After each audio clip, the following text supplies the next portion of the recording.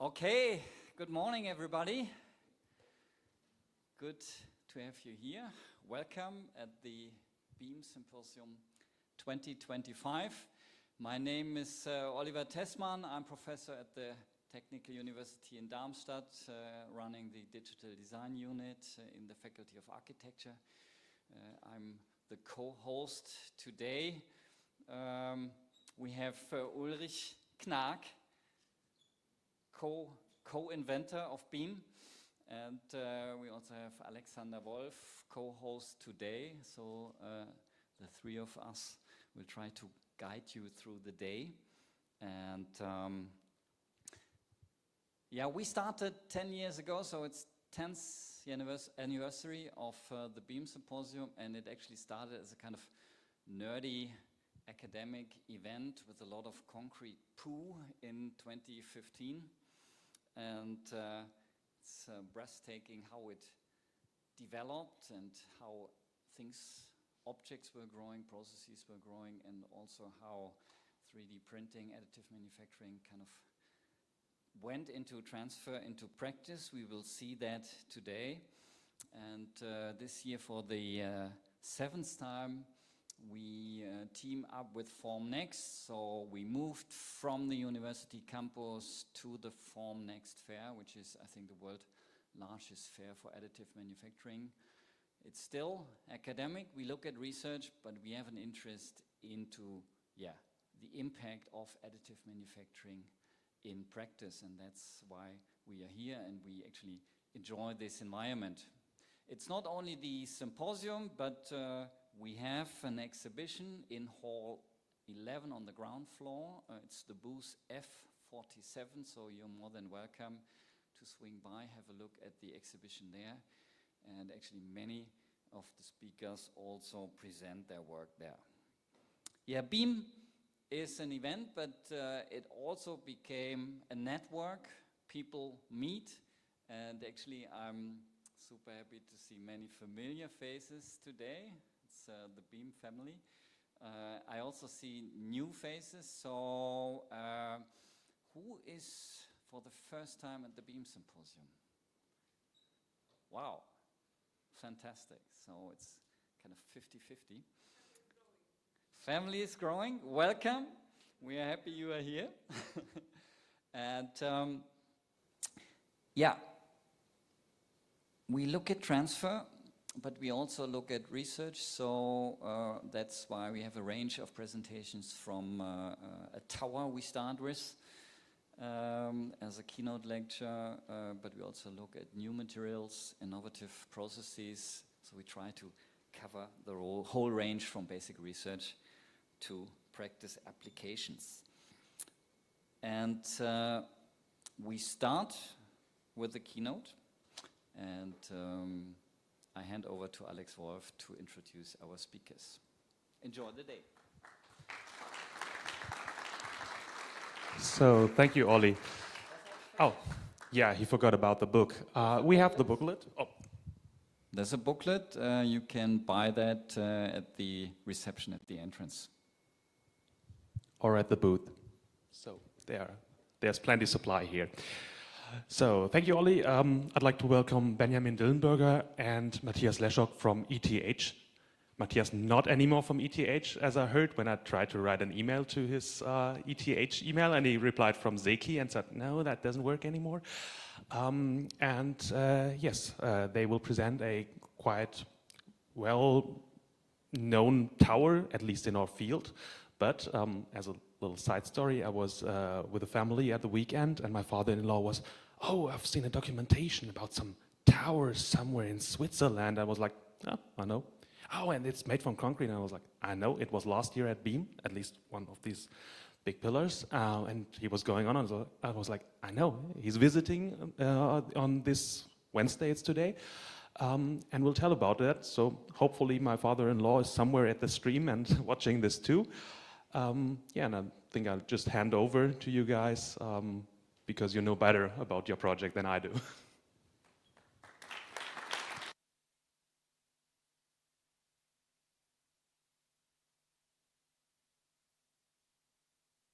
First of all, for the kind introduction, and I hope you and your father will have the opportunity to see it also in person then.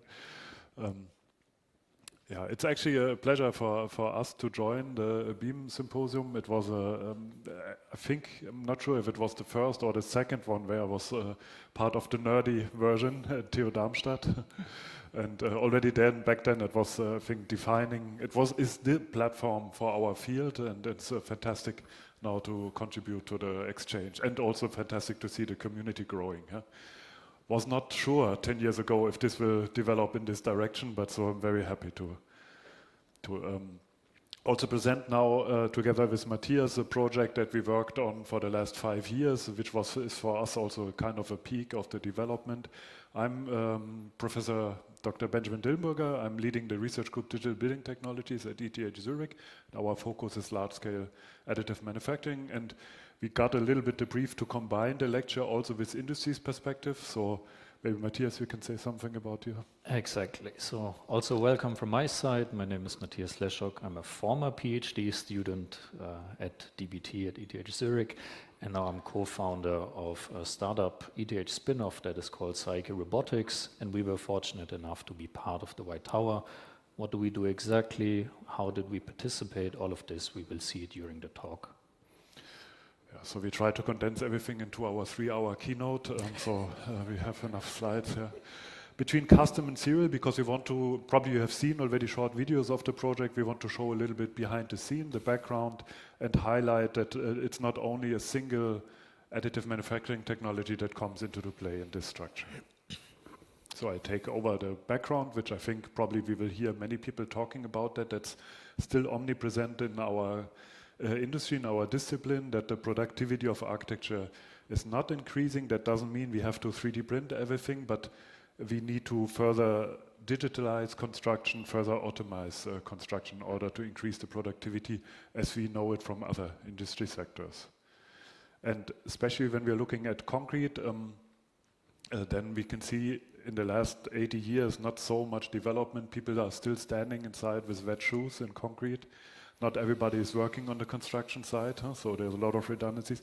Of course, that's not completely true. There's dramatic development in concrete industry when we are thinking about new material mixes, but the automation itself, as you could see in these 2 images, did not really further increase, and that's why we are here to present the work.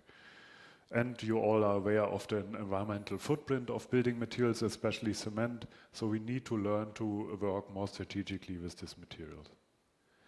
The vision of our research group is digital process chain. Actually, I took this vision over from my PhD advisor, Ludger Hovestad. And we are still working on that, closing actually the digital chain between design, automated manufacturing, to the management of the construction site. For us, what is important, I would probably try to highlight it in the upcoming slides also, is that if we have the first part, computational design, robotic manufacturing, our goal should be also to create more performative architecture elements. We shouldn't just copy what we know already, but we should use these technologies to really add extra value to the architecture and infrastructure we are producing. And another important aspect is, of course, this left circle that points somewhere in the middle of nowhere. It's like thinking of what happens with buildings after their operation phase. That is part of the entire digital process chain. In concrete construction, formwork labor is a major part. That depends, of course, dramatically on what you are building. So this is actually an old statistic, but the more custom your manufacturing process is, the more effort you have to put into formwork labor, and that's what we are all addressing with additive manufacturing. And I found this interesting quote from the engineer architect Nervi, who already pointed out that for him, one of the limiting factors of this fantastic material concrete is actually this trivial technicality that he mentioned, besides the limitations of our mind, that we probably have to work on this in another symposium. But it's the preparation of wooden frames. So it's the limiting factor of concrete construction are the formworks. So we are also not the first ones investigating what kind of formworks could could increase productivity in architecture. This is Thomas Edison. He also is famous for some other inventions, but he also proposed and developed systems to cast houses in a single go. There were indeed houses manufactured, and the motivation is similar to what we are facing today. He wanted to be able to offer more affordable housings, actually. That's not the approach we're following. We probably are all familiar a bit with this video. It's one of the first probably 3D printing processes in general, not only for construction, but one can also see it as the first printing process in architecture, concrete printing process. And it contains already many of the important aspects. So we have here now a formwork-free manufacturing method. People start to have fun on the construction site. It's not a hard labor anymore. A lot of things are automated. What didn't happen here back then, 1920 or 1930, is a digitalization. So this is limited to now circular constructions. But you can also see they build up massive walls. It's, I think, more for industrial applications maybe. Quite early layered manufacturing. And we started to develop our concrete printing method now in a digital environment, and I always show this video because it shows that it's a long journey, and and I think we have now really many people from the audience that 3D print themselves. It's a tough learning curve, a lot of failures. So this is more or less the state of our concrete printing 5 years ago, when we got the commission to plan a 3D printed tower. So that was an intense development so far. You're aware, main development, and that's what I think is exciting as an architect, it's an interdisciplinary discipline. So we, research field. So we have to work together with material scientists. In our case, Robert Flett's group helps us to set up the concrete mix in order to increase the strength and the perfect timing to build up almost endlessly high then. We work together with roboticists, computer scientists, structural engineers, and that makes actually this field so exciting. One question we ask ourselves is, what should we print? And so far our research group shied a bit away from the idea, for example, to print single-family houses. That's not our vision, that we want to actually add more concrete into the world, but rather maybe think, okay, where would concrete make sense, or where can we really also harvest the full potential of this digital technology? So using the concrete where maybe it's a more structural demanding situation, using 3D printing methods when it's also about free form. One of the first projects after we, I think this is more or less what we presented in one of the older BE-AM symposiums, was the idea to 3D print ornamented bespoke columns. And that's a student project called Concrete Choreography, where our client back then, the same client as the tower, the Origin Foundation, gave us the project to design an outdoor stage. And the students developed here actually this vision of a digital process chain.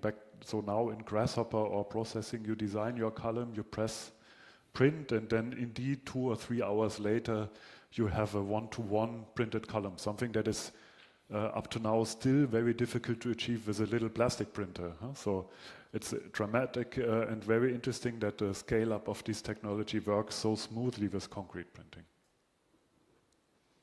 So that encouraged also to further investigate what are fields of applications of concrete printing. Another field we found interesting is maybe improving already existing systems, like this is a kind of a filigree slab, a prefab solution that can come to the construction site and be combined with cast concrete to create monolithic slabs. If you want to maybe optimize material performance, we can introduce vaulted geometry in such system, and that's where we thought about 3D printing. Now, how to print vaulted structures, especially if you have a large bandwidth. Here we borrowed from another ancient strategy, that's the Nubian slab system, where you build also layer by layer. So again, a kind of a 3D printing method, but you don't need support structures to create these domes. And when we bring this to 3D printing, that means that when we print in such an orientation, we can basically print almost endless long elements. That's what you cannot do when you print vertically because of the stability during the printing and usually also the robotic range. So copying this, bringing these principles together, filigree slab and Nubian Vault, we could show that we can create an optimized custom slab system afterwards here filled with a monolithic layer of concrete that saves 20-30% of material in a very efficient manufacturing process. Now back to the bigger project, the Tor Alva. Our client is used to build towers. That was his construction, made from timber in the middle of a mountain pass.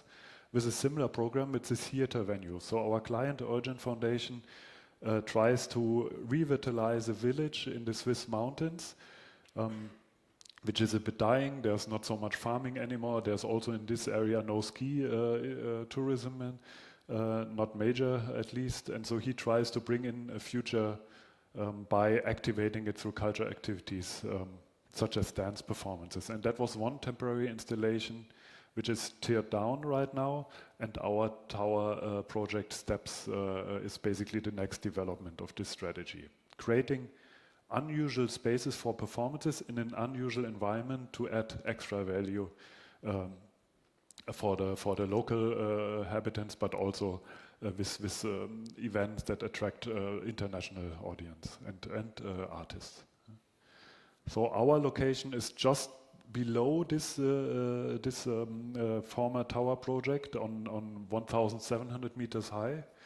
It's the little village Moulins, formerly 100 inhabitants, now only 12, so it's really a dying village. Maybe now it increased again because the development started. One of the development of our client was to save this ancient house by moving it, because some space was required for the pass road to Moulins. And he also renovated some hotels in this village, but also dedicated this area for a new performance tower, the Tor Alva. So the Tor Alva rests on an existing construction, and I will quickly guide you through the village. So we are now driving from Zurich to St. Moritz. In this perspective, the tower only appears in his full dimension when you are standing in front of it. When you are then further when you're coming from St. Moritz, you see the tower in the village from far away. There it acts as a kind of a lighthouse. We are now on the 4th floor. That's the main event space, where you have an overview of the entire valley, the village, an audience space for roughly 50 people, and having access to a vertical spiral staircase. So for us, it was important that this will be a fully digital process to design it, that we use the printed concrete fully structural. I will later show a bit more about it, that we also show that we can reduce the material that we use for such constructions, that we even integrate rebar and design for disassembly. Now I will go a bit into detail. Again, it's a collaborative project with my colleague from Structural Engineering, Walter Kaufmann, and Robert Flatt from the Material Systems. You see a bit the development here from the architectural concept. It is a parametric branching column typology that is actually the only element that should define the structural system, but also the architectural atmosphere. And so we basically modulate this topic over 4 levels, from very massive columns that more or less create a darker first level towards a very filigree branching structure on which then rests the compression-only cupola, also realized in 3D printed concrete. What is also important for us, that we design this project in multiple scales. So we have an organic scale of the entire architecture. Then we have an organic scale of the individualized columns, these branching columns, and it goes down to the surface texture that is realized through 3D printing. And let me guide you a bit through it. So the tower rests on an existing base. People climbing from level to level. As I said, the view opens more and more. Each time it's a slightly different constellation of these columns up to the upper floor, the cupola space, which is over 9 meters high, so much higher than this space we are in right now. And the other function that this tower has is, besides hosting the events, is also really creating this light tower for attracting people to stop in the village. Multiple research is integrated into this project. We will focus really on the 3D printing part and the 3D printed formwork part of the connections. What is the constructive principle here? We work with prefabricating. We think that we can harvest the best potential of the 3D printing system that we have in a prefab scenario. That allows us to keep the construction site in the middle of the mountains to a very short time period with a small impact on the village. And the entire tower is designed for being disassembled without destroying it. So we can actually disconnect these elements through unscrewing the connections and could assemble the tower at another location. The tower has a building permit right now for 5 years. First prototypes, that's important. And you see that here we basically follow this common principle. We 3D print the shell, ornamented shell, and then we cast in a conventional way concrete inside that would then be taken into account as the structural concrete. That is the first demonstrator, first study of the development roughly 4 years ago. What we could show here is that the kind of connections we are using, the assembly, is really working for reuse. So the demonstrator was disassembled and now ultimately turned into a bus stop in the village. But we ask ourselves, is this actually really the best strategy for using 3D printed concrete? So is it okay to use it as lost formwork? We just add additional material. We should be more brave in our research development. So our ambition was really to create lightweight hollow structures across the different scales. You have seen the bigger scale that acts as a truss. We are in a seismic region, so we have a lot of horizontal forces as well. That's why the columns build also a spatial truss. But the columns themselves are also hollow. And so this would be the typical way of using 3D printed concrete in combination with casting. Blue is the reinforcement, and we wanted to bring the thickness here down to 20 centimeters. The system was developed together with our partners Concept Poncini and allowed us to scale up the construction. So maybe I show some sections here. This is integrated reinforcement, how we use it. The vertical reinforcement is added into very small channels after the completion, and the horizontal reinforcement is integrated while 3D printing. See here 2 robots working together. That is a collaborative research with a spin-off from ETH Mesh that were responsible to bend also these custom horizontal rebars. And together with another industry partner, Sindel, we developed this process where we would in parallel 3D print and add the reinforcement in a coordinated way. That allows us to keep the full speed of 3D printing, so we don't need to slow down and stop our 3D printing process. Still, a regular column could be printed in 2 or 3 hours with this reinforcement integrated while printing. This needed to be tested, so we could show that our system is as structural performant as a cast column element.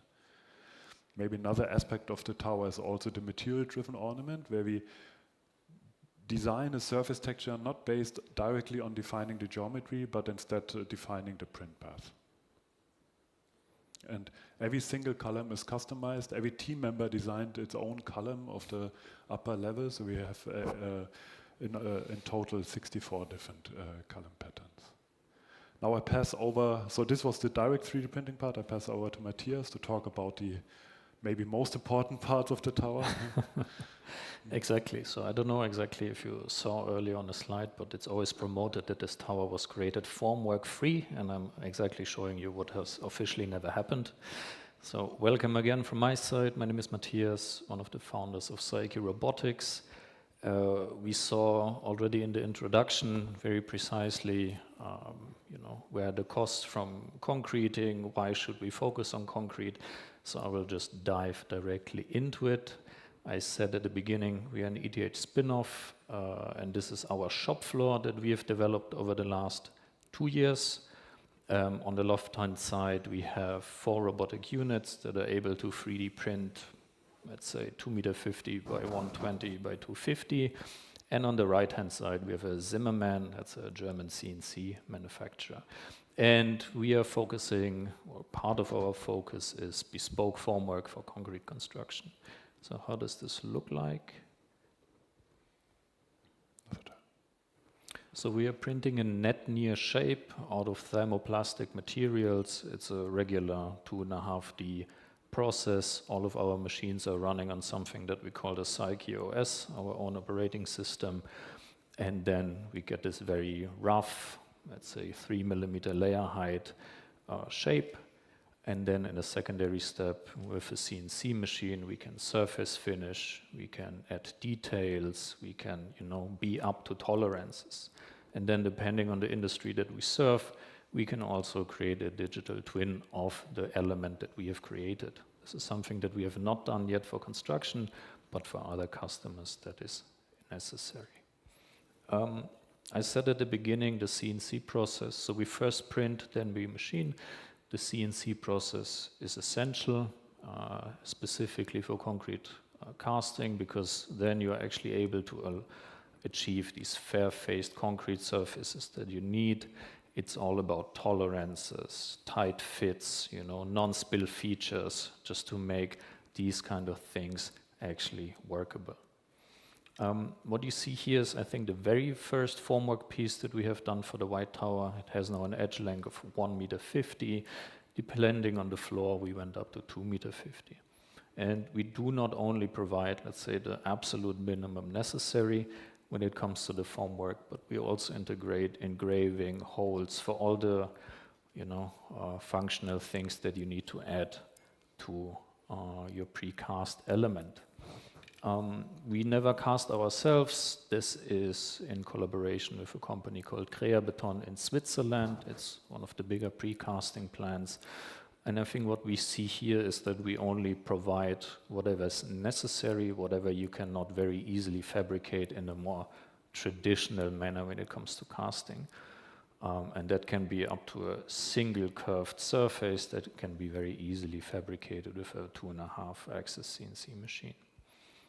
I think this picture here shows two things. One is that we only print whatever is really necessary. So we have the surface that is in touch with the concrete, and then the rest is regularly just a ribbing structure that would allow you to cast, that would allow you to step on it, that would allow you to actually handle it with a crane. And then for sure the tower, maybe I should have started with what are we actually providing the formwork for? We spoke about the columns at the beginning, and we basically provided all the capital and all the bases for all the columns. So all the floor plates are basically cast into 3D printed formwork, and this is what we see here. And for sure, for structural reasons, there's a lot of rebar that goes into these elements. And then I think one thing that is super important when you deliver a product to the construction sector is that it just has to work with the regular work line that they are doing. So our formworks are approved to be hammered into position with a hammer if you have to. You can drill holes into it, you can step on them, and you can also cast any kind of concrete into them. So whatever we see here is the absolute regular process for casting these precast elements at Creabeton. And another aspect that I think is important to mention is that we delivered one formwork for each floor, because you can reuse them up to 100 times if you have to. For the White Tower, it was now the case, I think, 6 to 4 casts per element. And I mean, these things are quite huge. I think they have like 5-6 tons depending on the floor. And you can see all these, I don't think you can see it on this image, but it has all these engravings that will later then facilitate and very easy assembly, because no one needs to look at the plan, because you can simply guesstimate where things need to go. I think when we speak about prefab, and if we start stacking prefab elements on top of each other, one aspect is tolerances and fit. And I have to say, as far as I'm aware, all of these elements fit quite nicely together. And specifically, I think it's interesting to see that, maybe another view behind the scenes, there was never time to actually do a prototype of this constellation that we are presenting today. But magically, I think as we are based on this digital model, it doesn't matter if we concrete 3D print in one facility or we provide a 3D printed formwork. For a precast, these elements, if we all stick to our nice 3D model, we are actually able to create elements that basically seamlessly fit into each other.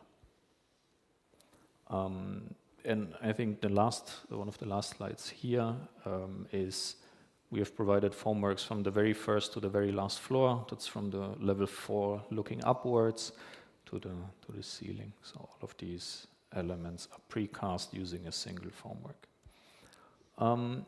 And then, yes, we do use thermoplastic materials to create formwork for bespoke concrete structures.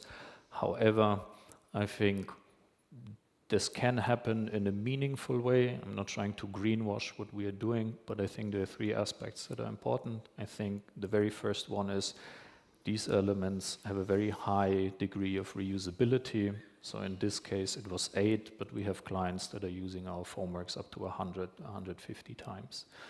The second aspect is wherever we can, we directly source already recycled thermoplastic materials. And step number 3 is we do not recycle ourselves, but our material providers actually offer you the option. We print, we buy material, we do our thing, we give the formwork back, they clean, shred it, and we can buy recycled materials again from them. For sure, this doesn't work in an endless loop, at least with the materials that we have right now at hand, but I think it's the right approach compared to the alternatives non-standard, formwork construction has. And then, yes, we did the White Tower. It's an amazing project, and we took then all these learnings that we had, and start to serve the German, Swiss, and also very soon the UK market. So what you see here is a 3-meter tall column, actually made out of 4 elements. It has all the features that you need, so you can literally just pop it together, ram a few dividucts through them, and actually this is going to be used, I think, 120 times to create bespoke columns for a construction site in Switzerland. Another thing that we are also fortunate enough to be part of is the renovation of the train station in Lausanne. It's exactly the same process. We create a net near shape, we 3D printed. Actually, here we, I think, delivered 13 elements, that's over a ton of plastic. And our robot was literally printing 24/7 for 7 days. We printed an object, AGV came, popped in a new print bed, we printed again, we printed again. So I think it's this kind of, what we focus on at Saeki is also being able to automate anything possible, so we can, create these, can get the same experience with a Prusa printer, but just way, way, way, way bigger. And then I think, I was speaking now a lot about these very durable, very heavy-duty formwork systems.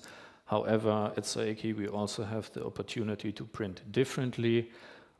This is something that I've developed during my PhD, starting in, 2021, made a patent on it, 2022, and it's about printing tubular structures instead of solid sections. And this allows us to be super material efficient, but also change the scale at which we are printing at. And how does this look like? I think this was in the very first facility that we had at Saeki. This was a column that we printed, was designed in the MASD Fair program back then at ETH Zurich. And Saeki started printing these kind of columns. We were able to print them not as fast as concrete, but close to. So that was just printed below 4 hours, has 9 kilos, and has, if you would cut it, the line width, or like your actual plastic, would be below 1 millimeter. And I think it's interesting the kind of texture and resolution that you get. It's very actually comparable to concrete 3D printing. Unfortunately, we were not able to integrate this into the White Tower. I know there was the ambition, but we were not there back then. Exactly. So let's look at this column very quickly. It's over 2 meter 10 tall, has a layer height of 20, a wall thickness of only 1 millimeter, and we were able to cast absolute regular concrete inside of it, which I think if you compare this to all this research that's going on at ETH, where you either use a sand bed to counteract hydrostatic pressure, or you use a very specific concrete mix to actually hydrate while you cast, that is a very nice alternative because you can use any kind of concrete. Here you can see a section of the cast column, or at least through the formwork, and as we're printing ultra thin, so that's literally below 1 millimeter, the demolding is actually quite easily. You get actually the negative imprint of concrete 3D printing, which is very specific. It has a very strong contrast when it comes to the shadow play. And as we're using absolute regular concrete, we can also start post-processing these surfaces as we wish, as industry knows it. So for instance, sandblasting it. And I think I just wanted to highlight that these two options of 3D printed formwork that I see working at a construction scale. I think the first one is this durable, repeatable, multi-step process where you have to cast 10, 150. This is what we saw at the very beginning. And here we can offer a solution that we can print fast. It is not as accurate maybe because of just this very low resolution that you're going at, but you are able to facilitate a lot of volume, cast regular concrete in this kind of one-off fashion. Exactly, and I think with that, I hand over again. I try to wrap up a bit. So we've seen next generation of formwork. It fits to the Formnext. Maybe to wrap up here, with this combination of one-of-a-kind 3D printed main column shafts and cast formwork, we were able to design this tower as an assembly of multiple prefabricated elements. The cast base was fabricated in regular formwork system, and you see how much effort this was back then. Just some snapshots from the manufacturing. Unfortunately, our columns, you cannot carry them on the shoulder, as Matthias showed, the plastic columns. These are the columns from the highest level, in this case, 6.5 meters tall when assembled. If you try to do a similar project, think about the 6.5 tall rebar rods that you have to bring in. So you need actually 30-meter roof height in your construction hall. This was all assembled next to the construction site, so there's no tunnel, which we have a lot in Switzerland. There's no tunnel in between. Those still had to be transported horizontally. They are post-tensioned, the only ones that are post-tensioned in order for the horizontal load case during transportation. An important aspect if we go large in 3D printing. Stair came later. Next concept would be to work also in mobile setups to bring the factory directly next to the construction site. And here, maybe as a wrap-up, the inauguration of the tower, which happened this year in summer. You see in this illustration very well how the structure branches out. The higher we get, the less force, less structure we need. Again, this tandem of two robots collaborating with each other. The assembly then of all the parts.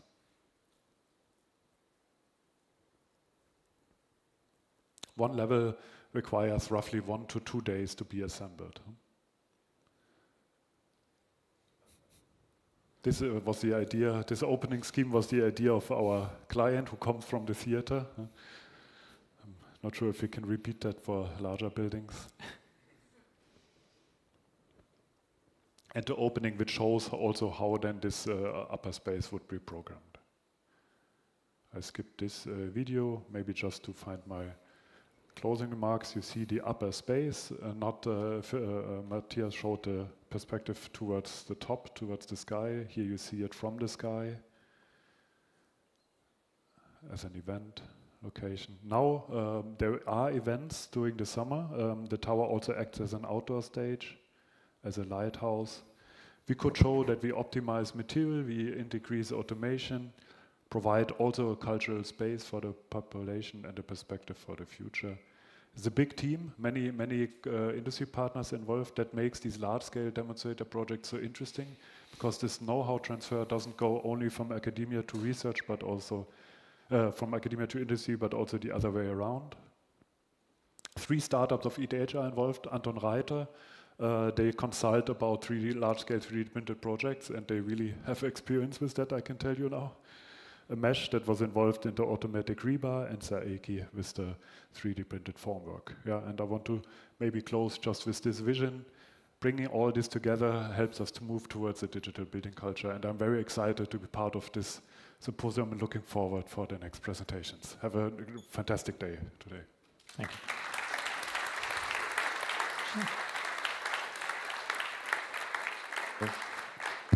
So thank you very much. Matthias, I'm already a huge fan of the surface of that negative printed pieces. So it only took one picture for me to be a fan of that. Any questions from the audience? There's one. Okay, maybe not a technical question, but since it's a small village, you said 12 people, right? Probably mostly elderly people. Was it well received by the population? Like, what they think about it for them must be very sci-fi, this kind of building, right? It's an interesting question. First of all, in Switzerland and in these different cantons, these are projects that usually you vote for it. You have a direct voting system.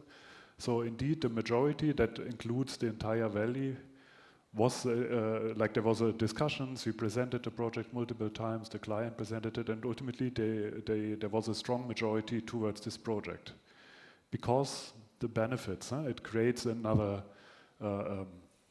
attraction in the valley. Now people stop by, they go to the local restaurant, so there's new jobs in the local restaurant. The hotel is activated. Before there was no one staying there anymore. Now there's 20 beds or 10 beds open. So it brings a lot of change, and obviously this is also a discussion then in this village.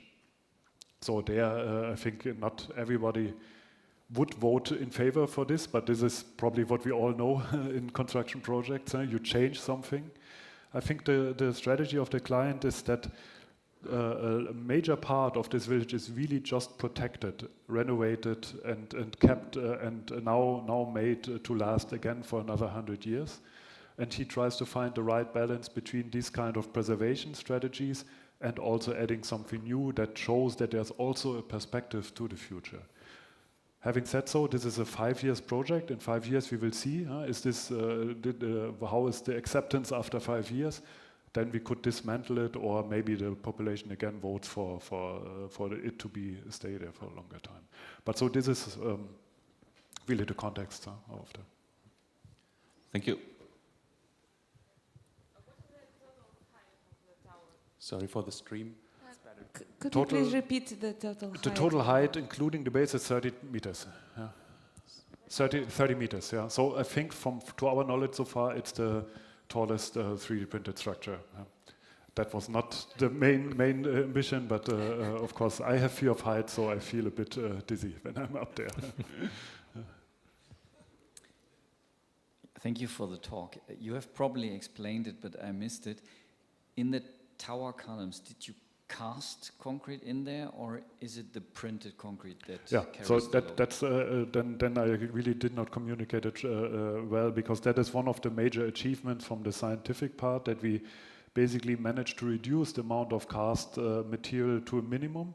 So only in these 4 centimeter vertical channels there's then a cast mortar that connects the vertical rebar with the 3D printed concrete, and all the rest stays hollow. In the first prototype I showed, that was different. So there basically the percentage of cast material to printed material was rather 80% cast, 20% printed.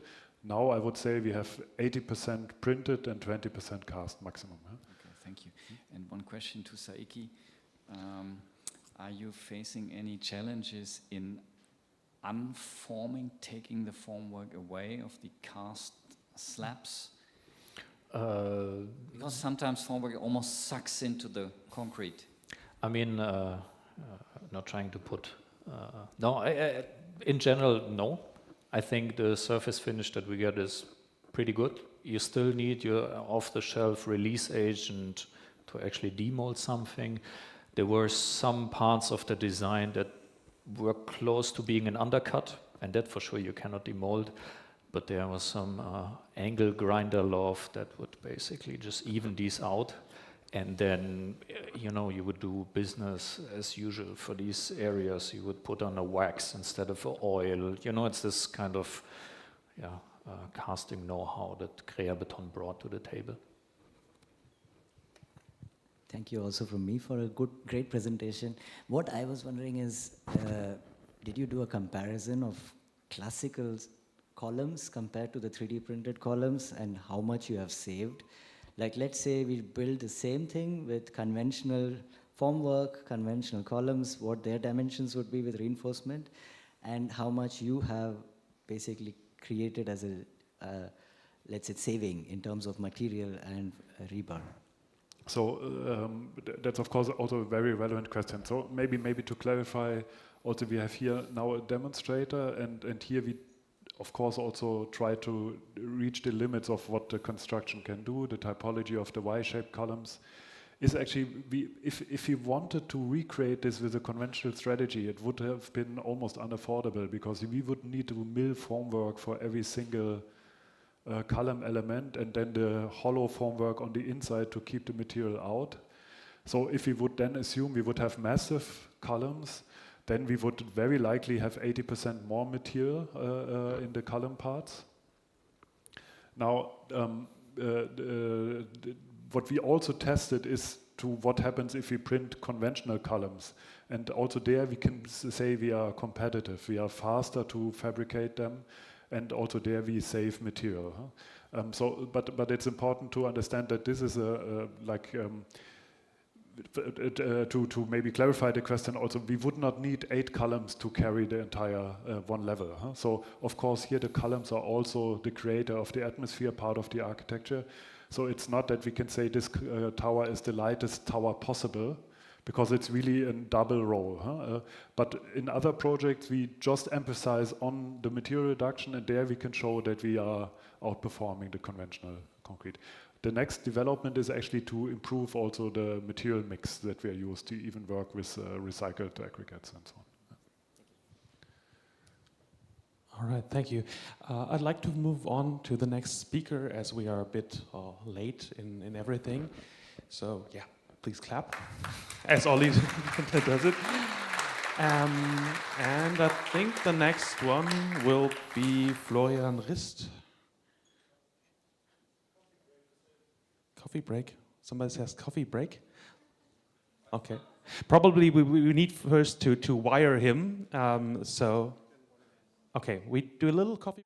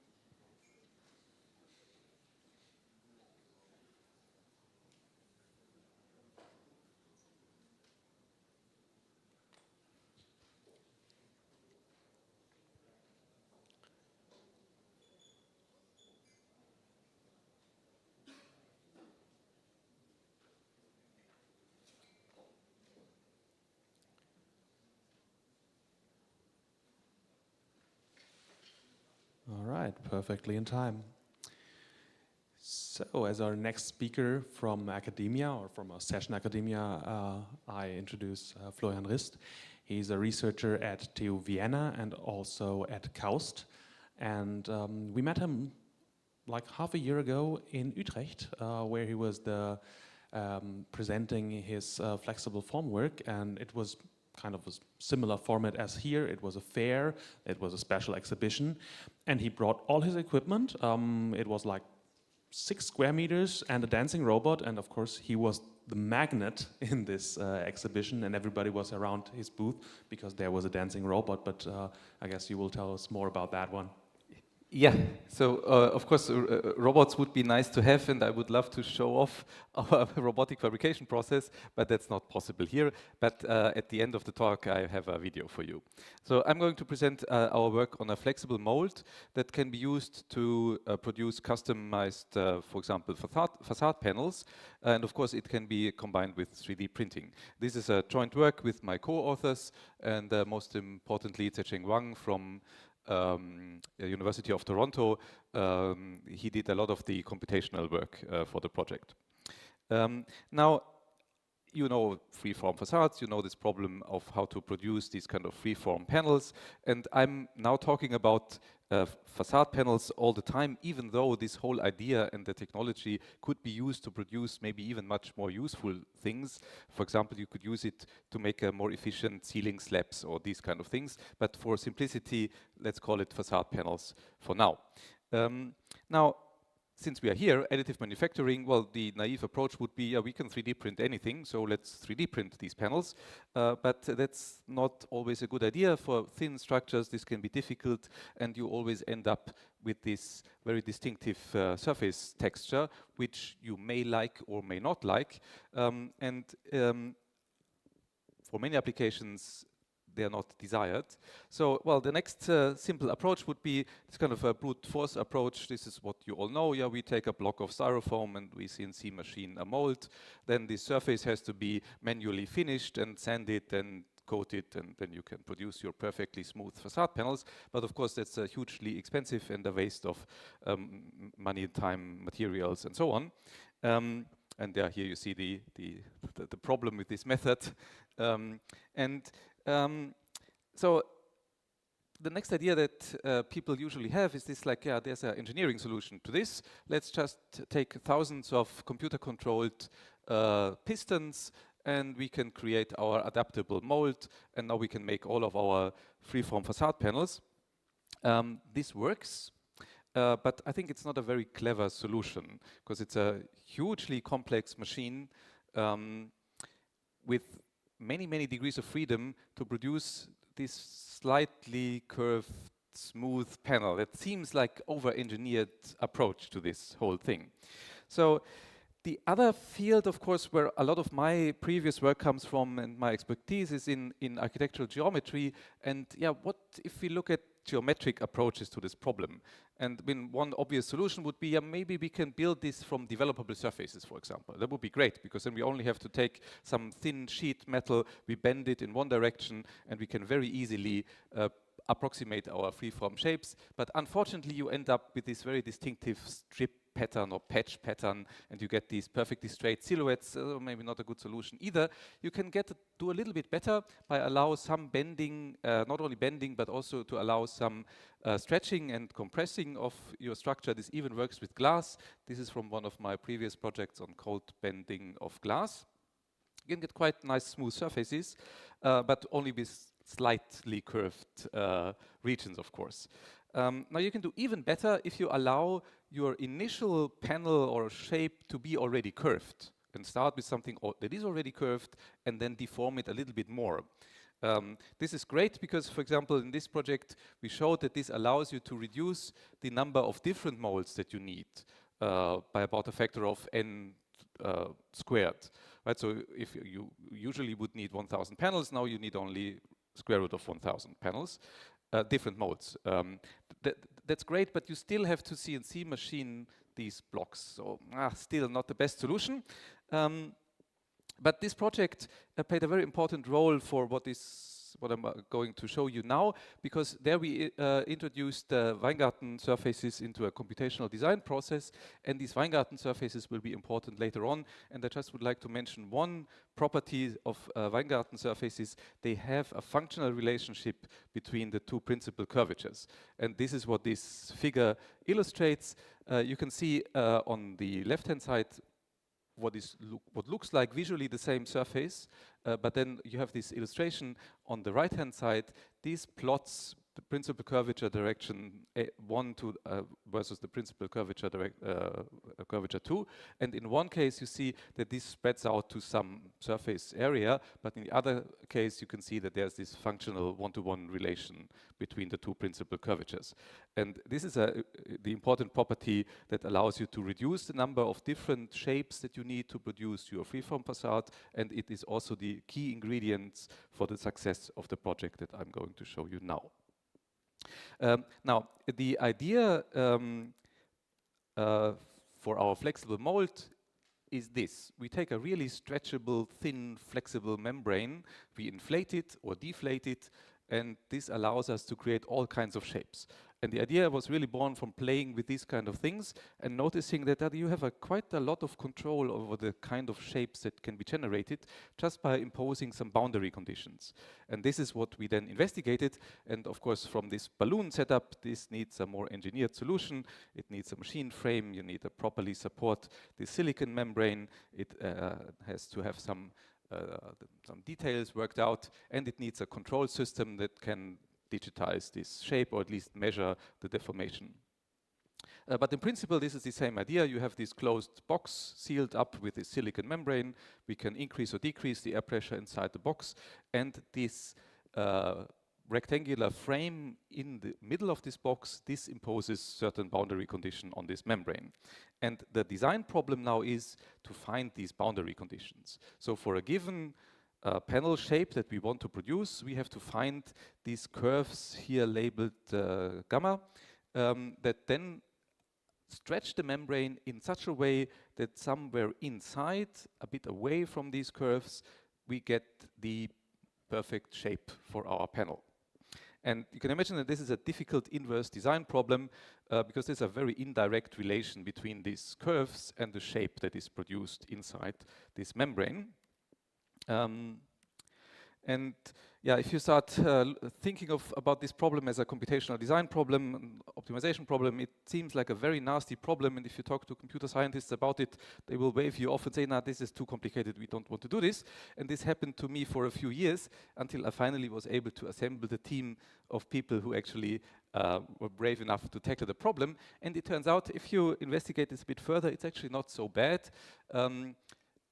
Because, for example, you have this large deformation of an elastic material. This is difficult to simulate, but in our case, we can actually stay in the linear regime of the material. And so you can find quite a bit of simplifications that allow you to tackle this problem. But in the end, it leads to this optimization problem that we have to find this set of support curves that shape this membrane here, omega, into the desired shape that we need to produce our panel. Now, this optimization problem, of course, needs an objective function, and I'm not going to bore you much with it, but of course, the distance between this membrane and our target shape, this is the objective that we have to minimize. As soon as this distance is very small, then our target panel fits onto this membrane, and we can produce the desired shape. And here is where these Weingarten surfaces come in, because this optimization problem is non-linear and non-convex and a bit difficult to solve. And what allows us to solve it is it needs a good initialization. We need a good initial guess for these curves. This is the key to the whole project. And this initial guess comes from Weingarten surfaces, because it turns out that Weingarten surfaces, more specifically quadratic Weingarten surfaces, closely resemble the shape of these membrane surfaces. And so what we do is we first take our panel shape, we approximate it with one of these Weingarten surfaces, and you can see the process here illustrated. The blue part would be our initial panel that we get from the designer. Then we find a panel very close to it, which is Weingarten. This is then illustrated by this magenta curvature relation. And from this, we get our initial guess. These here red curves that describe our initial guess for these boundary conditions. And from there, we start running our optimization. And this initial guess is very good. You can see this here, for example. Here we compare actual simulated membrane surface as an input, and we compare it to two approximations using Weingarten surfaces, and our Weingarten surface approximation on the right fits very well to this actually physical simulation result of a membrane surface. Here's another comparison with two different initialization methods, because instead of taking our Weingarten surface, another idea you might have is you just take the panel, make it bigger. Since it's a NURBS patch, you can just evaluate it outside its initial boundary, and you also get some curves. These would be the red curves here, and you can clearly see that this would be a very bad idea because it gives you some initial guess for these curves, which is quite far away from a good initialization. And then once you have this initialization, of course, there are a lot of optimization details to be solved, how to make this efficient, and you can read the details in our paper. And of course, it builds up on a lot of existing work from our group, but also from other groups. But once we have this all in place, we finally have like our pipeline ready. We take the panel from some panelization of the design, and we can approximate it using the Weingarten surface. We find this initial guess. We optimize these curves so that we have this perfect set of curves. Then we can fabricate this boundary or this box that imposes the boundary conditions, and then we can fabricate the panel. And this is how this looks like in practice. So instead of machining a complete block of material, we only do this like 1D cuts from MDF or plywood, which is very fast and cheap. And I mean, it's not zero waste yet, but the waste reduction is significant, of course. And then this frame that imposes these boundary conditions is placed inside the machine, and we close this cover. You've also seen that there was this laser sensor positioned. This is used to measure the deformation or the deflation process. So we then deflate it until a certain height is reached, basically, and we get this height, of course, from the CAD model. And now this inner part, some part inside of this box, this has now the correct shape for our panel. And on this mold surface, we can now produce the panel, for example, by 3D printing, but other fabrication methods, of course, would also be possible, or a combination of different methods. For example, we also try to 3D print a boundary, but then use a manual casting process inside to speed up this process. And here you can see the final result. And the nice thing is now, if all 3D printing parameters are set properly, you end up with one perfectly smooth surface. And you still have the flexibility of an additive manufacturing process, because we could add features to mount this panel on some substructure and these kind of things. Now, it's interesting to take a look at what kind of panels we can produce. And it turns out that we can produce all relevant types of panels. Here you can see a selection of a panel in the front, which is slightly positively curved. Then there's one with a large positive Gauss curvature. The next one has a negative Gauss curvature. We have these saddle shapes. And the last panel, it's not that clear in this picture, but we can even make panels where the Gauss curvature in some region of the panel is positive, but in some other region of the same panel is negative. So we can build these transition panels between different regions of a larger facade structure, for example. This is our final demonstrator, let's say, that we built like a scale model about 1 to 10 of a freeform facade that was not specifically designed for this fabrication process, but we just took it and used it. And yeah, you can see that these panels, they are made of gypsum. So we deliberately chose a material which is hard and brittle, which cannot bend in shape, because this is the important thing here, that the shape comes from this molding surface, and you can see that they fit together very well. Here's another close-up that shows you how these individually fabricated panels, fabricated using different of these like frame structures to impose certain boundary conditions, fit together really well. Yeah, thank you very much.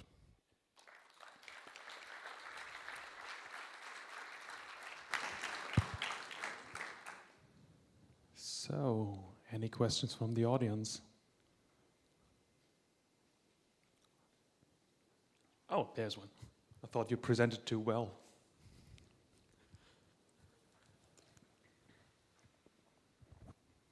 Thank you for the presentation. I just have a small question for the geometries that you can explore. Does it have to be always a concave geometry, or like judging by the system, does it always have to be? Yes, yes. So in this machine that you have seen, we can pull down the membrane by decreasing the air pressure, but we can also inflate it.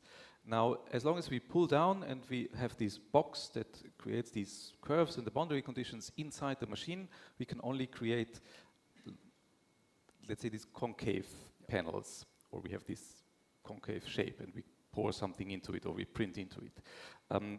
But this is not a real limitation of the process, because with a little bit of engineering you can design something that pushes down a similar frame structure from the top and inflate the membrane. And then you have the other side. But this is indeed important because you would, in reality, you want to be able to do both, because otherwise you might end up that some of your panels basically show the outside on the rough side of your 3D print, right? But yeah, in reality, it's not a big problem, because you just have to design this machine slightly different.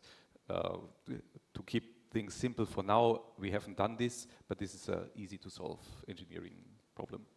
Okay, just another quick question. With the printing process that you used, judging by the material, was there issues with the deformation of the material after printing? No, but of course this is something that one has to consider. If your whatever casting or printing process leads to deformation during the curing process, then this is a problem, because then you will not get the panel shape that you want. So the panels, the printed panels, as well as these ones, they're all made from gypsum, not from concrete, because we didn't want the hassle of having to clean our printhead from concrete. It's a bit easier if it's just gypsum, and for the sake of this demonstration, it serves the purpose. But yeah, this is important, that whatever is cast or printed does not deform during curing. Thank you. I think here the colleague asks half of the question. How do you solve cracks or any failure rates? What's the failure rate of those panels? Well, for these ones that we produced, it's 0, and there's no problem in, like, I don't know, because the size is so small, right? You don't have this problem that you would face on a large-scale concrete structure, that you always will end up with some cracks. At that scale, that we did this physical validation, this is no problem, because the panels are like 20 centimeters by 20 centimeters.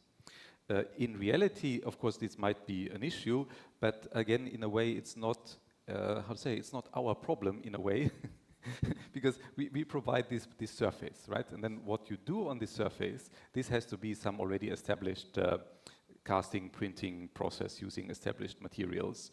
And if it works for CNC machined molds, it works on this mold. Right, thank you. Thank you. Okay, you mind to pass through the microphone?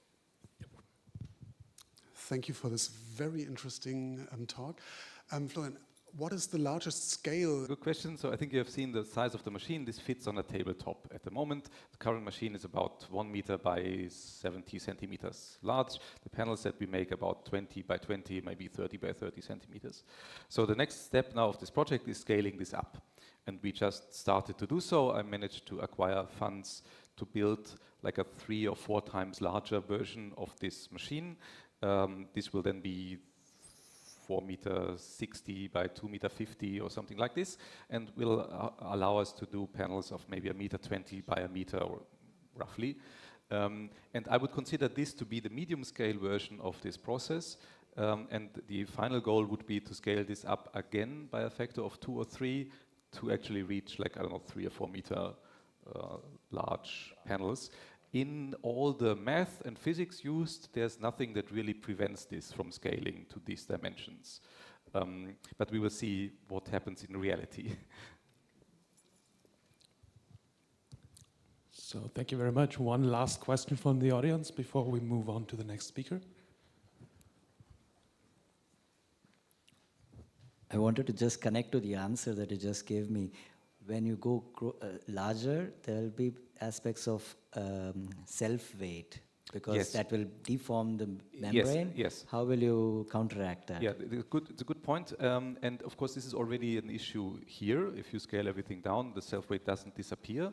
And the way we dealt with this here is by making sure that it is small compared to the other loads in the membrane. Right, so the main load in the membrane is this normal force created by the air pressure, or by the lowered air pressure. And by making sure that this normal load is, for example, 20 or 50 times larger than the vertical load you would get from the weight, they almost point in the same direction, not exactly, but almost. And if these are, like, I don't know, 50 times scale difference, then you can just ignore it. It doesn't change. And the same actually still works at larger scales. Even in this like 10 times larger 3 or 4 meter scale, of course you also scale the thickness of the membrane, and as a result you also have to reduce the air pressure further, and you can keep these two quantities apart by a factor of 20 or 25 or 50. So my guess is that it can probably be ignored even at larger scales. If not, it can be included as another term, of course, in this optimization. But I haven't tried this yet. And there is actually then a real limit in a way. At some scale, you would have to lower the air pressure below negative, like below zero, which of course doesn't work. So there is some limitation, but like a ballpark estimation is that even for a 4 meter panel, you can still add like 10 centimeters of concrete and still have a factor of 20 difference between the two. Okay, thank you very much, Florian. Yeah, So, thank you. Ja.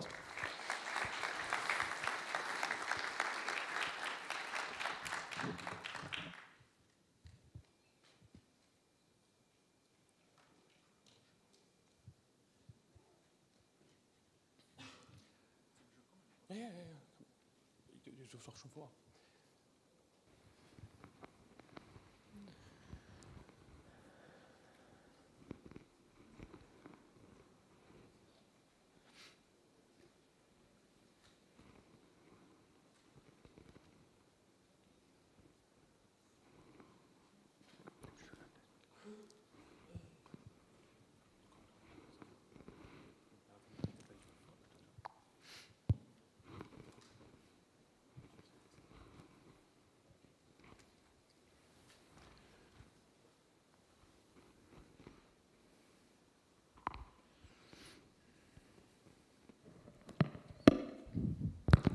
So I think that works now. So for the next talk, I'd like to introduce an interdisciplinary team, an architect and a civil engineer. Michael Hermann and Benjamin Speth, they are both professors at TH Lübeck, and they run the robot lab at TH Lübeck. And they do mostly teaching, as far as I know. We had 2 exhibits last year from pavilions to build, and I think you will tell us more about your pavilions and teaching activities in Lübeck. Yeah, that's right. Thank you very much for the kind introduction, and thanks for having us, and thanks for making the time being here. So we want to talk today about 2 pavilions we've done, as we call it, in integrated teaching and research projects with our students at TH Lübeck. And I want to make a short correction, because Michael now moved to Bauhaus University. So if you try to find him online, you need to browse to the University of Weimar.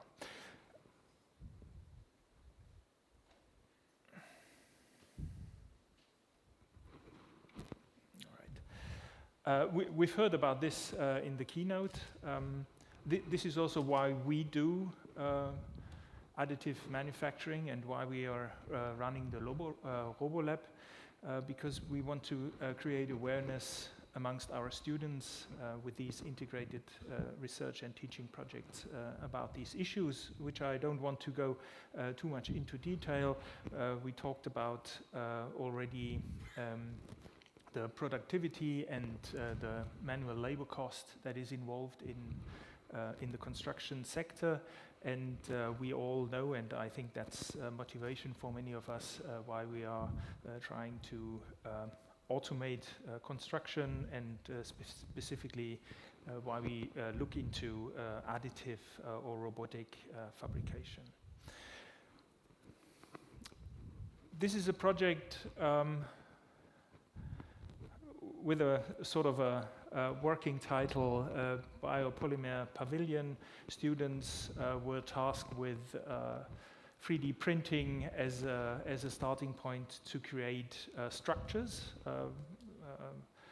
basically to develop ideas how we could use 3D printing in real construction. So the task was for the students to think of something that actually can be built together with industry partners. The group of students that made this pavilion, they started from the material, so they looked into being sustainable by using biopolymer as a material, because it is part of the biological and the technical circle. You know all this, so we try to keep material as long as possible in the biological circle. When it comes to the technical circle, we then try to keep it as long as possible in the technical circle, and at the very end it then would need to go back hopefully into the biological circle. So the students looked into a torus, basically a half torus, and decided to do a part of it. The idea for the overall construction, because we were limited in size and capacities, to do only parts of it. So the idea is to create a shelf structure, because we know that shelf structures are very efficient in their structural capacity.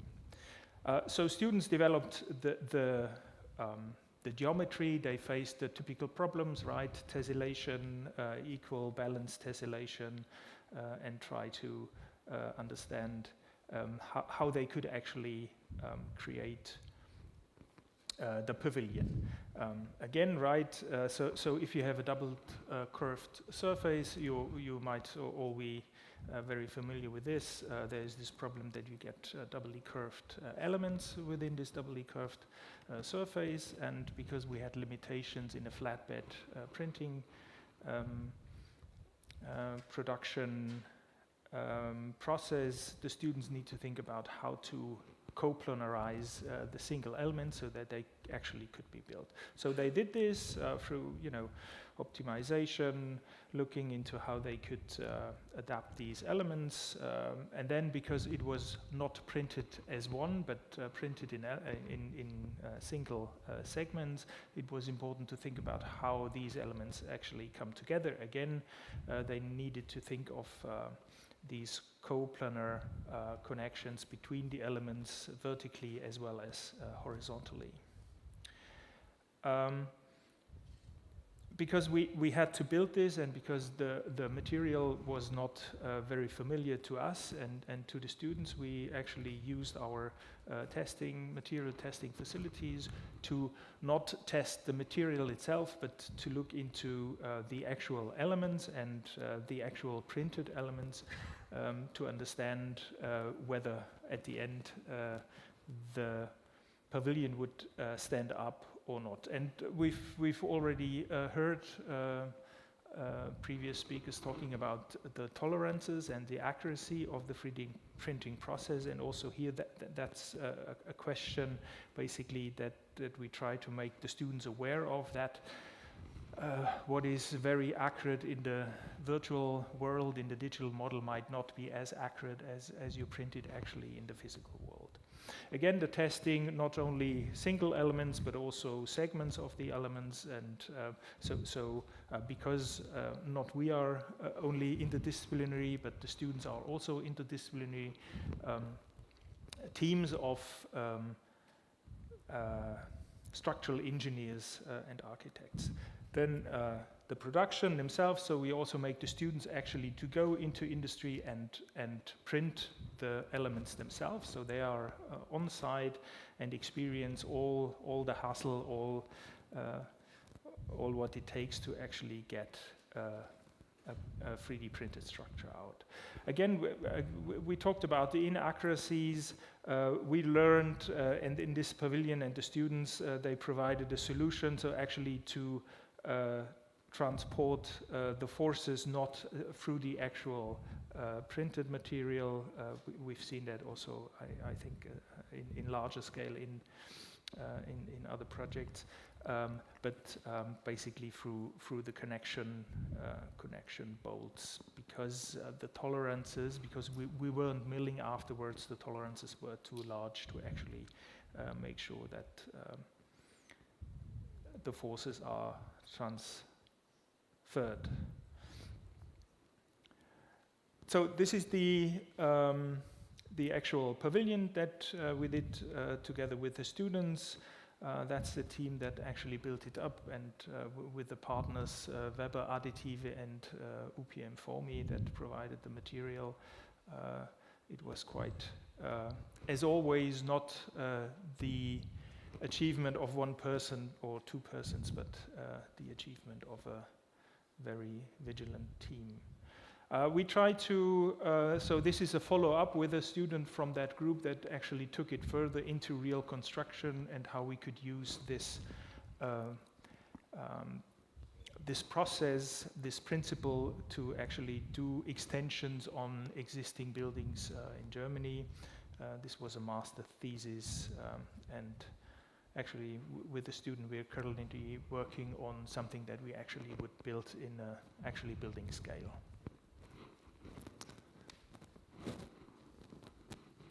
Okay, so loud.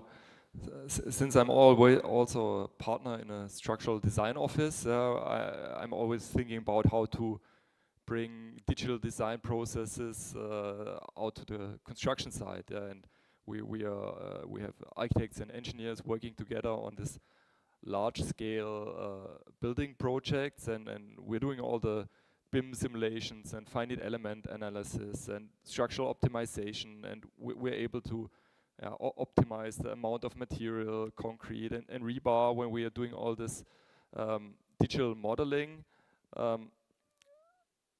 and we can simulate how things get built on site,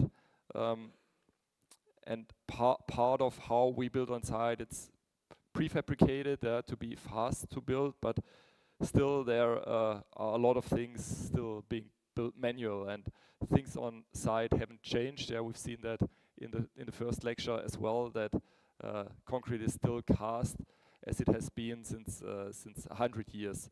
And of course, what could be a game changer bringing robotic fabrication on site is concrete 3D printing. We're all looking into that. And there are projects doing since a couple of years building houses. They're going now to multi-story houses, actually bringing down the prices of that houses, which is a big topic, because it's not just about technology and that we can do this kind of things. It's also about building faster and cheaper. There is this interesting slide from Professor Otto from TU Dresden, and he had a look for an office floor with 600 square meter of wall space. And if that office floor is getting built with cast concrete walls, it would take 1,200 hours to build that walls. If we do it prefabricated, we could bring it down by half. If we do a full filled concrete 3D print with actual printer space, which is available, it would be 500 hours. And if it's sort of a optimized structure printing on site, it would be 300 hours. So you really can see how, and we're just at the beginning of 3D concrete printing on site, how we could bring down the work hours on site, which are really a big part of the overall cost of building. So in the next year, we gave the students a task to think about concrete 3D printing, and of course concrete is really good in compression. So the overall group decided on looking into a compression form-found shell, sort of a hanging model, compression only, and then we did the whole design process with them, doing the form finding in Rhino Kangaroo as a hanging model, and then transferring it to meshing it, looking at planarity of the elements, all these steps you need to have a look in when you actually want to go farther than just a student design project and actually be able to build something. Luckily, we have this group of around like 10, 15 architectural students and also structural engineering students, and they come together in these projects and they need to collaborate on that. And the structural engineers had the task to do the structural design for this compression only shell structure, and it gave them quite a hard time, because in like traditional structural engineering education, they do masonry designs, pure compression, but not on sort of this free form shapes. So it took us a while, but then they really came together and took the challenge and ran models and come up how they could design it and make the design checks. But they still weren't 100% sure if they could trust their calculations for the shell. So what really brought the next step was that we sort of printed a mock-up in our lab, and you can see that we have this 200 kilogram on one edge stone, and that convinced them that we could move on and trust our designs. Again, we had this really great partnership in that project with Vertico. Volker's here as well today, and he will be giving a lecture later on. And I think that really gives the students an insight on how we can bring these developments into industry if they collaborate with these companies and go to the companies. So actually it was over 100 individual stones, and we built it up for the Not Fair construction fair. It has a span of 6 meters and a thickness of 5 centimeters as a load bearing shell structure, and the curvature gets defined by the angle of the walls of the stones. This project got a lot of attention, and we were able to re-erect it at the State Parliament in Kiel in Schleswig-Holstein for an exhibition on robotic building culture, doing the transfer to public interest. So from there on we took it to research proposal, and hope to be able to build that thing just 10 times the scale next time as a real project. Thank you very much.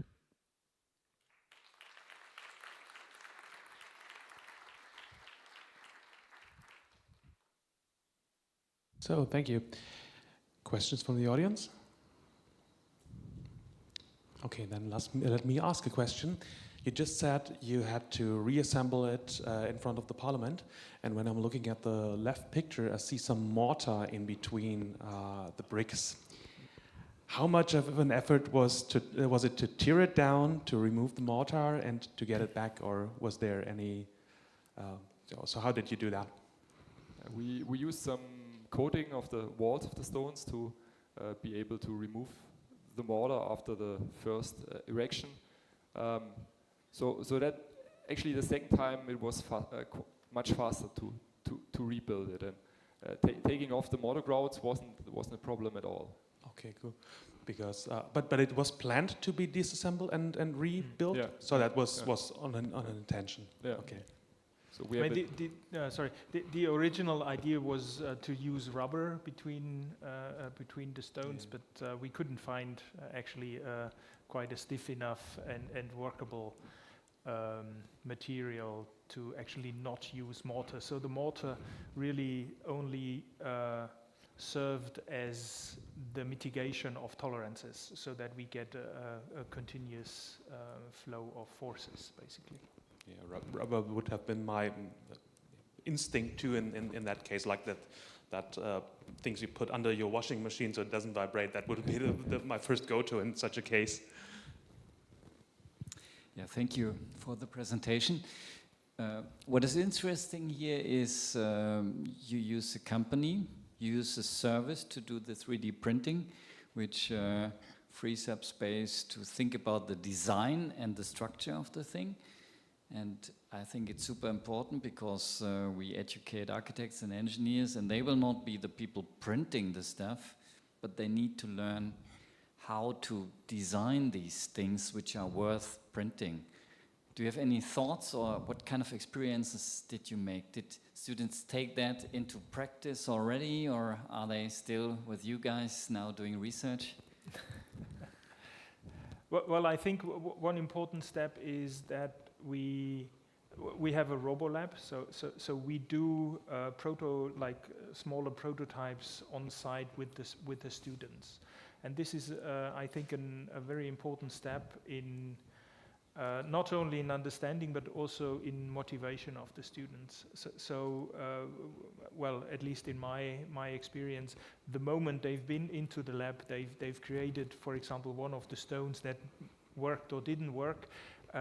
They develop motivation and they want to get into to the grounds of the process and get it actually done. So for me, I think it's very important to actually get them out of the classroom into the lab, and then certainly, then they realize, we can't do 102 stones on ourselves, and then we need to work with industries. And then again, working with industries, right? They have other boundary conditions. They are asking reliable information, data. I mean, there are very many levels of learning within such a design and build project. Definitely, yes. All right. There's one last question from Massimo before we have to move on. Thank you. Just a quick question. How did you assemble this thing in place? Thank you. You can see it in the background, so we sort of built a timber substructure and lowered it.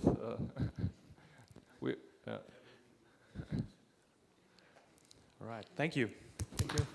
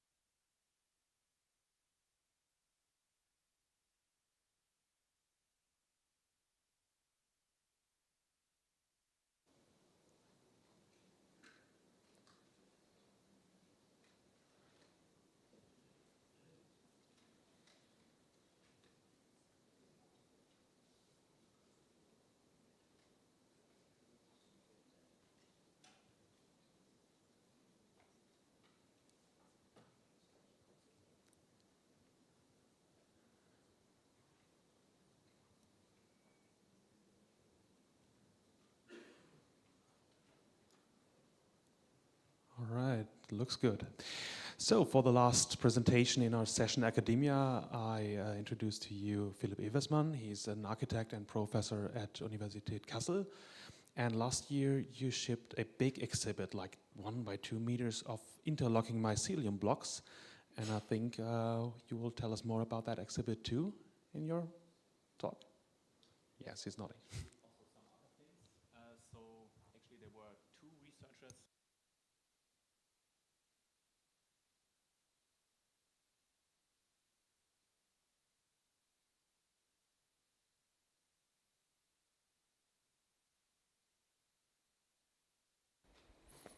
Okay, is it, now it's working, okay.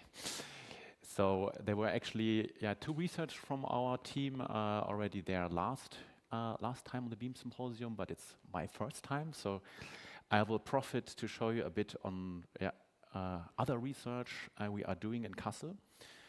And to start off, it's not working. No. So inspired how nature can grow or print, let's say, continuous structures and connections. This talk will explore research in additive manufacturing with timber. And also this idea of growth, I will further develop up to the integration of the actual growing processes in additive manufacturing and the corresponding materials.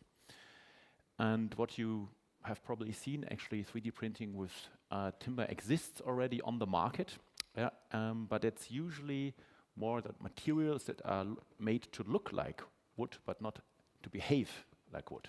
So most of these processes use filaments made from wood dust and, for example, PLA or other polymers, and of course that destroys the actual cell structure and the continuous fibers you have in the material. So that reduces or changes completely how that material actually works. And we have in the past investigated alternative materials, wood materials for additive manufacturing to keep these continuous fibers. So one is willow rods. You can see on the left side, a fast-growing species grows in around 1 year, like 2 meters, so it's incredibly fast. And the other are veneer sheets that are typically used in furniture and are therefore actually aesthetic reasons. And this research on willows that has been ongoing for several years at the University of Kassel with multiple collaborative research projects and groups, and how you can make then such a continuous filament or actually yarn. These willow rods are split in slices and then further processed. The profile is standardized. We join them by slicing them and do a kind of miniature scarf joint, and then we glue them together. And then you can roll this on standard spools. It's highly flexible material, as you can see. You can even tie a knot with this material. And this was actually from the beginning not thought for additive manufacturing, more for industrial use, for weaving machines, for example, so architectural textiles. And there were lots of studies done for that, even with integration into polymer matrices for additional strength. And then we translated this concept into robotic production and additive manufacturing with these continuous wood filaments, and filed a patent in 2019 for this process, which was granted 5 years later, 2025. And that was a first step, of course, to confirm also the technical novelty and the feasibility of using wood in a continuous manner for additive manufacturing. And you can see here the material properties in comparison on the strength, and on the top you can actually see this kind of brown color. You can see that PLA actually even gets a little bit less strength if you add the wood fibers to it. So it doesn't add to the strength, and you can see also that these willows achieve a much better performance comparable to PLA with carbon fibers, and then also these beech veneers, they are even a bit better. Also, one thing to compare, if you think about natural fibers or other types of fibers, they have actually quite a lot of energy you need to make them, so they don't perform so well. So you can see here the natural fibers, the in between here, the CO2 equivalent, around 500 to a ton even to make 1 ton. Glass fibers are much higher. If you think about carbon fibers, there we would have to go 10 times more. So you have to imagine here this green 10 times, so it's around 30 to 40,000 CO2 equivalent tons. So just as a comparison for that. So to develop this further, we actually needed a more industrial available material where we could also have large quantities, not in meters, 100 meters, but like kilometers. So we can fabricate and do fabrication experiments. So we actually went to another material which was already available, so veneer offcuts, which can be then made into veneer edge bending. So that's also for the parts you see on cheap furniture. You can have a boarding or on a table or so on with these veneer bands, and you can roll them up to 200, 300 meters, and then finger joint them, and this can be really strong, stable, flexible, and so ideal for our processes. And that's of course a material which calls also for highly material efficient techniques and inspired how plants achieve stability through the lignification of cell walls. We went into this idea of creating hollow construction methods which optimize fiber arrangements through winding techniques. And these winding techniques, as you have also seen before, are previously limited more for these synthetic fibers, aerospace and so on. And we developed then processes for that. So starting from really small dimensions in the first projects, so a tube of 4 centimeters, we scaled this up really quickly for also a project we had to realize up to like a one-to-one building system and ceiling structure. You can see that here.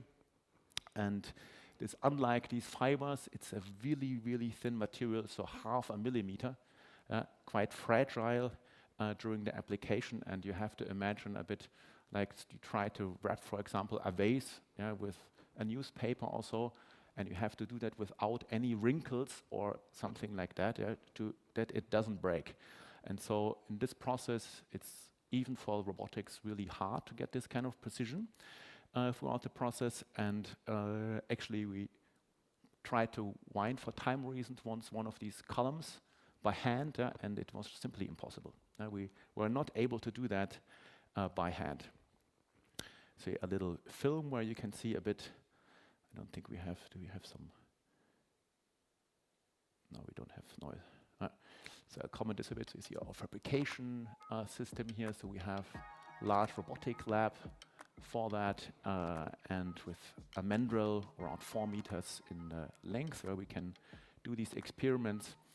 And we are using, therefore, certified PU structural adhesives for timber. And then we develop these tools with the whole integration for that. Usually, actually, for these types of adhesives, you have to later press, hot press, to cure the adhesives. What we are doing is different, is that we actually, during the process, we apply tension with a robot, so using the robot force, and really tear it on the mold, so it's a lot of tension on it. And this is enough that actually we have the, let's say, tension goes into compression, and then it's enough to keep actually cure the adhesives for that. So this approach is of course much more efficient. See here a bit testing, and the application of the adhesives is in the process. The project conceived as a building system with large range of possible arrangements, of course, and in the current project follow-up, what we're doing there is actually to develop this further for building additions with especially low weight, super low weight. We have to imagine here we're talking before in presentation about centimeters, 4 centimeters, really little. This is a structural dimension of 6 millimeters. So just to give you an idea of kind of how light this is, you can easily carry a column like this, one person. And you can achieve also a range of different patterns, of course, through the winding sequence. So we're also looking at, let's say, the application of this in horizontal layer by layer approach, so let's say more traditional 3D printing. When you do that, that results in completely different requirements, of course, for the whole process, because there, for example, we can't apply this tension, compression, or so on. So we have used also different tools and fabrication processes for that. And also for the layup, you have geometric requirements. And we have developed through a huge amount of iterations tools for that. It's possible, you see here, to print overhangs around 35 degrees. We can even print bridges into the air, laminate that into the air. in this approach, we actually need to cut when we want to do curves. We need to cut the elements and then apply, let's say, portions of these filaments. Did some studies also to change the direction of the fiber, and then you have to lay this up. It's also interesting, but it's more for smaller scale application where it makes sense. So this process, as said, requires really fast curing adhesives, so the complete opposite what we saw before. Before we have a really long curing, so around 1 hour curing time. Here we want something which bonds initially, and we tested also large amounts of systems for that, UV curing, also gluten glue, chitosan, and so on. At the moment we're using a reactive hot melt for that, which gets this initial application possibility. And you see also here a drawing of the current setup for that. So current research on that focuses on curved and also or planar and curved components, where we are using also thin wood plates as the bed for that, which we'll later use again, which stay with that as a lost formwork. And then we apply additional layers of 3D printed timber for that to get more reinforcement, and then for slab-like systems and so on, or wall systems for that. We've also done more three-dimensional printing of like 3D lattices, exploring also the bending potential there of these. So let's say carving it through the process and getting a really high volume of components really fast.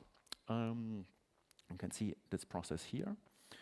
And for that, we also explored actually a different kind of joining where we wouldn't use any more adhesives, because that's if you go more into this, let's say, biomaterials, at some point you say, you want really a 100% bio-based product. And so we looked at, it was at the time when I was actually visiting research professor at the EPF Lausanne. There was friction welding studied there, huge machines and so on, where you actually use the thermal energy, putting together timber by only, let's say, rubbing it together, and you can activate the lignin in the wood and creating a natural bond. Since we are using these paper-thin elements, we don't need so much energy, so we went into another process, which is called ultrasonic welding. And you know this from the masks we were all wearing a couple of years ago. Those are actually done through ultrasonic welding, so it's more in the plastics industry. And you use this kind of kinetic energy into thermal energy, melting the lignin in the wood, and then this becomes actually the adhesive for that. And we were looking for, these lattices were quite interesting, how to use this in architecture, and that's where mycelium comes into play. That's a material we have been using or researching in since around 5 years. It's the root network of fungi. So before the mushroom comes out, is the root network, really fast-growing material. So if you compare that to timber, you have around 35 to 70 years until you can use it. And then you have mycelium, which grows in large components around just 1 or 2 weeks. So I always say it's like the light speed for a construction material, super fast. And you can also change the growing conditions, and that changes the material properties. So quite interesting, has been really a hot material, let's say, in the past years. Has properties, really good acoustic properties, insulating properties, similar to EPS foams also, so not very strong. And you see there it has been used for lots of exhibition structures, but with very small elements and short spans, so very limited structural capacity. And that was the idea of the research, to actually combine a bit like, from reinforced concrete, 2 materials together, and create actually a reinforced mycelium through these 3D lattices. And you can see that here. So in the first step, we first fabricated these lattices, of course, and then we filled those with mycelium substrates. And then within 1 or 2 weeks of cultivation, this becomes bonded by the biogrow, so that's a bit different than with concrete. We don't just pure the concrete inside, but actually it grows inside, uses this as a lattice, and then also connects with the timber there.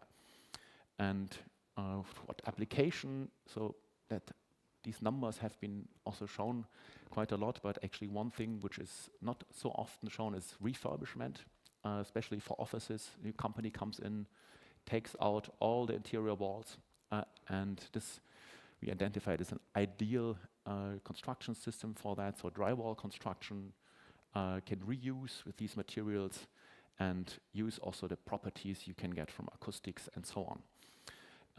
And Mycelium is not just one material, it's actually quite large combination of materials and also substrates. We used the reishi mushroom, Ganoderma lucidium, for that because it can actually grow on timber, and it has quite a high resistance to combination. And then we are varying also the types of substrates we use for that, because you can actually achieve quite different material properties, especially for the acoustics. Here a short film for that, showing a bit how that works. So the purpose is office partition walls, and we use one material with a high density to block the sound waves, that's the sawdust, and then another material with a low density to absorb the sound, is hemp. And you can see also it's still a lot of manual things used there. We have pre-grown mycelium, which we have first to shred, and then we developed a tool method for that, which is actually trying to minimize contamination and reduce this kind of manual handling. And we developed actually a cyclone-based robotic tool where we can suck the material in and then deposit it at where we actually want it. And then you see also it's a process where these substrates, they require different growing times. First, you have the sawdust, which needs to grow longer. It's more dense, but it needs longer for the mycelium to grow through it. So it's first deposited, we let it grow, and then the second material comes in, which is the hemp. And there you can see also a bit how this tool works. So at the moment it's very coarse, but it's also a coarse material. We don't necessarily need to, use it at a millimeter precision or so on. And we also want to make large components. We're not looking at 20 centimeter component, but like a 2.5 meter component. We want to fabricate with that. And there we see again the fabrication also of these lattices. There we discovered through a lot of tests that actually the way how we make these sound waves, we can absorb different types of sound waves. The timber waves, we can absorb different types of sound waves, so low frequencies. So all that comes together in this project. And there you can see we unmolded. Now it became a really construction system with with multiple panels and so on. And at the end you see a bit, actually through these different projects, that's where different demonstrators we built. On the one on the right, one was exposed also last year in the exhibition. To conclude, wrap up, so from timber-based additive manufacturing to growth-based living materials, also an evolution, I think, from going from chemical adhesion, PU adhesives and so on, up to physical and also really biological integration. And I think that's quite interesting future purpose to try to see how these things come together and how joining and also the binding in these processes can be quite different and goes towards a more biological integrated way. And of course, in bringing the growth process into the lab, we cannot only design forms which mycelium grows, but we can also design material properties in the lab and density, acoustics, and so on. These new methods can help us to develop interactive, customizable, and regenerative components. I'm over the time, so that's, of course, it's a huge team behind that, and thank you very much again for having me.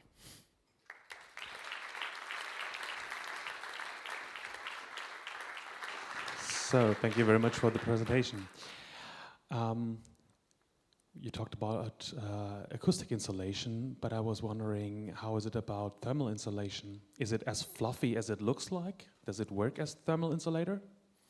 Yes, it can also. I mean, there are actually also companies working on exactly that for thermal insulation.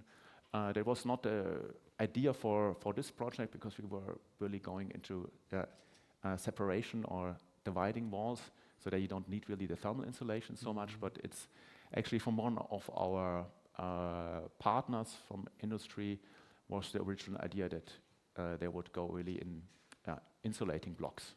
Okay, and when talking about using such biomaterials as interiors, how about the fire security? That's quite good actually, so it doesn't really burn much, and it works quite well. We don't have like yet these, let's say, full fire tests because that's quite quite a cost problem. But in the next projects, we will try to also do some large-scale fire tests. We have done some small-scale tests for that, and there are also some other research studies on this. And it's at least for the current uses we are expecting it works quite well. Alex is asking this question because he made some experiences with building with paper, and he also did these testing and say it has some kind of similarities. When I go to the next question, the things he targeted with paper, what about water? Is there any risk in dealing with water? Because otherwise you completely need to wrap it and seal it. Yes, of course. I mean, it's a bit like any other building material. At the end, I mean, that was maybe something I didn't show so much. Of course, we don't let them grow, you know, when it's already built in. We actually stop the growing process at some point. We really cut it, so that's actually through, you have to heat it up to around 60, 70 degrees, or you can also let it slowly dry. It's also a possibility. Or actually large components, we let them dry it in the sun. It's also quite effective. So there you actually kill the mushroom, let's say. And then it's very stable material. We have some components.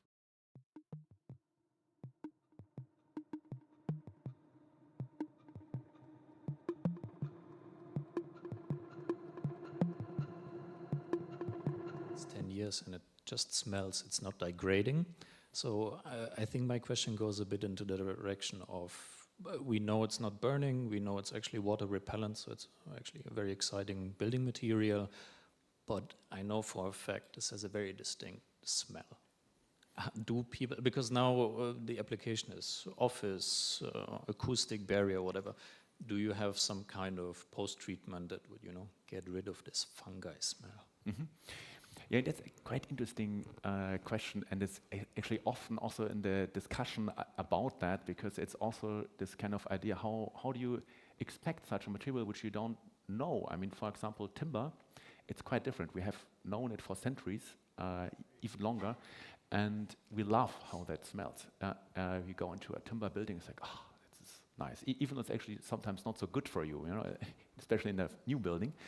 But we love it, because we are used to it, and I think there's also some idea of acceptance of these new materials for that. But one thing is also how you grow it in this process. Actually, you can make it almost without any smell.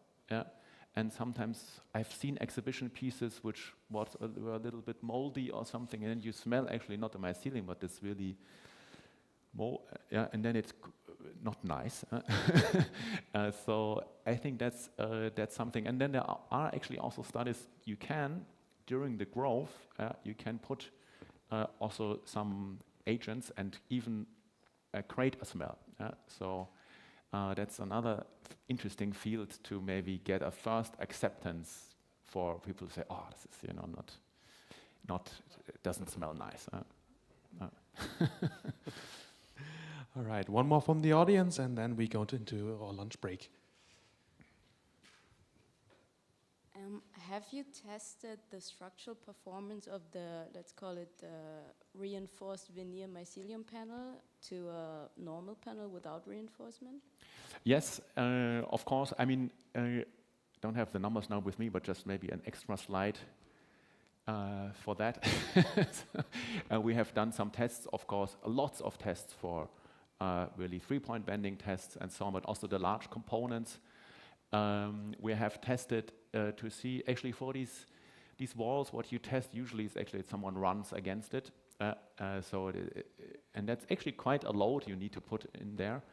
And so we tested this also against the structural calculations from our team from Arab.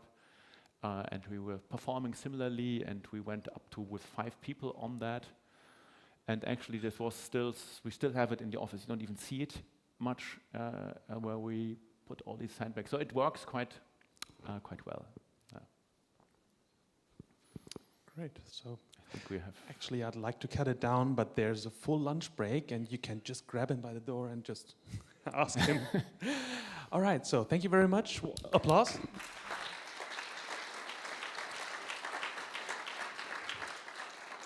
So we would now go for our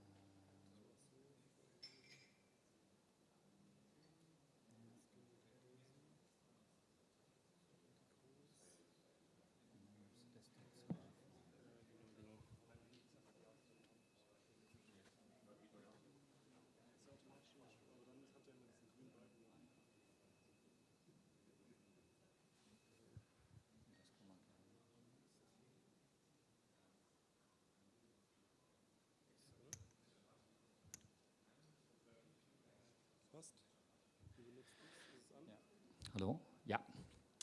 Okay, welcome back to the afternoon, the BEAM afternoon. Good to see you guys here.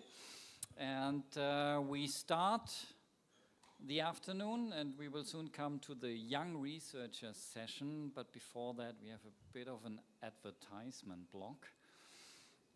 We have some inspiring editors that would like to present their latest publication, and I hand over to Ornella. So good afternoon, everybody. I'm Ornella Voido from Politecnico di Milano. So this is just a quick thing. So we are here to present this book, which is BE-AM Perspective 2. So this book comes from a workshop which was held in Politecnico di Milano this year, and is edited together with Alex Wolf, Bruno Figueiredo, and Ulrich Knack and Paolo Cruz. It is number 2 because in reality they had already one previously, which was presented, I think, here at BE-AM last year. And the idea of this workshop is to bring together PhD students and researchers across the different universities, so in this case our 4 universities, and then discuss about advanced manufacturing. And that is the news of this year, because we went from additive manufacturing to advanced manufacturing across all the field of research. After that, we also invite a series of other people to contribute, so take this in mind, because next time we will invite more people to contribute with this. In this book, this time we have 4 chapters, and the first one is on reasoning, so why we do this still in research, what is the impact in industry, and how we can take this forward. And of course, this is one of the places where you speak about this all the time. And then we go from building scale, component scale, to simulation, and to robotics. And I hand over to my colleagues, they will tell you more. Thank you. And I was just, my idea is to want to say something for. Want to say that the book is available at this platform, Book Archive, where you can also download it, but also you can purchase it and buy it. There's a link. We're also having the support from Open Access. You see that is helping us also to do a distribution of the BE-AM perspectives. So this next year we'll be having a new workshop in Darmstadt in June, and hopefully in next year we're having a new issue to present. They wanted me to say something too. I started this with Paolo Cruz, what, 8 years, 10 years ago? Yeah. You came into the picture as well. They bought the same kind of printer than we had in clay, and they advanced it very nicely. We saw a lot of nice projects to come. I'd like to refer to these books as, say, this is a genesis of knowledge. This is really something which is worth it. And Oliver and me are doing this now since 10 years. So you see 10 of these books, and now you see the yellow book being the second one. The third one is already approaching. This is where the knowledge really happens. I'm really happy to see. So the yellow one, which is more on an academic level, I would say. Okay. Alex, last word. And then you take over for the rest of the conference and we stop advertising. The next one will be blue. Now it's sad. We discussed if it's blue or yellow, and she won. So now the next one is blue. Okay.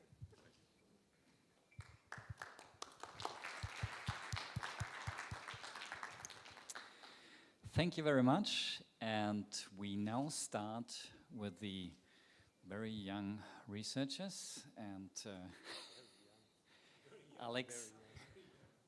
Alexander Wolf, a postdoc at the ISMD, the Institute of Ulrich Knack, will present his work on clay printing, the nesting brick.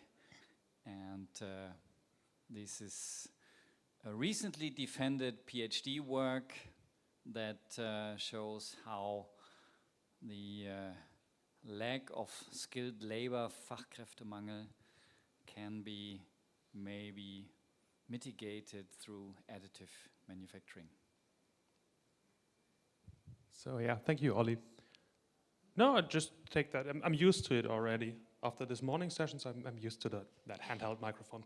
So yes, thank you for being here. I'm here to present a bit of my PhD work in that young researcher session, and it is about the nesting brick with the subtitle Functionalizing Ceramic Building Components through AM.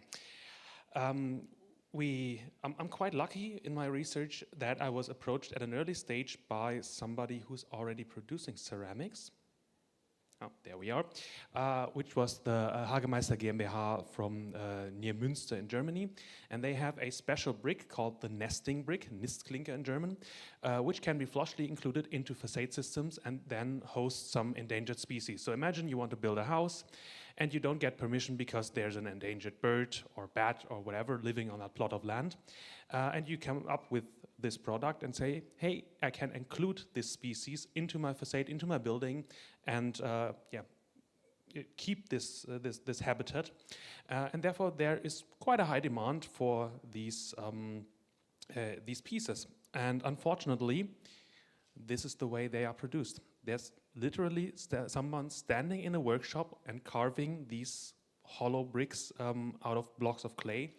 And he has quite a low output. Let's say he produces 3 pieces a day, which is 15 a week, of which 2, 3, 4 break during firing. So the output is low, the demand is high, which results in good pricing, at least for the company. But sooner or later, this man will retire, and all the knowledge he has will be lost because this profession can't be, or is not taught anymore to be a Formsteinmechaniker. And they approached me and told me, hey, can we somehow solve that through digitalization, through additive manufacturing? And I said, well, I'll try.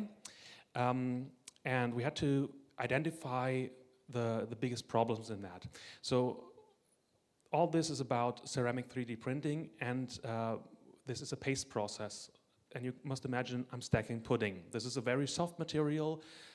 We have seen that in the videos of Benjamin Dillenberger, all that collapsing concrete paste. Same happens with clay because it's quite a moist material that doesn't hold too much. So we had a problem in the stability when it comes to any overhangs or bridged areas, which of course is very important for a hollow brick to have an overhang or a bridged area to create even these cavities. So we did some studies. This is something I actually did with Bruno in Gemereich 2 years ago. I think, it was 2 years ago as a guest researcher. And we looked quite deep into all the strategies to overcome that limitations on overhang and on bridging. You can see there were interface layers from foil, from foam. There is some cardboard blocks that were pre-installed to just make it possible to have these bridged and overhanging areas. And the short answer for all that is there is no perfect way. But you can even combine these methods, which in the end resulted in us having some blocks to speed up the process. We had an area with the overhang you can see on the side. We printed material to really support it, to have a good surface quality. And for good removal, we put some foil underneath that bridged area. And by that, we made it to double the size or the achievable size of overhangs and bridgings, as you can see it here. So this is a parametric geometry. You can see it's a bit pale on the top, but you can see there's a parameter for overhang and a parameter for bridging. And the top piece, so the top physical piece, has only the parameters that we evaluated were possible with clay without any supports. So that means we have like 15-degree overhang and basically 0 bridging. And with all these strategies I just showed you in the previous slide, we managed to get an overhang of about 60-ish degrees and quite a wide bridging. The only thing that limited bridges in this case here was the size of the printer. So if we had a bigger printer, that could even be 4 times that size. So there is still a limit. We can do, 80 degrees overhang. That's not possible, but at least we can do 60 now, and we can do bridged areas. Another topic for us was the flush inclusion of the pieces. into masonry. You can imagine if you have a facing brick wall, you want to have the components to look just like your pieces, which was easy as long as they were carved out. But in 3D printing, we all know we have these characteristic layered appearance. So we took a look into surface finishing by wiping down, grinding, even milling. You can see that Athena hat, which is the TU Darmstadt logo, we carved into the dried surfaces, and just tried for some strategies to approximate the appearance of a commercial brick. Commercial brick is top left. And we came quite close. Another topic, if you investigate such surfaces, is of course also the quality or the properties of these surfaces. So clinker bricks, facing wall bricks, in Germany, according to the standards, are not allowed to consume or to absorb more than 6% moisture. So we had to just test if the strategies we perform on that surfaces somehow influence that absorption. And the answer is luckily no. It doesn't get more porous or more brittle or whatever from this. And also the surface hardness was tested. You can see that on the bottom with that scratch test. It's according to Mohs. So there's a Mohs hardness factor of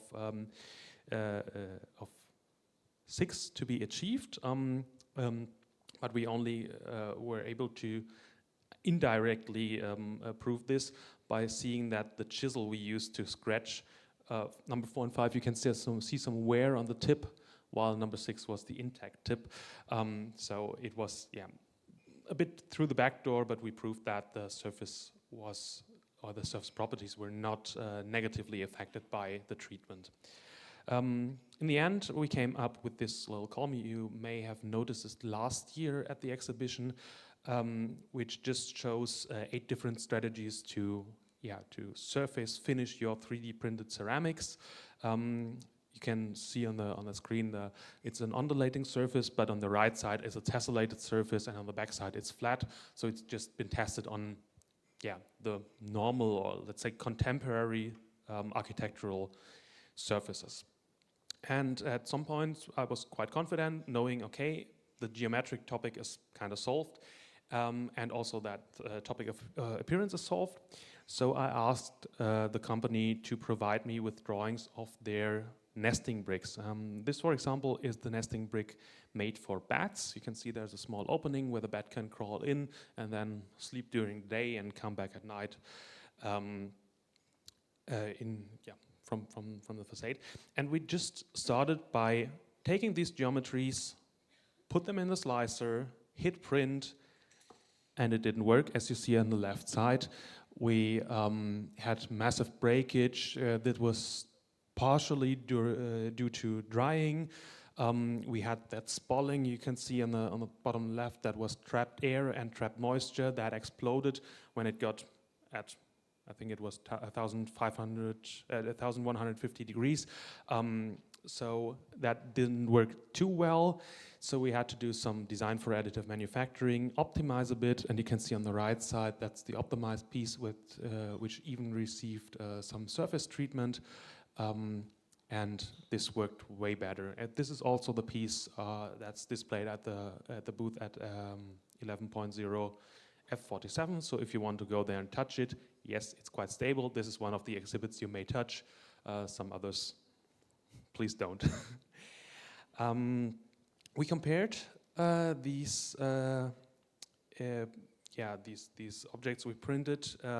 We directly printed with the optimized versions, and even saw that we had time savings of around 15%, which is good because we all know this is a very slow process we have here.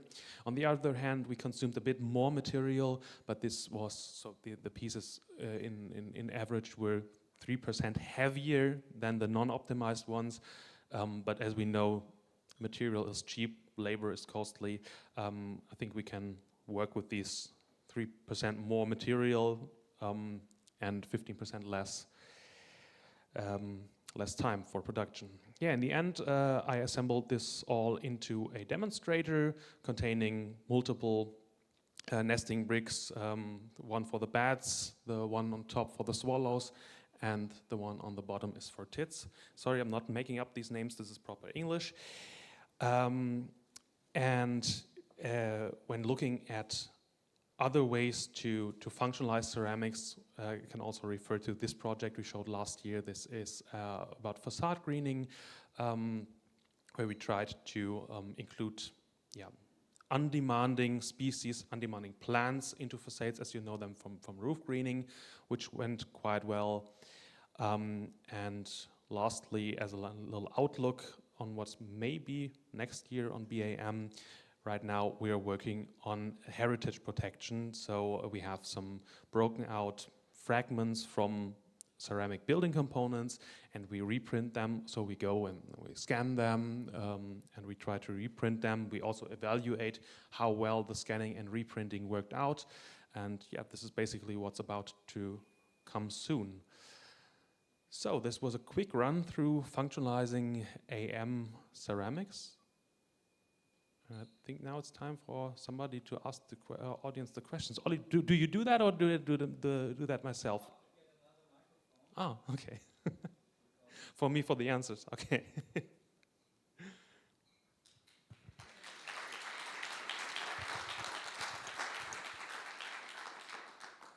Thank you very much. I was about to ask somebody questions, but we have two already, so I'll hand over the microphone. Hello, thanks for your presentation. I'm just a little bit curious about the design for additive manufacturing process you follow to design and manufacture your bricks.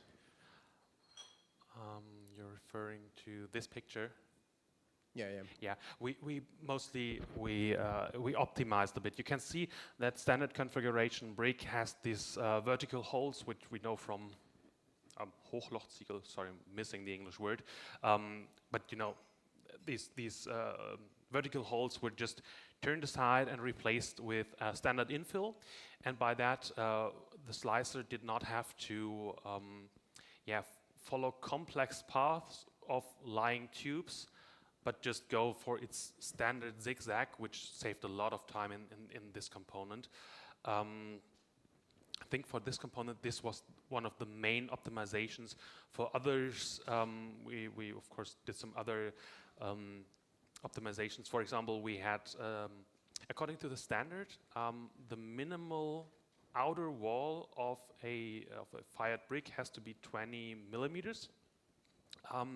So we aim to have 22 millimeters in wet state because we have 10% shrinkage, which in the end meant we made a special nozzle having a diameter of 7.66 millimeters, three parameter layers on the outer walls that then resulted in 22 millimeters, which then shrinked to 20 millimeters. So this was the kind of design for additive manufacturing we did. So it was mostly optimization for the process. Okay, and one last quick question, like all of the bricks in the final array, like did you mix regular bricks with 3D printed bricks? Yes. Or yes, this is mixed. You can see it, I think you see it best on that brick for the bats, where you have that smaller one down here in direct comparison. We still have a slightly different appearance, but this is me taking a close-up picture and imagining you include something like this into your facade, you put it in the gable. Your viewing distance is about, I don't know, 4 meters, 5 meters. So we were quite confident that it worked.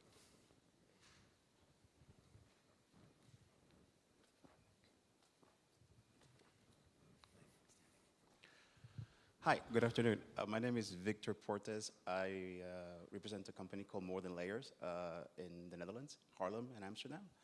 And a sister company is called Neolithic, and they specialize in 3D printing concrete. So that's kind of my general introduction here. The fundamental question that I have, and that my colleagues are also facing in the Netherlands, it's how to approach policymakers in the areas of, let's say, you know, not only the construction companies, but if you go to the gemeente, municipality, they're going to have new housing, new buildings. Do you see any, this is fucking fantastic, dude. It's like really awesome.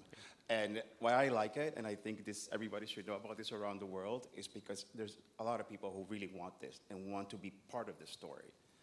And again, for me, it's, do you see any, I won't say friction, but how do you see this getting to the right people in not only the government layers, but also people who are developing real estate, living areas, entertainment, hotels? I hope my question makes sense. Yeah. Thank you. I think with a certain commercialization, like we have it with that industry partner who already provides these products, it's quite easy to just use their distribution lines. So they have already the demand. For somebody who's developing real estate, from my experience, if they have to do it, because otherwise they can't build, they will pay for that brick. But they will not have an intrinsic motivation to pay more for a brick because they have to sell it back to somebody else.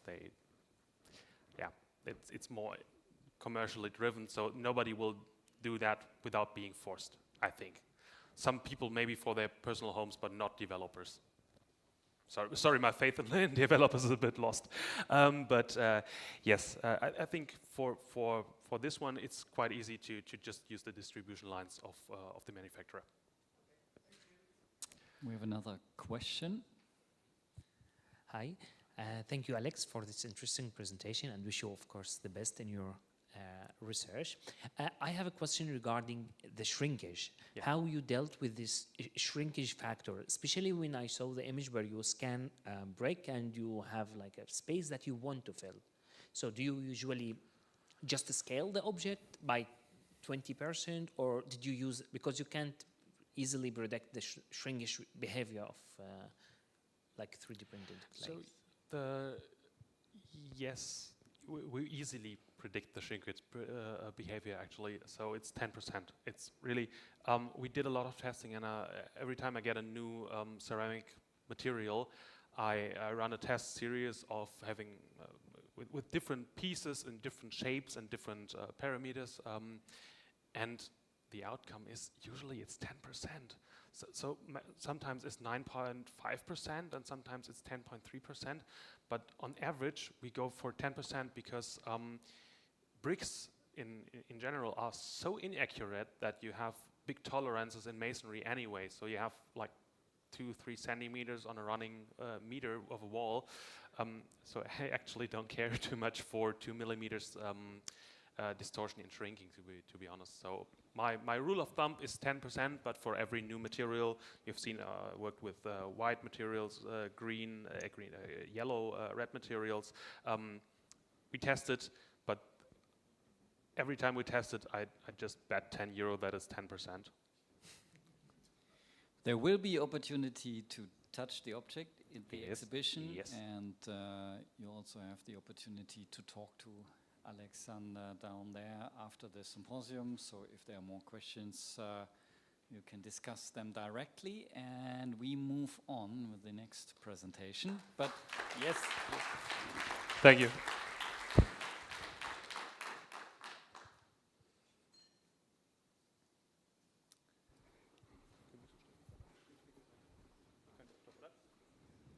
Ja.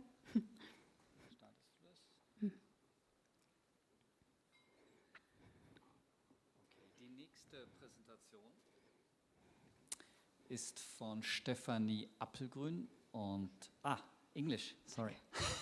Next presentation, Silent Silhouettes by Stefanie Appelgrün, and it's the young researchers session, and Stefanie is really a young researcher because what we see here is a master thesis that I had the pleasure to supervise at the DDU in Darmstadt, and Stefanie will now explain what she explored and what her findings were. And for me it was especially enjoyable because I think we need more research and research-driven design in architecture and in the architectural education, and not only in PhD programs. So we have to start in the bachelor, in the master, to have these trajectories of education that lead to exciting explorations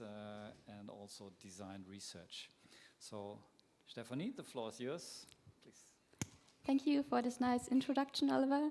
Thank you. It's an honor to present my research about the additive manufacturing of acoustic absorbers made from clay today at the BE-AM, and I will present you the project Silent Silhouettes in the following.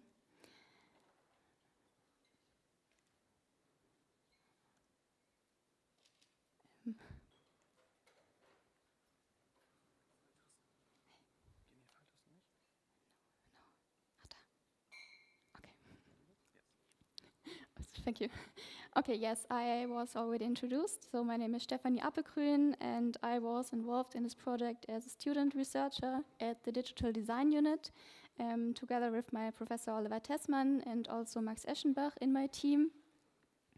Yeah, so starting with the problem statement, we all know that that noise pollution is a problem and it's also continuously increasing, and this makes us sick, and so we have to find solutions also in architecture and also to find responses to make this more sustainable.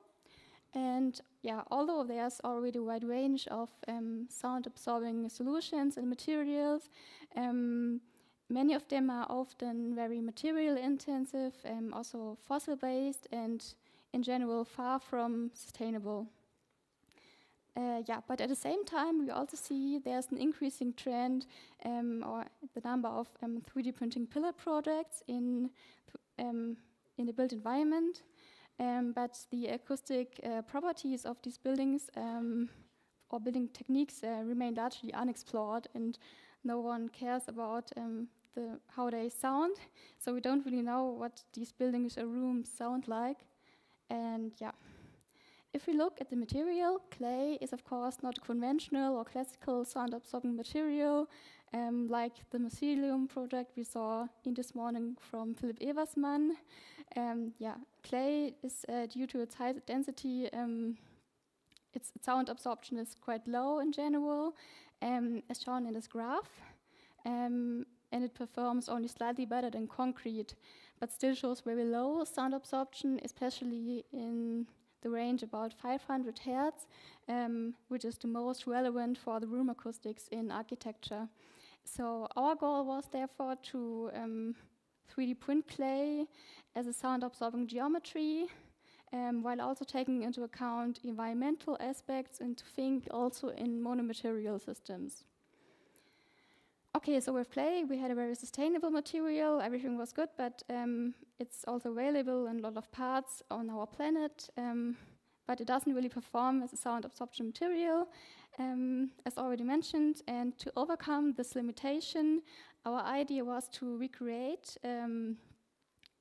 porosity and use additive manufacturing for this, which enables us the creation of very complex geometries that are impossible to achieve with conventional methods. And one really important, or the most important key parameter to improve this for getting a high sound absorption degree through generating porosity is tortuosity. Tortuosity is a value that describes the curvature of a geometry or the complexity of a pathway. So in other words, it means how much longer, how winding is a path or the sound wave compared to a straight line. So our goal was to create something that is complex, and So to achieve this, we used a special growth algorithm to translate the tortuosity into the print path or the print pattern. And for this, we used the differential growth algorithm. It all starts with an input curve, which is divided into a multiple series of seed points, and it can be connected to form curves or polylines with a complex system of branching and continuous channels in 2D. And we also can play with the parameters. For example, we can, the collision distance of the seed points can be defined to get different levels of porosity. And due to this growing mechanism, the geometry stays continuous, and this is very important for sound absorption. Yeah, so now we need to go from 2D to 3D, and to generate a three-dimensional space or three-dimensional pore space, we stacked our 2D layers on each other. And to avoid weak points, we also defined a syntax that plays between different input curves. And to achieve this, we alternated between biomorph and symmetrical curve inputs, what we call the syntax of the system. And we also defined different origins from where the pattern can grow from. And this is also leading to an increased tortuosity, which is, as mentioned earlier, really important for sound absorption. Yeah, so this is our first part of our absorption principle, but we also added a main structure to make the system more self-standing and also to make it more material efficient. And our wall system consists of alternating convex and concave curves, creating these pocket-like structure. So the sound waves can enter the small hole, and they will be reflected in this area multiple times. So they will lose its sound energy and will be absorbed in the end. And at those parts where there's no opening in the hole, we applied our growth pattern. So yeah, we developed these two principles of sound absorption. Yeah, and how can we print it? We used in our university a 4100 WASP 3D printer, as shown in this graph. But it was only available for horizontal printing, and the nozzle could therefore only be standing in a vertical position, which was challenging because we had a very curved structure. And yeah, so with our printer, it wasn't available, or it wasn't possible to print the main structure and the growth pattern all in one. So therefore, we had to print them separately from each other. And yeah, so we had to print it both in a horizontal layer to rotate the growth pattern afterwards. And yeah, after a 7 days drying period, the printed parts were assembled by using slip joining. Slip is a mixture of clay and water, so we have like a slurry, which acts like a natural glue that also maintains the monomaterial structure, so you don't need to introduce any foreign materials or additives. Yeah, and finally, this is our prototype, which can be also visited in our exhibition. Yeah, so we had a very complex process with the assembly, but in future applications, we could also think of a robotic fabrication where the main structure and the growth pattern is printed all in one. So we could imagine there's two sequences. In the first sequence, there's a bigger robot with a bigger nozzle of 10 millimeters, let's say, and the main structure is printed by this robot, and this is followed by a second sequence where you have a small robot with a smaller nozzle that applies growth pattern on this. And for architectural use cases, the object is regarded as self-standing interior element that can be, or that separate room parts from each other.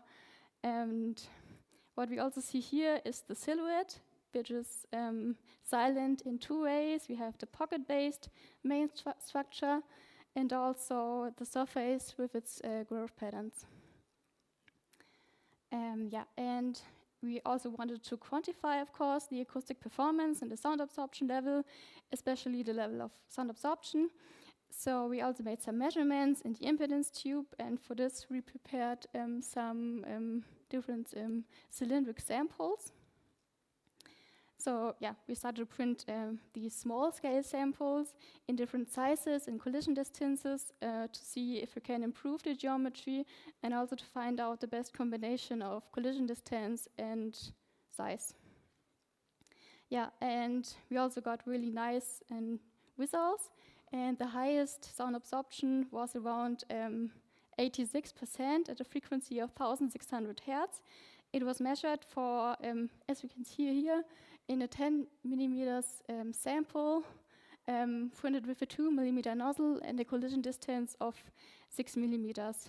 And on average, the fired samples outperformed the unfired ones, which also confirms that geometry can significantly enhance sound absorption through its geometry, even with acoustically rigid or raw clay. Yes, that's it. And I also would like to give special thanks to our partners from the Institute of SRM, System Reliability, Adaptronics and Machine Acoustics, also at Technical University of Darmstadt. Thanks for Dr. Robert Feldmann and Ali Muhavet.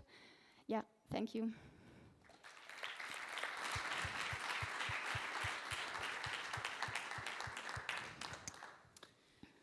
The floor is open for questions, and we have a first one. Hello, thank you for your presentation, very interesting. I have just some curiosity related to, like, did you run ulterior tests, like in a reverberation chamber, to compare the sound absorption, like at the component level, like in a real space, for example, and also maybe compared to something else you could find in as an architectural product? Because what I see is that you're increasing the surface roughness, and so yeah, like I'm curious about this. Yes, of course, and thank you for your question. Of course, we also measured it in a reverberation room, also at this Institute of SRM at Technical University of Darmstadt, and we also got the same results, about 70 or 80%. Yeah. Okay, thank you. Do we have more questions?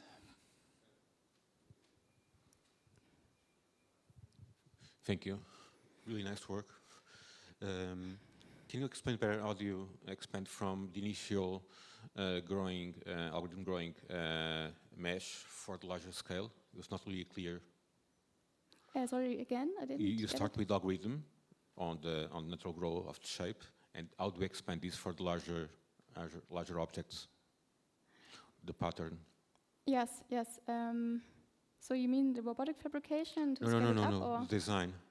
The algorithm design that you use for the growing pattern. Yeah. How do you expand for bigger surfaces? Yes, maybe we could also think about this, yeah. Okay. No, just I didn't understand. So you're doing some samples, correct? Yeah. Some analysis. But how do you grow it for the overall? You have specific syntaxes like that you defined. How do you apply it for the final ones? Yeah, yeah. Just increase the size to scale it? Yes, yes, I played with the size, yeah. Okay. Yeah.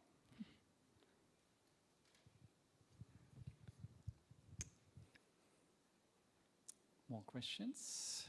There's one more. Last question.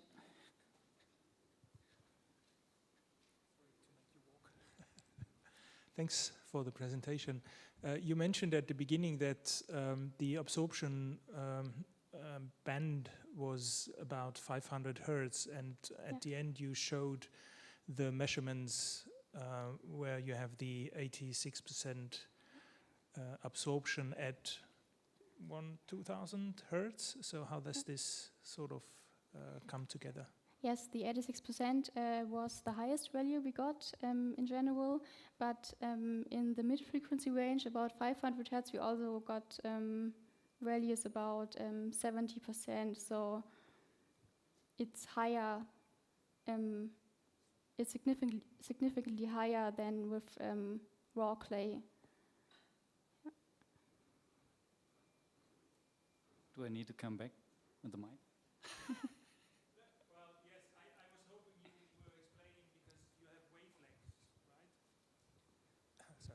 Yeah, so I was hoping that you were referring to the wavelength, because if you scale your model, your physical model, you also need to scale the wavelength of your. Yes, that's right. So that was actually, so the 2000 hertz would correspond to the 500 hertz in your large specimen. If you, okay. Okay, Thank you very much.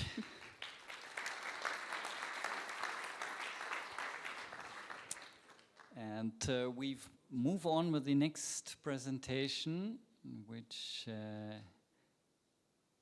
is Aga Blonska, who's currently setting up her microphone.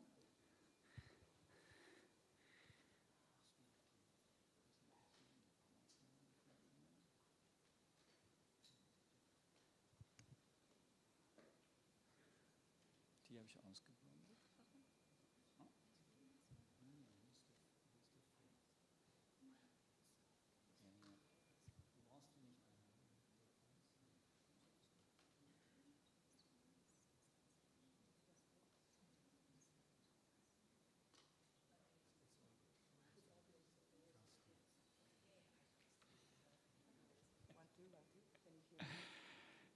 Okay. A warm welcome to Aga Blonska. Aga Blonska is trained as an architect, and she's based in Amsterdam. She is, as you can imagine, the founder of Aga Blonska Studio. And as we currently discuss a lot about artificial intelligence, we will see now a presentation that deals with the human brain and how it could be related to generative processes. So Aga, the floor is yours. Great to have you here. Thank you, Oliver. So welcome everyone. My name is Aga Blonska, as Oliver mentioned. I run my studio in Amsterdam. I have 10 years of experience in large-scale 3D printing with a beginning at Actual and Studio Lab in Netherlands. So I was happy enough to explore the 3D printing at the very early stage. Oh, I have to learn how to do that, sorry. So how to explore the 3D printing at the very early stage, and because of that, I was able to discover not only technical additive manufacturing and all of the pros and cons to that, but also tactile preferences and tactile appearance of the large-scale 3D printing, because all of a sudden, it was possible to design surface that is not only visual surface, but also is possible to create the emotion in humans by touch and visual stimuli. My projects were exhibited at Milan Design Week, Dutch Design Week, and Dubai Design Week. Two of my projects were longlisted Design Awards, and also published in Interior Design, Design Wanted, and recently in L Decoration NL. So what is the challenge with everything that we face? I'm not going to give you the numbers, but we challenge the overproduction of everything. Facades, furnitures, and that's a big thing in the sustainability, because we don't need that. People discard things because they don't feel emotionally connected to them. So my question is not why people throw away things, but why they keep them. Where is the reason why they keep something that doesn't have necessarily market value, but has emotional value? Yes, so there is a research that by Kowalski and Yoon that was published in the International Journal of Design in 2022. It's a University of Cornell, that actually proved that users tend to relate emotionally meaningful products longer and delay their disposal. So how we can create the emotionally connected products, and how the design can actually create a role into that. There is a big customization right now focus in the 3D printing especially. So I want to highlight as well that customization is not only important for the buildings and for the furnitures that will fit better in our spaces, but it's also very important because it creates ownership and care. And that might be very interesting turn to the sustainability. This brought me to neurodesign. It's a growing research in architecture and design. For example, universities like UCLA in London and the Research Institute in Sweden already brought the neurodesign and neuroarchitecture centers to start to understand how people perceive things, how the human perception actually can create the spaces, and how it's important to design itself. creating emotionally resonant and perceptually attent environments, it's very important to create something that people will preserve. That's a co-wave that I created, and it's in action, so I will explain a little bit in a second. So for that, I use the EEG scanner that detects the emotions of the human over the 25 references. I translate this data to AI, and AI creates the panels that are created out of the emotional response. So your brain actually honestly reacts to the emotions and vote for the references. And it's ready to be 3D printed in the same software. So let's go with all of the steps. So EEG scanner detects the data. Then we have an emotional response. I don't want to say a bit like too much about this, but there is a blueprint in a translation from the emotional data to AI in this software. And then it's 3D model created, additive manufacturing, it's in action, and then we have a 3D printed acoustic panel or 3D printed bespoke panel that you can actually touch your positive emotion, which is after the testing with different people, with interior designers, architects, they always comment on that this is not what they mean, which is very funny, I find in this. But interior designers feel much more emotionally connected and feel why it's actually happening. So there is and I also have this feeling when I use this software, there is a reason why this is appearing. This is not the random, it's really created out of the emotions. Materials that I use, so I want to really preserve the throwing away things. I want to preserve the discard of the objects, but I want to also use the very sustainable materials, which is obviously in the 3D printing by default. I work with the companies like 3D Makers in Netherlands, Additive Tectonics in Germany, and the panels that you can see on the exhibition here on BE-AM is printed by Caragol from Italy. So all of the panels can be returned, shredded, and reprinted. And this is very important for me to not only preserve the discard of the objects, but also actually print them from the recycled materials. So why it all matters? Why does it all matter? If we're going to focus on an emotion-driven design, there is a big chance that people won't throw away furnitures, panels, interior panels, because it's hard to throw away something that you feel emotionally connected to. So personalization is very important. So we're not talking about only on the customization, but hyper-personalization to the individuals might preserve the throwing away. So this might be very interesting turn in the sustainability to not talking about only what people throw away and what you can do with the discarded materials, but actually what is happening when people keep what they like. Thank you very much. If you would like to talk more about additive manufacturing, AI, neurodesign, I'm here to speak. Thank you.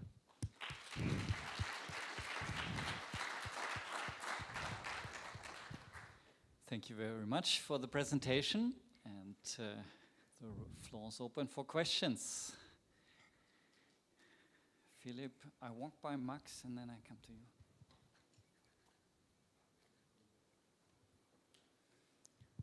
Hi, thanks for your very nice presentation. I think it's a super interesting project. I'm curious about how emotion and visual perception align. So my question is basically from the people that you have tested this with, did the people actually visually like the design that was created from their emotions? Yes. And, oh, okay, cool. Yes, they do, and they understand where it's coming from, which is actually amazing because I did this as an experiment, that artistic experiment. Creating this software, I would never expect that it will be so aligned. I had one interior designer that actually started crying after the session.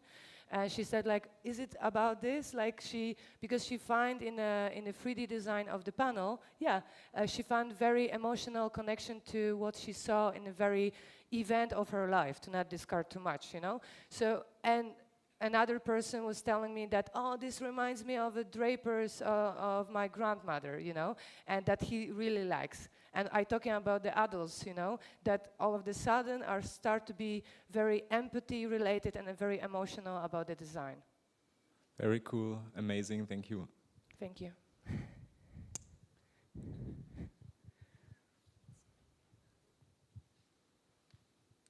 Yeah, I was wondering, because I mean, in the process you were showing, I mean, there must be quite a lot of possibilities to get quite different results. So what you tried probably, I mean, even the AI prompt can result in very different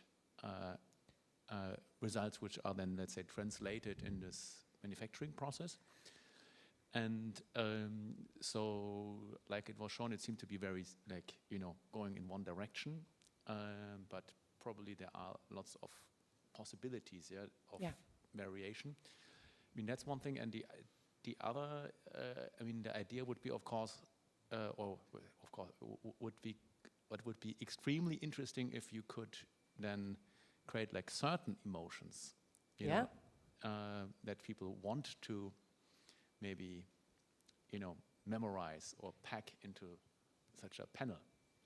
Yeah, that's absolutely correct. So, yeah, sorry, yeah. Yeah, so like, let's say something you remember from somewhere, or and you want to create like a painting or something like that. You want to pack into this panel. Yes. So current software that is as it prepared is it's very like a bones of the real software that this can be. So I want to go further with understanding of the environments that people want to have. So it will be emotionally resonant environment. What is interesting that even for me, every day I have a different result. And the panels that are actually on BE-AM, they are very special because they are also under the music influence. But responding to you as a kind of art, you mentioned art, right? So it's actually prepared to be suitable also to that you're walking around the museum and you can detect your emotions towards certain paintings or sculptures. So that's a future of this for sure.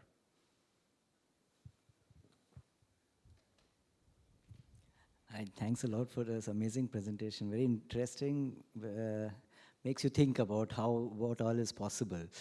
What I was wondering is in the part where the AI creates the prompts and then the 3D model is generated, how do you check if the model is 3D print compatible? Is that automated or? It's STL, yeah. So it's I mean the thickness that it really is, because many a times you have the situation that human-made models are also not that compatible for 3D printing, and you really have to spend time sorting them out. Yeah. How does this work in your process? So full reveal. Currently, especially for the polymer, so extrusion 3D printing, I do correct them to have a better angles, right? So, but surprisingly, so there is no blockage in the software itself. It's possible to do that. It will check by itself the model, and it will create a 3D outcome that is, so it's correct for 3D printing. I have to admit that additive tectonics, so the more powder 3D printing, it was much more fun because I didn't have to change anything with that. It was purely correct for this type of printing. Thank you very much. Thank you.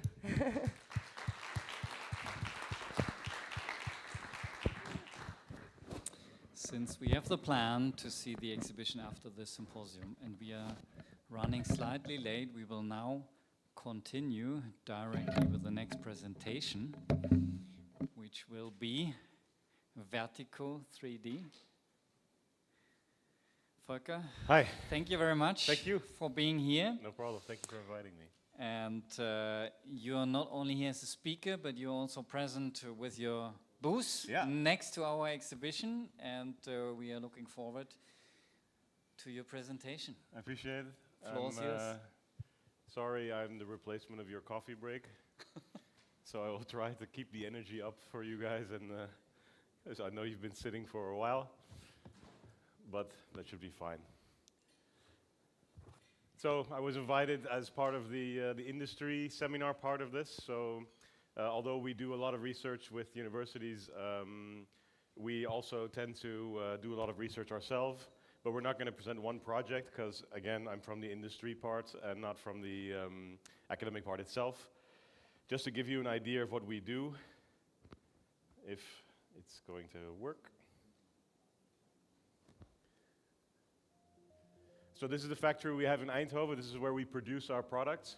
What we mainly do as a company is sell 3D concrete printing equipment. So we are machine sales for 80% of what we do. We produce here with one machine. This is also where we do our R&D. And you can see the setup is on an ABB robot on track. We print in factory only. So within the concrete printing industry, we are one of the parties that basically you can split concrete printing into printing houses and not printing houses. And we are one of the companies that is very good at not printing houses. So anything that is not a house, we are very happy to do for you. There are several machines of ours that are being used worldwide by our clients to print houses, even on site, so it is possible. But when we print in factory under controlled settings. So in the concrete printing industry, you have this divide between one component and two components. For those of you who are not aware, one component is the idea of having a base mortar mix with some type of accelerant or rheological properties that when you mix it with water, you send it to the print head, which is a steel pipe. You can print your object. It takes about 9 to 30 minutes to harden. And this is useful for housing printing because you have a very long stretch. What we do is something different. We have a two-component system, and that means that we add no accelerant in the mortar. So our mortar is a base mix with no accelerant, no powder. We only add a liquid accelerant in the print head. And so this inside concrete printing is a bit of a niche. And there's not a lot of companies that sell this particular technology because most of the companies are busy in the construction industry. We heard this morning from Professor Dillenberger as well about the added value in construction, and I have the same point to make as well. This is one of the reasons why I think it's important to automate. But again, most of the concrete printing is in construction for this reason. And as a company, we enjoy doing the more high design type stuff, more architectural details, facade elements, columns, etc. And so even though that's still construction, it's also the architecture side. We've sold machines worldwide. I think we're now up to 53 in 24 different countries, 6 continents. And we do a lot on research side, so about half the machines we sell for the research side. And then you get a split between startup companies and construction companies that already have some affiliation to the concrete or asphalt market, right, a construction market. But also a lot of startups, so a lot of young people that are buying the machine and starting a company. So what we do is we sell hardware, we do printing as a service, we do software, and we do consultancy, because a lot of people still don't really know what's possible. From the technology side, I explained just now the difference between this 1K and 2K. So we sell both because the basis of the technology is the same. So the basis is a concrete or mortar pump in our case. And if you have a simple mix, you just have a steel pipe. But for us, we have the more advanced with 2 components, and then we mix the second component in this print head.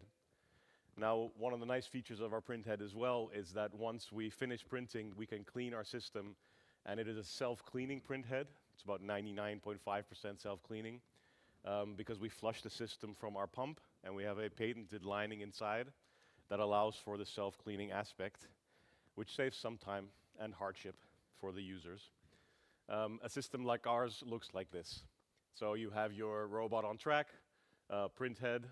For those of you this morning who were at Professor Dillenberger's presentation as well, that's a similar system, right? We have a more, I think, industrially ready version, an off-the-shelf version that we sell in its completeness, including training, installation, software, slicing software. For those of you who know, and everybody in this room probably is aware of Rhino Grasshopper and how it's used a lot in 3D printing. And we built our slicer in Rhino Grasshopper as well, like most people do.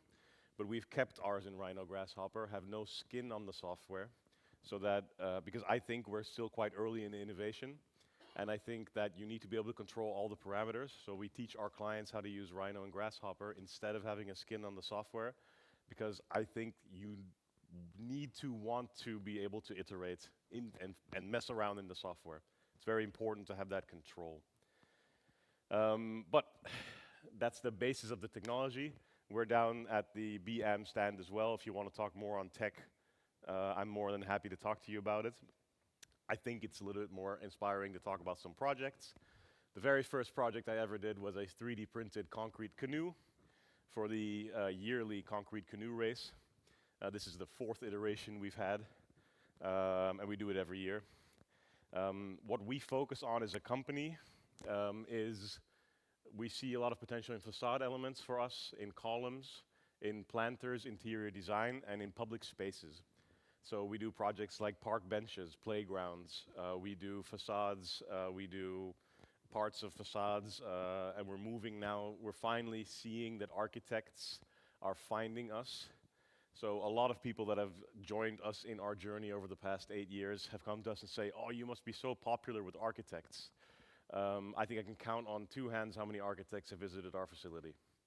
So, and I've asked architects afterwards, why is this the case? And a lot of them have said to me, because you know they're now, I'm in the industry, that they struggle a lot with the fact that they are taught and they have a business to generate value within a certain set of parameters. So architects are very good, of course, at creating unique things, but also have a business responsibility within a certain set of parameters. And so jumping to 3D printing of concrete, which is a risk, is not something that many architects are willing to take, which I fully understand. Nevertheless, I think an architect would understand what the potential is here. And these columns, for example, we fill these with rebar, and then we fill them with concrete to avoid all types of standards and you know, the lost formwork strategy. So even for an architect, this is the kind of thing we want to see. And now finally we see the architects. We worked with Zaha Hadid recently, and we're working with some other large, famous NDA'd architecture firms. We're finally seeing that they're understanding the potential, right? And they do want to be in the forefront, especially when they're printing the larger projects. So they are coming. But in the meantime, we had to figure it out ourselves. So one of the first projects we did as well was a compression-only structure. We got a small subsidy to do a tiny house. This is what came out when I tried to make a tiny house. That's why we don't do houses. It also took us 4 years to figure out how to do this. So really from zero technology knowledge to printing this took us 4 years to develop the 2-component technology. The nice thing about it is the lack of formwork. And it is one thing that's not spoken about enough. We used no permanent formwork in this project. This is all temporary formwork, and that's fun. That was just a nice way to show that. We have a nice project with other people here, with Lübeck. TU Lübeck, we had a beautiful project for them where we printed 208 objects in 2 days. Luckily, it was their problem to assemble it, so for us it was a nice project. Then this is the Zaha Hadid project I talked about real quick, and this was a whole nother challenge. This was for the Milan Design Week, and of course we were honored to be asked even to do it. We got a total of 3 weeks notice because the party that would have printed it in marble powder couldn't print in this size. So we got 3 weeks notice to print and slice this. And for those of you who know slicing, this is an amazing job. And what we actually had here was 3 arches, one 4.5 meters high, one 8.5 meters high, and then this marble arch. So the marble arch is milled, and then we printed a 4.5 meter high pavilion, and we printed an 8.5 meter high pavilion in 3 weeks, including all slicing, which is insanity, and I don't think many companies, especially in concrete printing in the world, could have done it. And then they only gave us 5 days to install it, which we were not responsible for, and there just wasn't enough time. So somewhere in the world is another 8-meter pavilion that's supposed to go on top of these 2, printed in 3 weeks. Just to give you an idea of the prototype potential with this technology, and the slicing that can be done if need be in that time. This is another early example of what we did with topology optimization, one of my favorite subjects as well, where we took, you guys are all very much aware of topology optimization, what's possible, but for many people that don't know, this image speaks to them of understanding what the reality of topology optimization can be. In research side, we've also done weird things like adding a wooden panel, wooden piece of wood to the end of the robot with the TU Eindhoven and shaping sand into double curved molds and then printing over the top of them to make these facade type elements. This is the only render you'll see in our presentation. Be aware this is a render. The other stuff is not. For ourselves, and I gotta keep time in mind, but I have a minute, so I'll explain the longer version of the story. I got into 3D concrete printing because I really like 3D printing, but I also like architecture. And what inspires me in architecture is I was always inspired by old churches. Went from youth seeing design and you think, what does this have to do with an old church? In the Netherlands, where I come from, in Utrecht, there's a famous tower called the Dom Tower, which is the largest church tower in that city. It was renovated in 2025, and the old elements were sold off. So instead of destroying them, they were sold off. And I immediately went and bought 10 pieces of the old church. And what we did was we scanned them, and we then, what we are doing now is scanning these different elements, reprinting them and milling them to make them look like the originals, to kind of have that conversation about restoration, which is a cool but obvious idea to do, right? It's something very simple. But we want to take it one step further. We want to also show that you can reintegrate these old elements from these churches with modern technology. So we're now combining these columns of digitally manufactured forms with the old church elements and making a new whatever it's going to be. And to do that, we mill. And the milling experiments have also shown other patterns that we can create. And what's really nice about 3D concrete printing with two components, which is the technology I explained is our niche, is that once you print it, it's set in 30 seconds, but it's still in a leather state, as has been explained to me. So you get about 3 to 4 hours to still manipulate it a little bit with a sponge or with whatever you like. But we use a wood mill. So it's not even a concrete mill, it's a wood mill. So it's an extremely low energy interaction where we can just mill that because it's still semi-soft. And the PhD that's doing this for us, we sponsor a PhD with the European Space Agency, and this is for buildings on Mars. Because the other idea, which is interesting here, is that we can create architectural connections that are flat, which is obviously a problem in 3D printing because you have the curved structure of all the layers. So if we can mill those, we can get a much tighter connection between the 3D printed objects. So those things combined, even though there's no commercial applications for us for this right now, make it an interesting area of research. What I also love is columns and the potential, and then what we are very strong at this moment is the potential of color, which is very easy to add.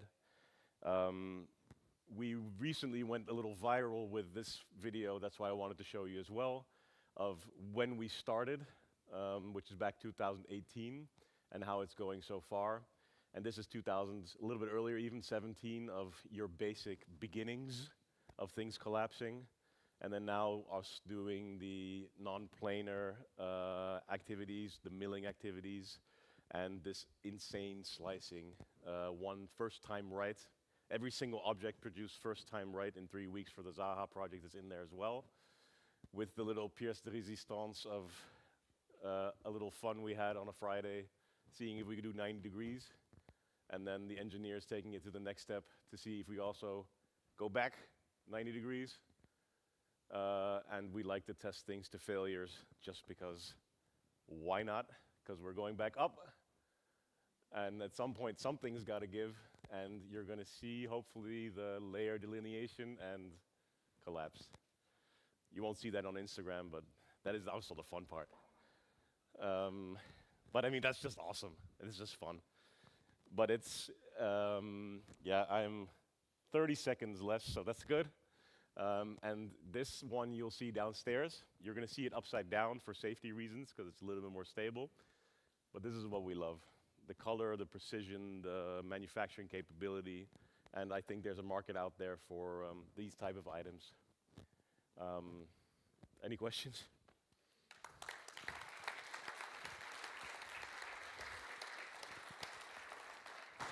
So, I hope no one fell asleep with the coffee break. Thank you for the presentation. Yeah, you're Very welcome. interesting stuff. So much more. For sure. So I've been wondering about the Zaadit collaboration. Yeah. Because you said you had to slice it yourself. Yeah. I mean, obviously this project didn't go as they intended, but yes. Would you say if we as architects provide already the print path, is that No. something you would prefer, or do you really want to take control? Zaha has Zaha Code, which is obviously an excellent group of guys that can do this too. But what we noticed is that our guys were easily as capable in Grasshopper as they were. And of course, it's our machine.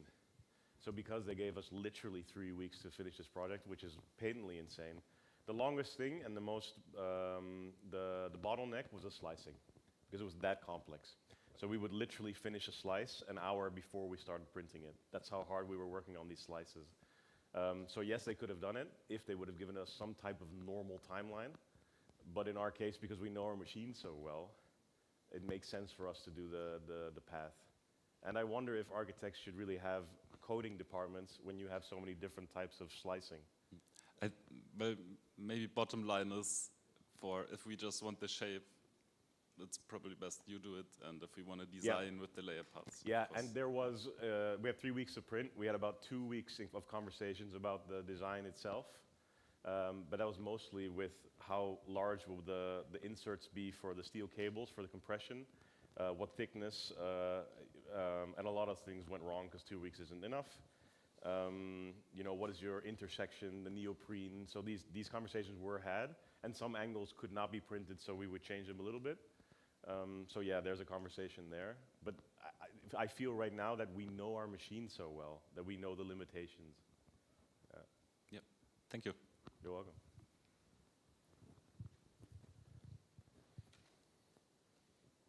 No more hands? Seems so. Oh. A pity question. You talked about the low number of architects that came to your studio, and I mean, your business, if I understood correctly, is selling the machine and the software and consultancy. However, at the end of the day, somebody needs to design those things which are worth printing. Yeah. So we are back to the architects. Yeah. How can we change that? What is the potential, or what kind of experience did you made to increase the number of architects who have an interest in your work? That's interesting. So I will take that question as what is my responsibility in that, not as what is the responsibility of the architects. Because what I've seen is that when I started the company, we had zero funding, financing. We started to sell machines because that's what made money. If we could sell, if this was where the money was, that's all we would do is print beautiful stuff. That's our thing. But we sell machines, and we got good at it because that's where the money is, and that's fine. And we were happy to do it because the machine didn't exist; it had to be made. But now we're at the point where, as a company, we have a machine that's off the shelf that can be installed, but we also see that we're at the forefront of what is possible, so we want to expand into a production facility as well. But when we do that, the difficulty is that that's a completely different style of sales. So we need to split our sales team and our production capacity into a completely different business strategy model. And when we do that, we have to look, okay, how are we going to change our sales strategy into one that incorporates generating ideas from the market, and then it's up to us to reach out to these architects and explain to them what the possibilities are, which we haven't done in the past because we didn't have time, money, or resources, right? So we have to do a lot of the outreach as well, because I think that when you see this presentation, and there's many architects here, I would imagine, that you understand, hey, there's a thing possible, but we have to plant that seed. So it's up to us as well to go and outreach a lot. But it costs time and money. But it's going to start slowly from now, in my opinion. Or if anybody has an idea, contact us and we can make it. Do we have more questions? Maybe comment on the discussion. Yeah, you can just come to the booth after. We have lots to talk about, apparently. So you mentioned you're selling the machines, but you also want to get into manufacturing. Yep. I think that's might be a good combination actually, because like if we do public buildings for the tender, there need to be 3 companies that can do it. So you already creating that yourself. In the beginning, when I had to strategize a lot about what the company was. There was always a conversation between, are we a printing company or are we a technology company? And it cost me a lot of mental energy. And at some point I decided, especially early on in innovation, which we're still at, that it's impossible to be one or the other. At our innovation, we had to be both, because we had to test what was possible in order to know how to better the machine. So we have been both and have stayed both. And the milling is an example of that, right? We're trying to create the new opportunity within concrete 2K printing. We have to be both. And it's a weird morph, but we have to be both. Yeah, looking forward to it becoming established. Yeah, me too.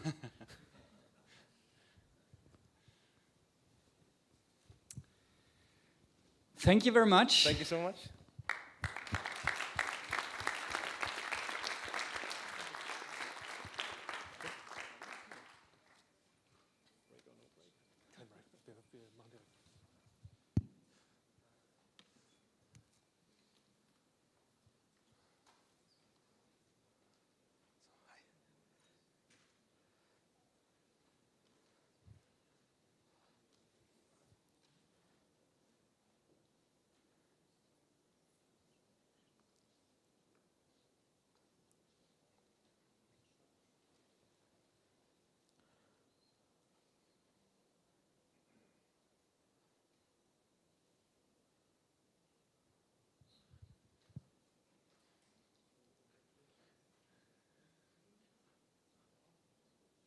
Zweites von, das zweite kommt gerade.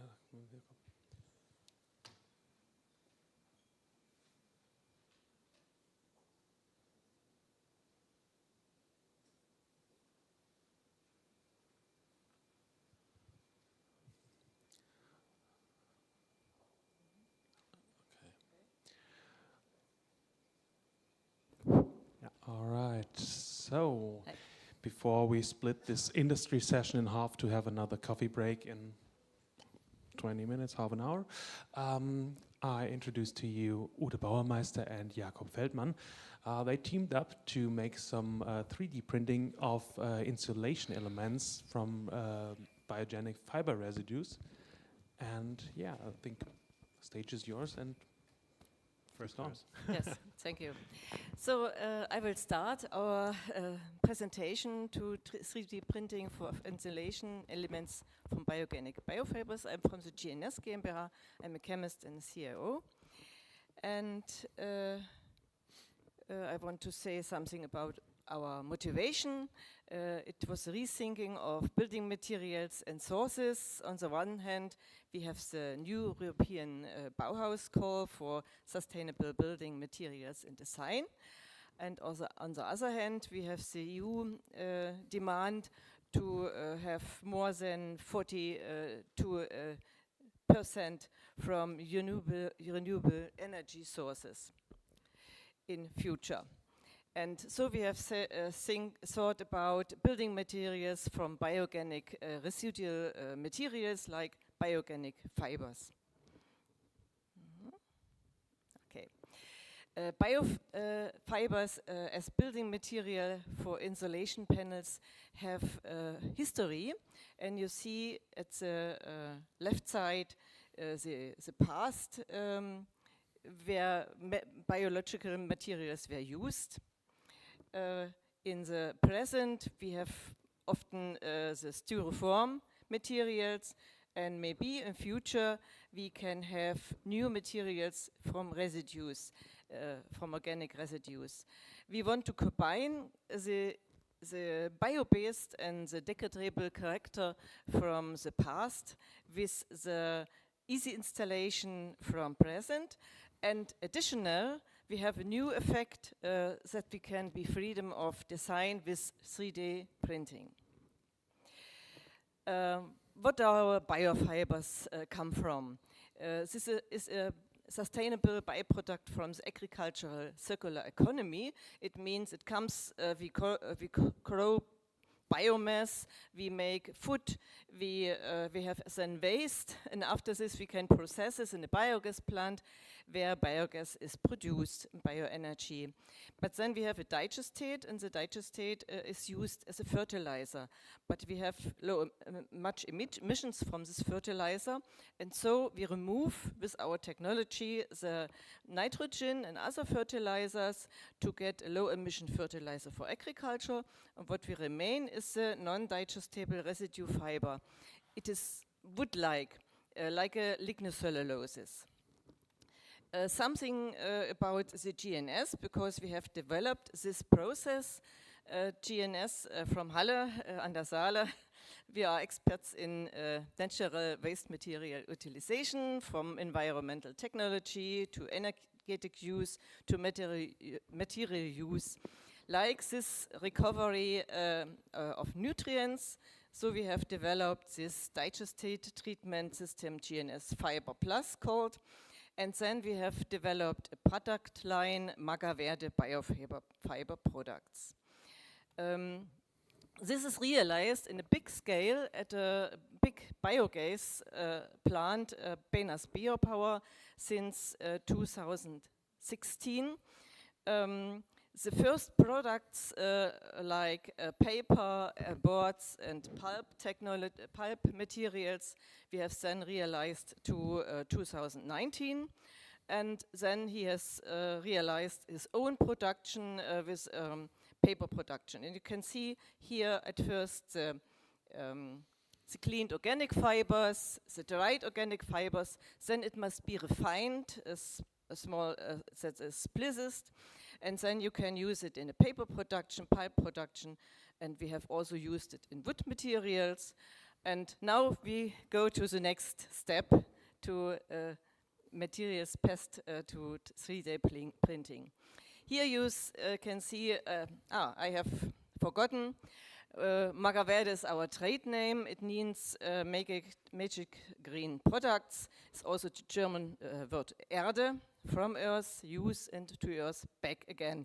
And we have said we only use natural materials, no dangerous chemicals, so it is fully degradable, it's building humus, and it's approved for organic farming. And so we have developed, for instance, mulch mats and papers in agricultural, horticulture, to avoid here the pesticides and herbicides. We have used it in packing materials and cardboards, but it is two-dimensional. And now we go to the next step since 2023 to develop biofiber paste, genau, paste. We also only use natural components for this, native 3 components, materials mixed of the fibers, biogenic polymer and native minerals and some additives. You all can found in household, kitchen, etc. And only we then use a catalytically controlled cross-linking with small pieces of not dangerous catalytic material. What you, that's not the right.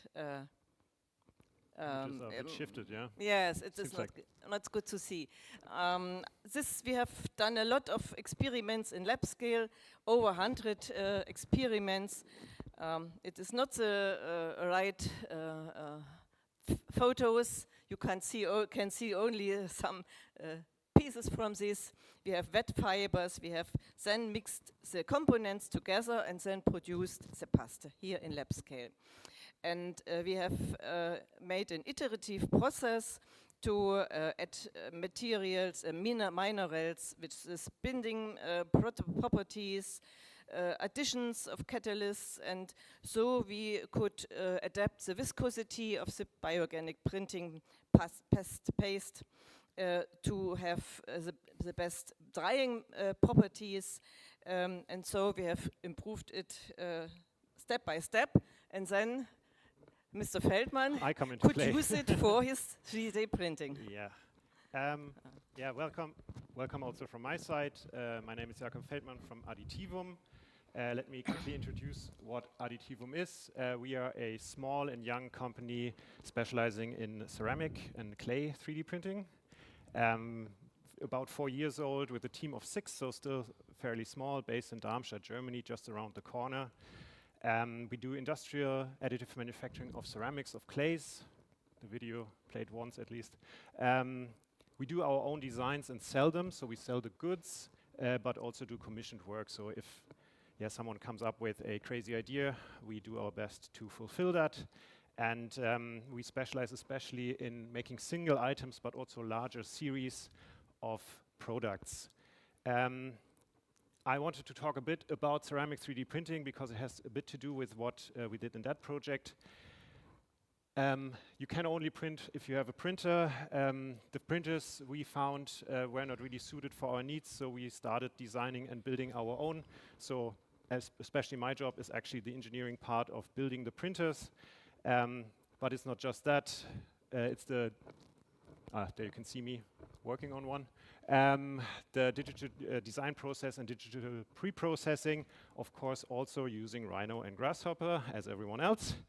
And a big step and a big part is the material preparation and handling, especially clay. You cannot just buy a roll of filament, which is nice and easy to do. If we want to produce every day, or every week a couple hundred items clay printed, we need to really know how to deal and keep a consistent viscosity and moisture, for example, of our clay. And this is a big part of my job as well. But there's also a lot that comes after the actual printing part, such as drying and firing of the parts, post-processing, glazing, and so on. And this allows us to produce in ever-rising quantities and qualities. And the niche we're actually the most successful in, I brought one just for you to see what weird things you can 3D print, is urns. So we produce almost 200 urns per week. We also do other stuff, but this is the main focus we have right now. But maybe this changes with this project. But just so you have an idea how that looks like. And actually all of us end up in one of those. All right. All right, how does this now fit together with what Mrs. Baumeister just mentioned? We figured if we have a paste which is clay-like, we could also just try to print that. So we filled our machines with this. And at the beginning, I have to tell you that it was a sticky mess. It, for some reason, stick to everything, to the cartridges, to the conveying system, to everything but the build platform. So it was a huge mess, but we managed to get it under control by adding more fiber volume, especially shorter fractions of fibers. This increased the viscosity of it and also made it less tacky. But we also have other advantages by this. The whole print gets more and more stable by adding more fibers. So we encountered the problem, as shown in the video before, that the parts of the still soft material collapse under their own weight, and this got much better by adding more fibers, especially shorter ones. As I mentioned, reduced tackiness, increased thixotropy, so inside the nozzle everything is still fairly liquid, and once it's stationary and placed, it stays put. But we also increased the mechanical properties of the material, so it got harder and firmer after printing and a better surface finish. The only downside really is that we have high viscosities, of course, and therefore also more stress in the whole material conveying system, so we had to tackle this by improving our cartridges and everything basically. So everything that can break, broke, and we fixed it and made it stronger, and it helped a lot. Another thing we want to take care of, because we want to build really large parts as these installation panels, is to look into having the cross-linking of the binders happening between the fibers right after printing. So we want to print once it's placed on the part or on the build platform, that it starts cross-linking there already. It won't get completely hard, but have it at least become a little more viscous, a little firmer, that it doesn't collapse on its own weight.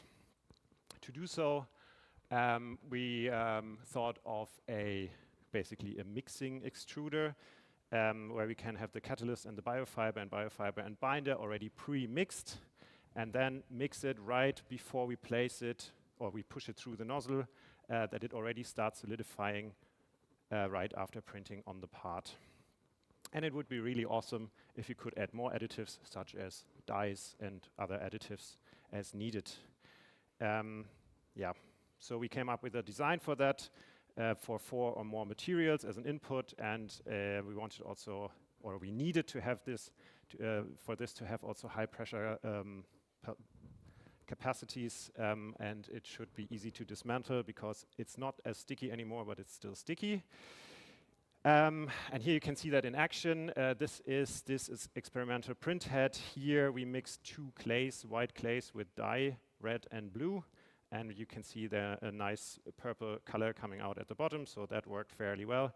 And we also looked into different designs of screws because they have 2 jobs. One is to push the material out of the small nozzle, and the other one is to mix the sometimes longer fibers well with the catalyst and binder. Yeah, so we can interchange them depending also a bit on the size of the fibers, for example. All right, now we have a material that prints fairly well. We have a print head that can print this material. What else is needed to produce big insulation panels for housing, for example? We need a big printer. We settled for now on a build volume of 1.5 by 1.5 by 2 meters, so 4.5 cubic meters, which is, by the way, I find our printers already fairly big. I mean, they have to produce urns, but 50 times more than what we are used to, and that means the printer that has to be built is even bigger than that. And another challenge we found very early is that the material, once it's placed, of course, it starts already to crosslink and starts to become a bit firmer, but we cannot remove it that easily out of the machine. You cannot just grab it and take it out. It will disintegrate in your hands because it's not cured and dried yet.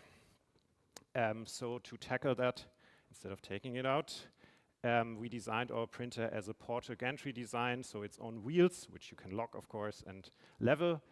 So we can print directly on the ground or on a stationary build platform, and then basically the printer gets pushed over the part stays put, and we print another part right next to it. That's the most logical solution. And everything is designed with ball screws, and we wanted it to be as rigid as possible and as stiff as possible, and with minimal backlash, because speed is not our main concern, because the paste cannot be extruded that fast anyway. This is not just a concept. I'm building that printer right now. It is already set up. Everything is mounted, and I'm in wiring right now, and it's wiring hell, but I'm confident that it will start moving and printing still this year. Quick summary on the material itself. We have a clay-like printing behavior we could achieve. Drying usually takes about 2 days. It depends a bit on the thickness of the material, but we can speed up the process by a lot by just applying heat, 100 degrees here, for example, 4 hours for a sample part. Tensile strength and Young's modulus is not great yet. I would compare this to firm-ish XPS foam, but this is also a sample with a fiber volume fraction of 30%, and we achieved to print with higher volume fractions of 45 to 50%, which made the parts much, much stronger. And also thermal conductivity is all right, but it's not as well as we wanted. So next steps is to look into designs of large-scale panels and improve especially the thermal insulation through design and foaming. Okay, and then the last slide. Last slide comes from me. You can see here the authors of this presentation and the paper in the booklet. And the project partners comes from the chemistry and engineering like GNS, the Additivum GmbH from here with the 3D printing. Then we have also the Institute of Printing and Science from the TU Darmstadt. With the properties to make the properties, and then we have also lithium designs which makes the application, and it is a founding project from government. Thank you for your thank you very much. Oh, thank you. So, questions. Okay. We start in the first row and then we go back to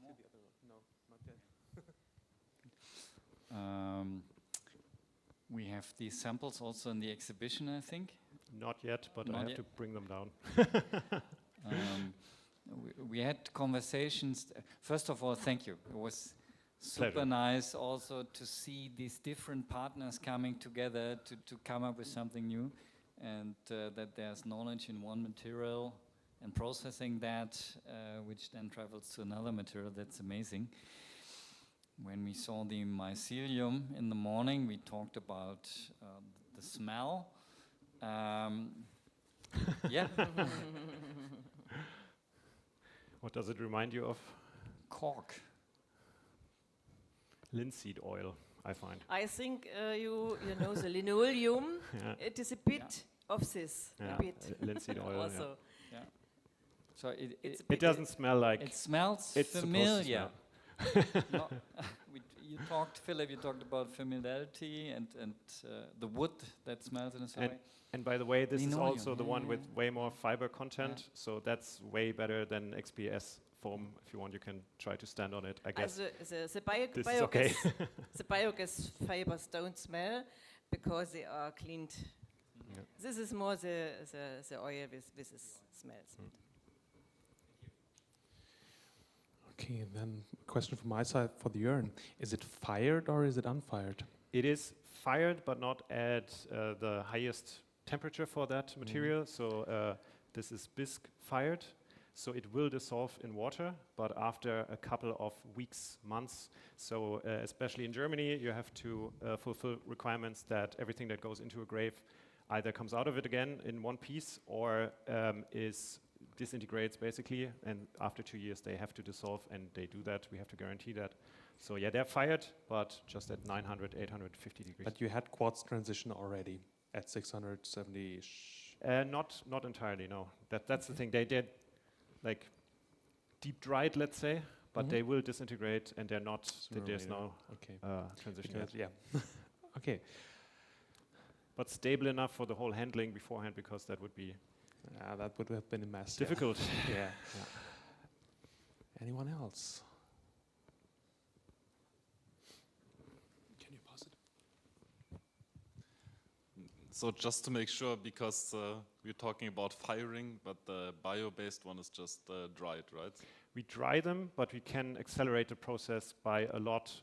So the idea is not to do that, to just save energy. But so it dries at room temperature, depending on the thickness, but it does it on itself. Like these were not fired or heated up even. We just left them in a room for 2 days, or now a couple of days. But you can speed up the process if you want to, yeah. Right, thank you. All right. No more hands? Everybody's so keen for the coffee break, I guess. So, thank you very much. One more applause. I think we have a 15-minute coffee break.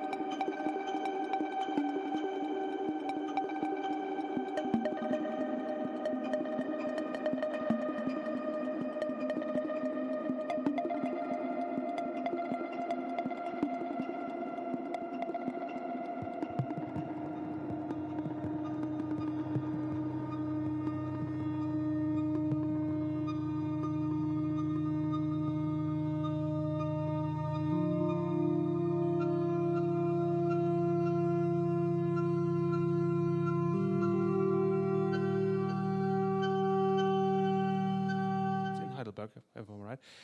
And it's recently open. I think it was quite some resonance in the media. And you brought another project you just told me, so I'm keen to see what this may be. And yes, stage is yours. I think we have to first switch the screens. Oh, there it is.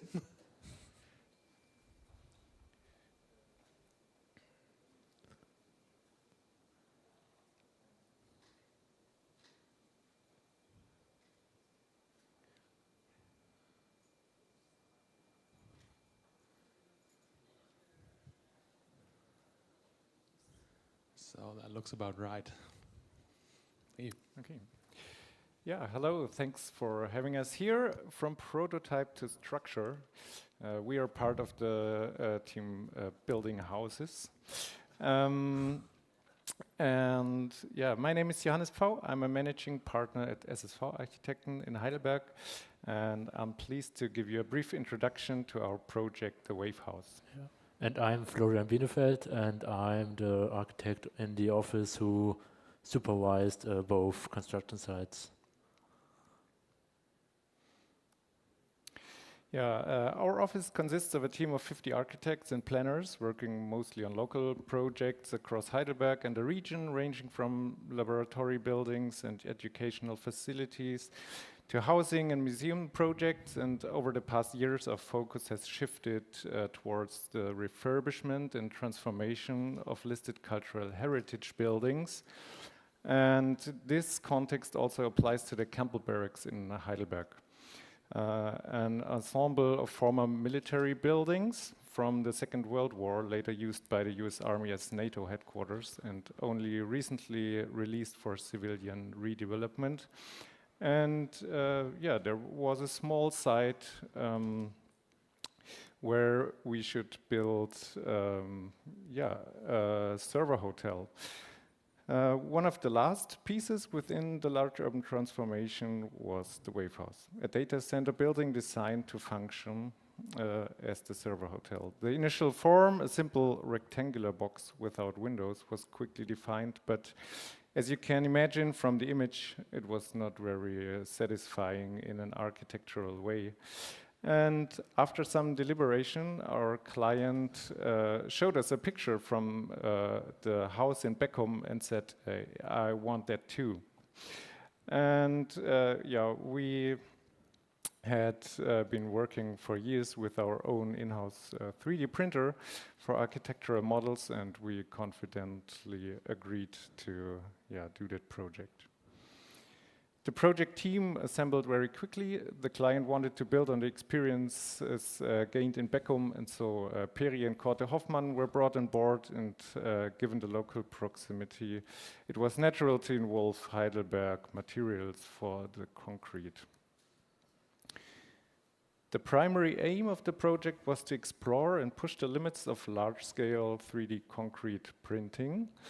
As this was or is, I'm not sure, the largest print in Europe. And the first phase of form finding was carried out using Rhino and Grasshopper, followed by several optimization loops to adapt the geometry and to the printing constraints and technical limits like overhangs, etc. Additional design variants help define the architectural expression, and on the southern facade we collaborated with the landscape architects to integrate areas of vertical greening, both as solar protection and to visually break up the long wall facing an adjacent kindergarten. The final digital model was then subdivided into print segments and with almost no further processing, sliced and sent directly to the printer. The building had to be divided into 3 print phases because the cobot printer has limitations in length, width and overall height.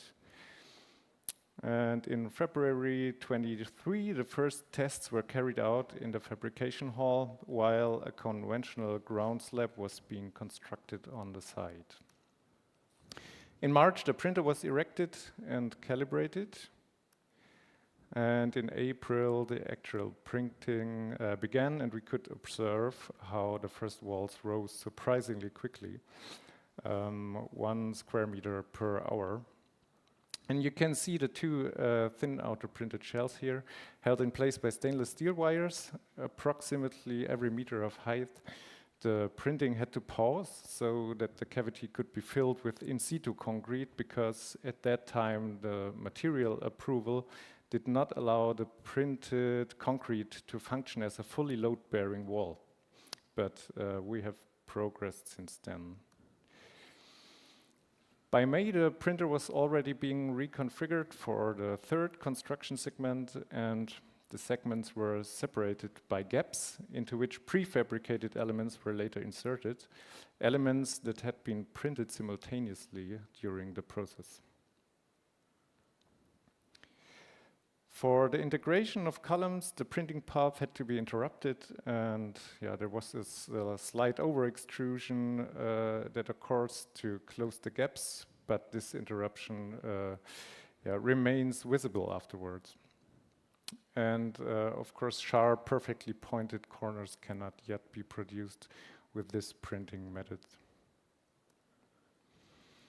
The vertical print joints and segment transitions are clearly visible in the facade, and for that reason, a surface homogenization treatment was applied later.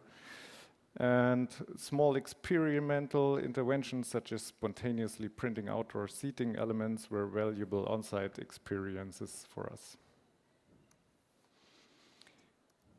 To create openings, conventional lintels were still used in this project, but each time the printer had to pause so that a board could be inserted by hand, which again left visible interruptions.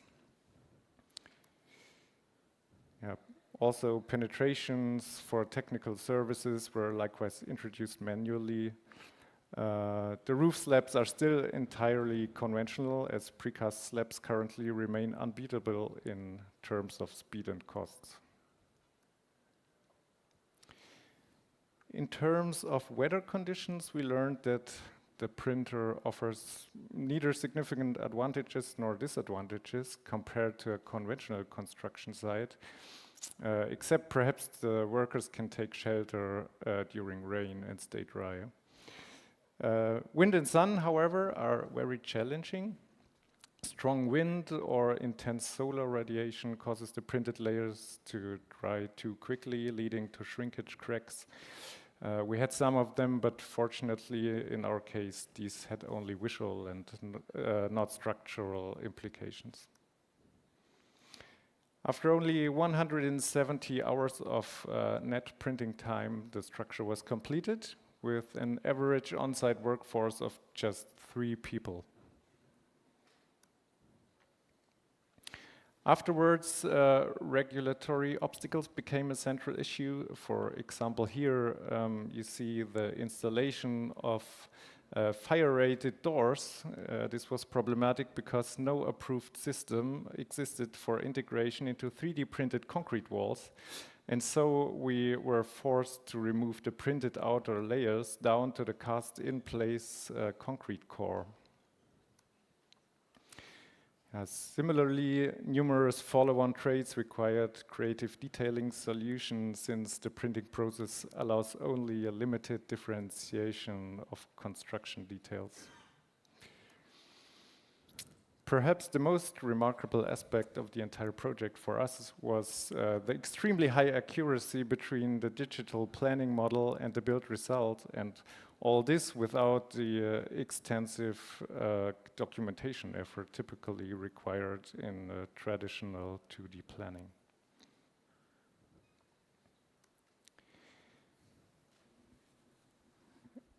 Here you can see the conventional slabs, and then the walls growing in the first part. In the middle, you can see the precast elements to close the gaps.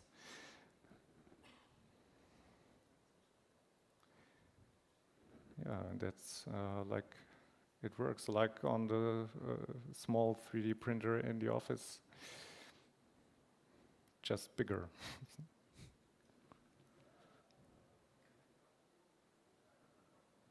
Yeah, okay, I continue. We promised a second project. We learned a lot in the last project. This project is actually in construction. It's called Dreihaus for different reasons. The main idea for this project is also by Korte Hoffmann, and we supported them for the engineering and do at the moment the supervising on the construction side. As you can see, we had difficulty with the lintel in the last project, so we decided to remove all the lintels. We have only windows from bottom to the ceiling. Then we have no problem with the roof parrot. We have a wooden roof on top. We optimize the process. I show you in the next pictures. And also this project is the start of make 3D printing and housing scalable. So the project consists out of 3 buildings, but the buildings are only consist of 2 different halves. So we combined in 3 different varieties the halves of the building. So in future we have a large variety and different use cases for that. The printing process is optimized. You can see it here. We have a left and a right side, and the printer prints on the one side of the house, while when he switched to the other side, the companies make the ceiling of the first floor, and when he's done, the printer switched to the second side. So and we separated the balcony from the building because this would be a lot of trouble during the process. So here in the section you can see we printed on the left side, we moved to the right side, and then the building grows step by step. Like you can see here on the construction side, one side is always smaller and we print, and the other side there is like normal workers, how we know them from every other construction site. Here we have some details, because that's also a big problem. On the paper it's easy, but on the construction side we have to make the details work. So the first picture is the connection from ceiling to wall, and what's different on this building is that we actually have 3D printed walls that are carrying the ceiling. We also have walls with concrete in it, but that's the first time in Germany that the 3D printed walls are in the our I don't know the English word. Load bearing. But they are not ignored from all the others. So, and the second picture is as you can see, the reinforced back wall of the elevator. That's the only part of the building for the vertical parts with reinforced concrete. All the other parts are normal concrete. And here you see the anchors that put the 3D printed structure together. But we have to consider the position, because we have to put some steel afterwards in the wall. And if the anchors are too wide, it's not possible. Then you can see our solution for the doors. We did it from the beginning, just from bottom to the roof, and also with direct possibility to the core of the wall. Next thing we want to try is different kinds of corners. We have a smooth corner. It looks smoother and nicer, but it's harder for the furniture at the end. And we have the 90-degree corner. There you can go to some stores and buy your furniture like they already exist, and you don't need some extra solutions. And yeah, that's the latest update from the construction site. 2 out of 3 buildings are printed already.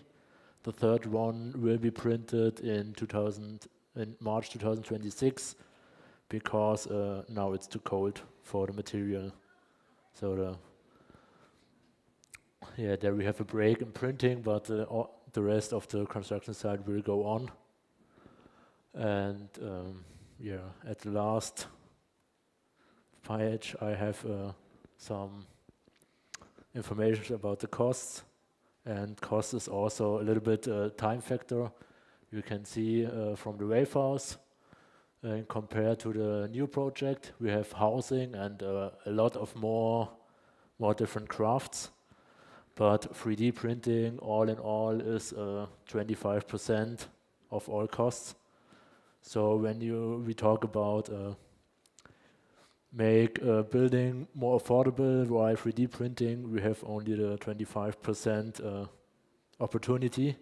The rest is just normal and has to evolve with the 3D printing technology, and that's it takes a lot of time for this at the moment. And that's the same thing with the time. So when we are fast with printing, or faster than a bricklayer or something like that, it's only the 25% of the building. The rest is just the normal way we did it in the past. Yeah, that's from us. If there are any questions, feel free.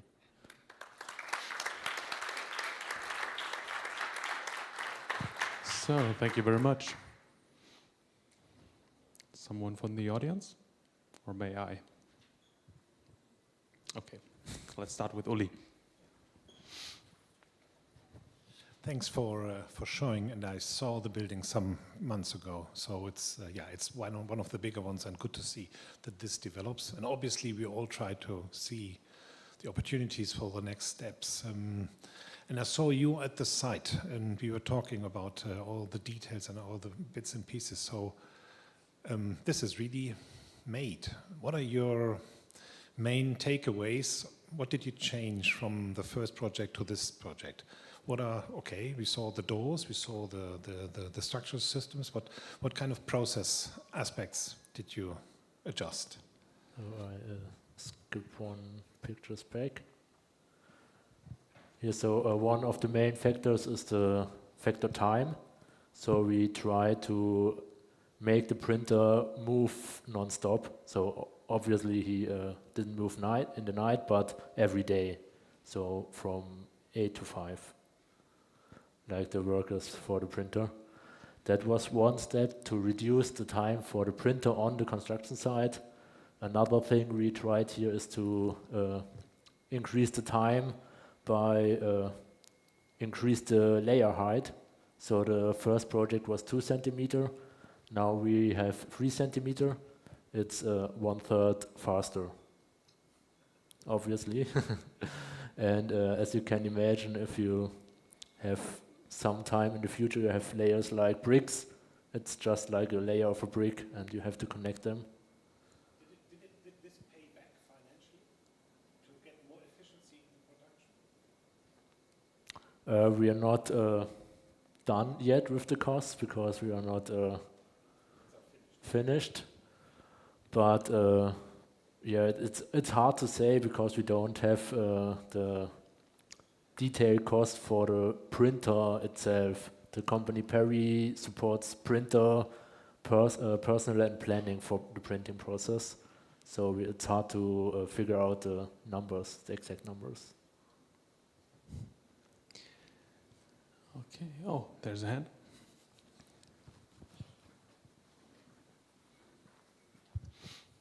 Hi. First of all, thank you for the presentation. It was very nice. I was curious about the straight sections in the walls.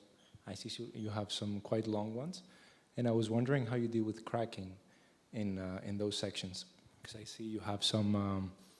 You sort of cover them with tarps. Is this an issue that you have? Because I see the exterior walls have this pattern on them, but in the inside, there's some long straight ones. So was this an issue that you encountered, and how did you deal with it?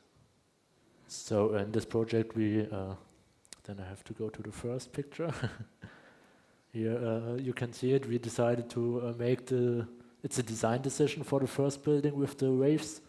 The second one is flat, and the third one will be flat with flaps. So we remove all the material that's over, and we just test what's possible.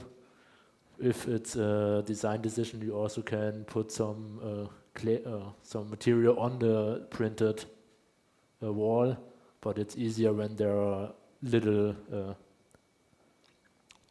when there is a little difference, not 1 to 2 centimeter. But we don't have relevant cracks yet, so yes. Maybe in 2 or 3 months we can tell more.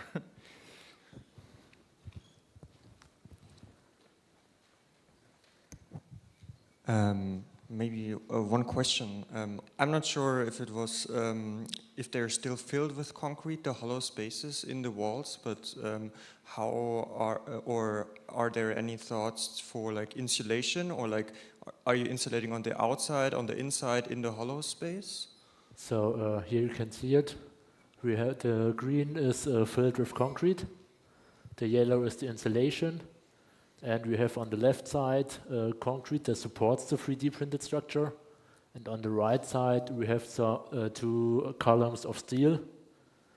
They are loose from the ceiling, and they don't have any function unless the 3D printed wall cracks. The plan is to take them out in 10 years when we can see it stands. I'd like to pick up on that question with the insulation. When looking at the server hotel, I saw you just filling that like a lost formwork, and there was no insulation at all.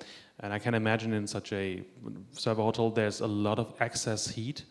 Didn't it make some sense to somehow collect that heat and use it for narrow network heat providing for the neighbors or so? So why don't you insulate the server hotel? So.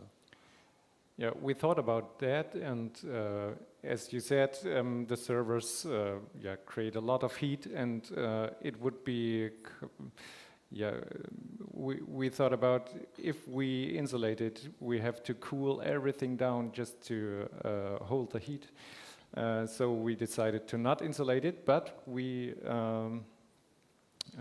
thought about collecting the heat for the neighbor house, and so there are pipes to install this later, so to use the heat. But in Heidelberg, there's a kind of law. You have to use the local heat they provide. By, I don't know the English word for the Fernwärme in yes. German. Yeah, it's and we also thought about giving our heat to the Fernwärme from Heidelberg, but then we had to put the temperature higher than it is, and this would be inefficient. But it would have been absolutely logical. So. Yeah. Because I also see that opportunity to just print in some pipes and to use it as a collector or something, as we see it, for example, with TU Darmstadt's ETA-Fabrik. But yes, thank you. There was another question from you.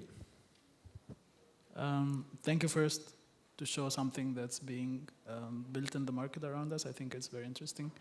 I have a question related to the part of the cost that you showed, because the 25% is where you say that we have some sort of flexibility into... No, it's a potential. So we say we will make cheaper buildings with 3D printing, but 75% of the costs doesn't have something to do with the printing. So we can't save money in those 75% with printing.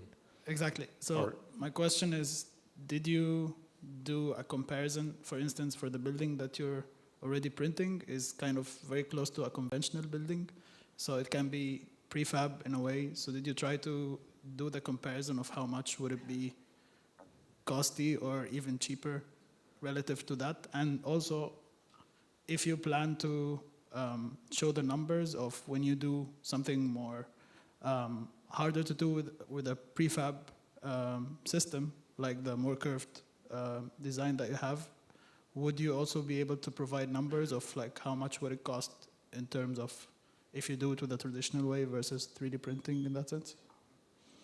So the main idea of the project was from Korte Hoffmann, and they also want to prove with this project that they can build 3D printed housing for, I think the number is 2,900 euros per square meter living. But at the end of the project, we have to be honest and compare those numbers. So it's not done yet, so we can't say it, but that's one aim of this project, to prove it or disprove it. And I think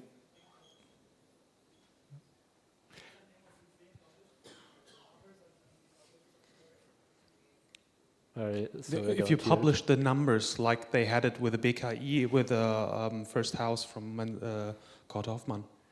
In the project we agreed, so when the project is done, we will be transparent. That's good. Yeah. Yeah, but to lower costs further, I think we have to combine it with other precasted elements in the inner of the house. All right, I'd like to move on. Is it an urgent question? Okay, then do that in the coffee break. Okay, I'd like to move on to the next speaker. Thank you very much.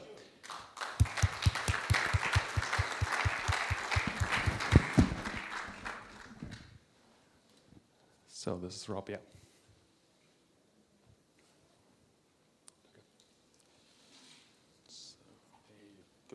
It's a bit tangled.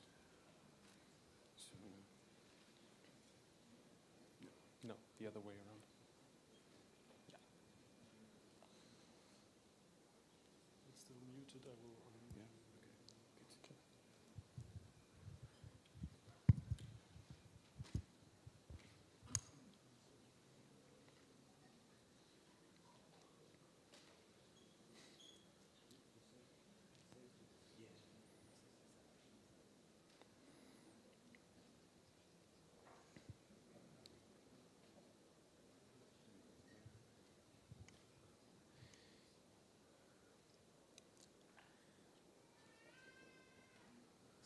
So,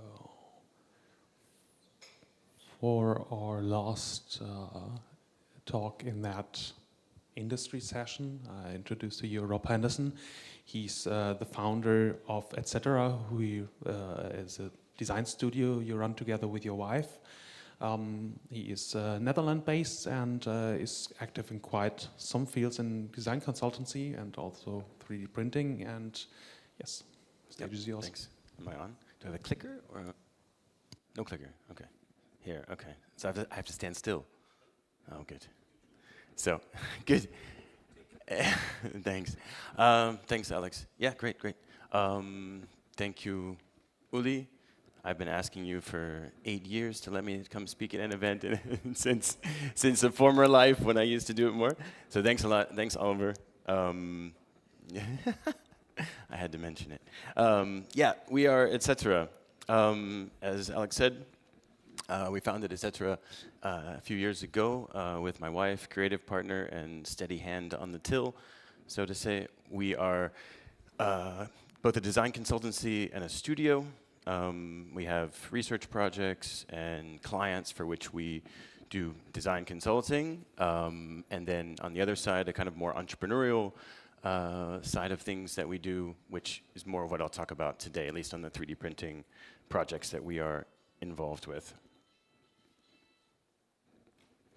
Yeah, and since the beginning, we've had an idea about radical innovation. So we want to push the limit, but we understand that there must be an incremental approach to that.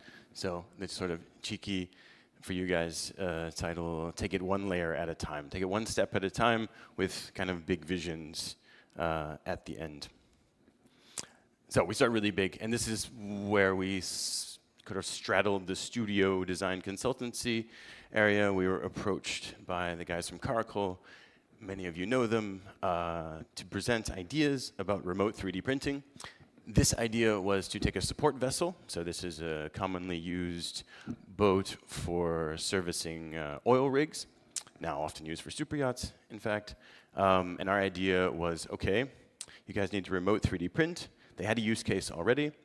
Let's turn a boat into a 3D printing factory so that it can service windmills, for instance. This was, for them, a bit of a marketing pitch to think about remote 3D printing, something that they were actively becoming involved in. This is a different kind of remote 3D printing, part of our Winova project, which really got us started, or I should say restarted, into 3D printing. You're thinking about how far can you go out to the Antarctic, what might that involve, and how to trigger, particularly people like you, what we're trying to do. But there was a little bit more pragmatic approach within that project, somewhat more pragmatic, where we at least had a kind of typical use case, thinking about renovation of facades. We know this is a large market, up and coming in Europe, and how might that be done in the future? But by pragmatic, I mean, we stepped back a moment at least and thought about, okay, there are certain layers to a facade. You've got interior, exterior, you've got structure, you need waterproofing, you have insulation, and we broke that down in an abstract way with a little bit of computation, which you'll see in a moment, and understanding what might that be, as you kind of saw in the last presentation, what could that be in the future? So with our friends from Differential, you always see we add our partners into the slides as often as we can. We think this is super important. I just add that as an aside. We don't do this by ourselves. In this case, the computation for Winova was about determining the amount of structure or thermal insulation that we would need. Of course, you get the obligatory grasshopper screenshot to go with that, but to understand what we might need for a building. And then we took that even deeper. So we thought, because, is that working, that one? Yeah. We thought our background, my particular background is in facades, where I know Uli from a former life. And we thought, what could that detail be? We're looking here at our idea of thermal separation while maintaining structural continuity within this wall system. But we weren't totally crazy. You know, we had some help from our friends at Eggers O'Callaghan, rather well respected, and they took us seriously, unbelievably, to think about what we might need, for instance, in this case, to get below a 0.25 U value. What would that take? In this case, we're also using PA6 as the conceptual material. So not only is it a big vision, but we're saying, okay, how might we get there, and taking it as seriously as we could. The other side of the work that they helped us on was to look at the embodied carbon. And part of the project, and part of the process of the project, and the goal of the project was to understand that this could be constructed or printed, demolished, shredded, and reprinted on site. Of course, your initial build, in that case, the carbon footprint, well, is not as high as your typical facade, but lower than timber. But the idea being, if we can recycle, then that goes down precipitously. This, after 2 rounds of recycling, that carbon footprint goes down. And that was another piece of the kind of proving grounds of this project. So luckily enough, also here a couple of years ago, when the first time I met some of you, Caracal printed a test. This in this case was a concept for an interior wall, but they printed it and it was displayed here at BEAM. But already you see, back from what we had in Rhino, thinking about how to structure this. In this case, it was about acoustics and the structure of the wall, but how we use the form, the toolpath, the design, or as a design, in order to inform the prototype. We take that, again, to the next scale. Very interesting to see the guys from SSV to do this at an even bigger scale with somewhat less complexity perhaps. But this idea of grow was combining the idea of 3D printing with the idea of progressive housing. So, back to phase 1. So you might lay down the tracks, you have the gantry come in, you print the first phase of a house, someone can live there. Second phase, when they have enough money, perhaps, when the time is right, they print it in the third phase. Again, you see there's some ideas here of having prefabricated roofs and such. This will come back in a later project as well. So the specifics of progressive housing, as some of you might know, is common in South America, for instance, is about allowing people to grow. And our idea is using the idea of 3D printing in order to improve people's lives. So just like this, as we say, right, there's a young family, then the family grows, and grandma moves in, and you have the possibility of growing. And of course, within that, you could go from your smallest house, so 350 square feet, $86,000, up to maybe 2,000 square feet and $520,000 over time with assistance, and as we imagine it, with assistance from the neighbors in your neighborhood. This project was about also creating that community around progressive housing.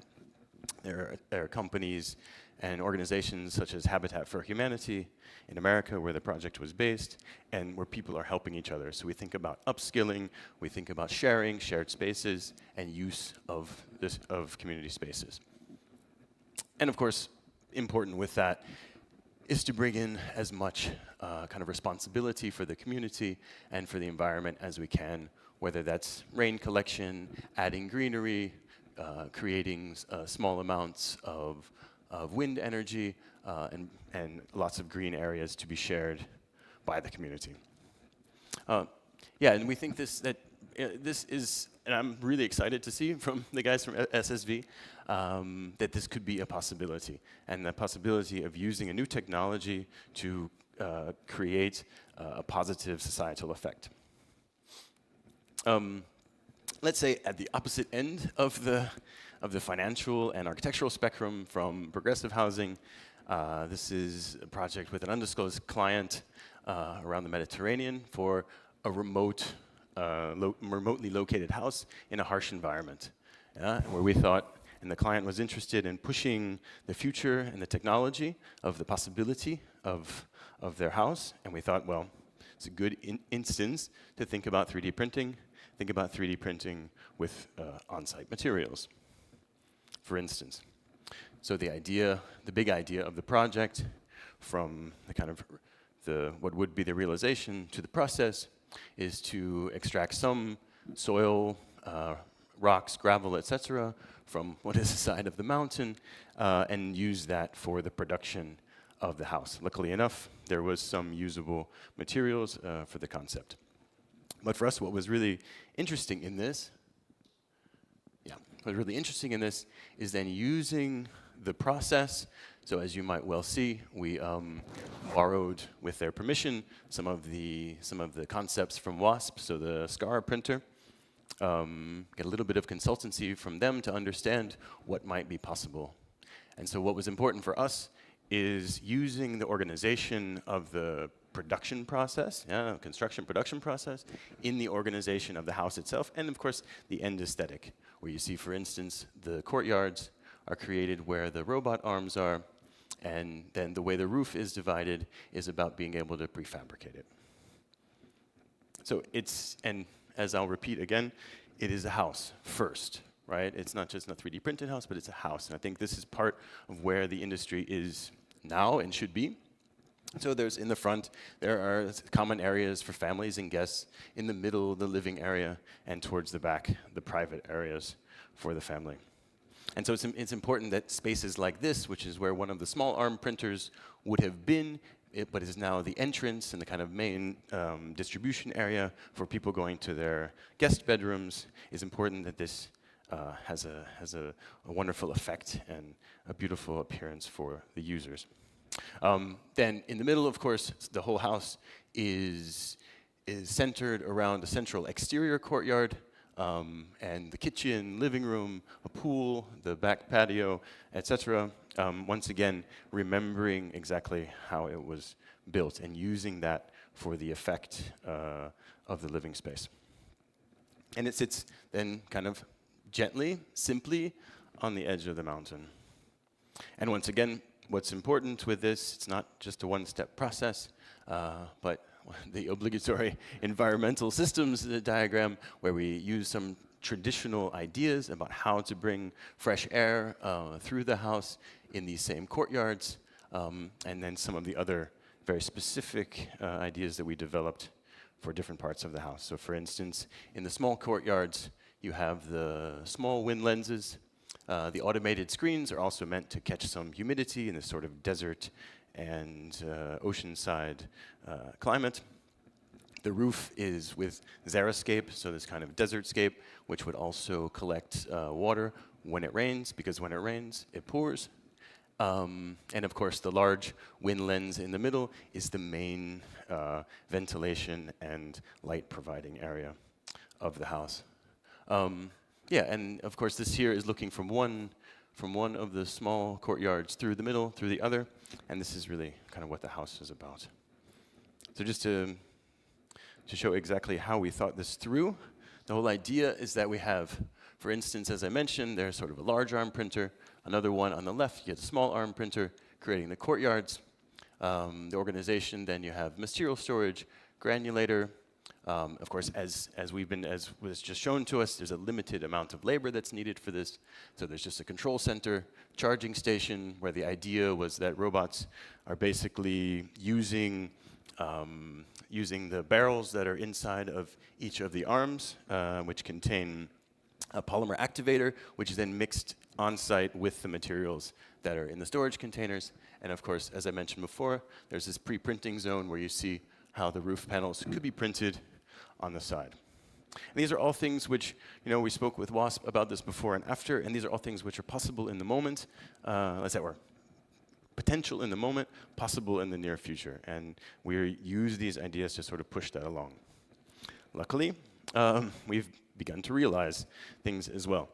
So the most recently, and what you can see at BE-AM and also on the Smart Materials and Nagami stand is the SEPTA chair, where we've begun to kind of lay maybe that first layer or the next layer in our process of bringing 3D printing into design. In this case, once again with our friends from Differential, we sliced the chair in a way that's very important, given the complexity of the form. We sliced it in so that there's an alternating set of lines, or of paths, I should say. Right. So when you see the chair, I encourage you to check it out at the BE-AM stand, and there's a different one also at the Smart Materials stand. Sit in it, feel it, and for us what's really interesting with this path, so we'll start over. So it's an AB combination, let's see. Yeah, so when it starts over here at the end, you will see in the blue, it will double back. Yeah, so it doubles back, and each at the top and on the bottom and the back, it needs to switch back and forth. And this for us, of course, was a necessary solution to solve the kind of 3-layer problem. Otherwise, you need an even number of layers in order to make a continuous loop. So that solved that problem. But then it gives us something much nicer, which turns a 3D printed chair into a chair that's 3D printed, meaning that we then really can focus on the details. We focus on the way that each surface hits the other. We focus on the way that the structure hits the surface below, and we focus also in a very, very strong way with the guys from Nagami, who really can pull this off in an unbelievable way on these seams.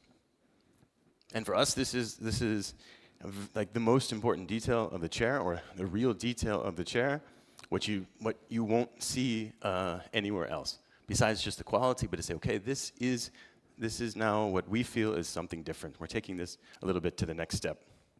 So that this, first of all, is a chair. It's comfortable. Like I said, I encourage you to go sit on it. It's lovely. I say that as objectively as possible. But we are now being able to take some of the ideas that we've had and push them forward. we hope that this is now one small layer for us, for everyone else, and moving towards the more, a wider spread, more democratic use of 3D printing. Thanks.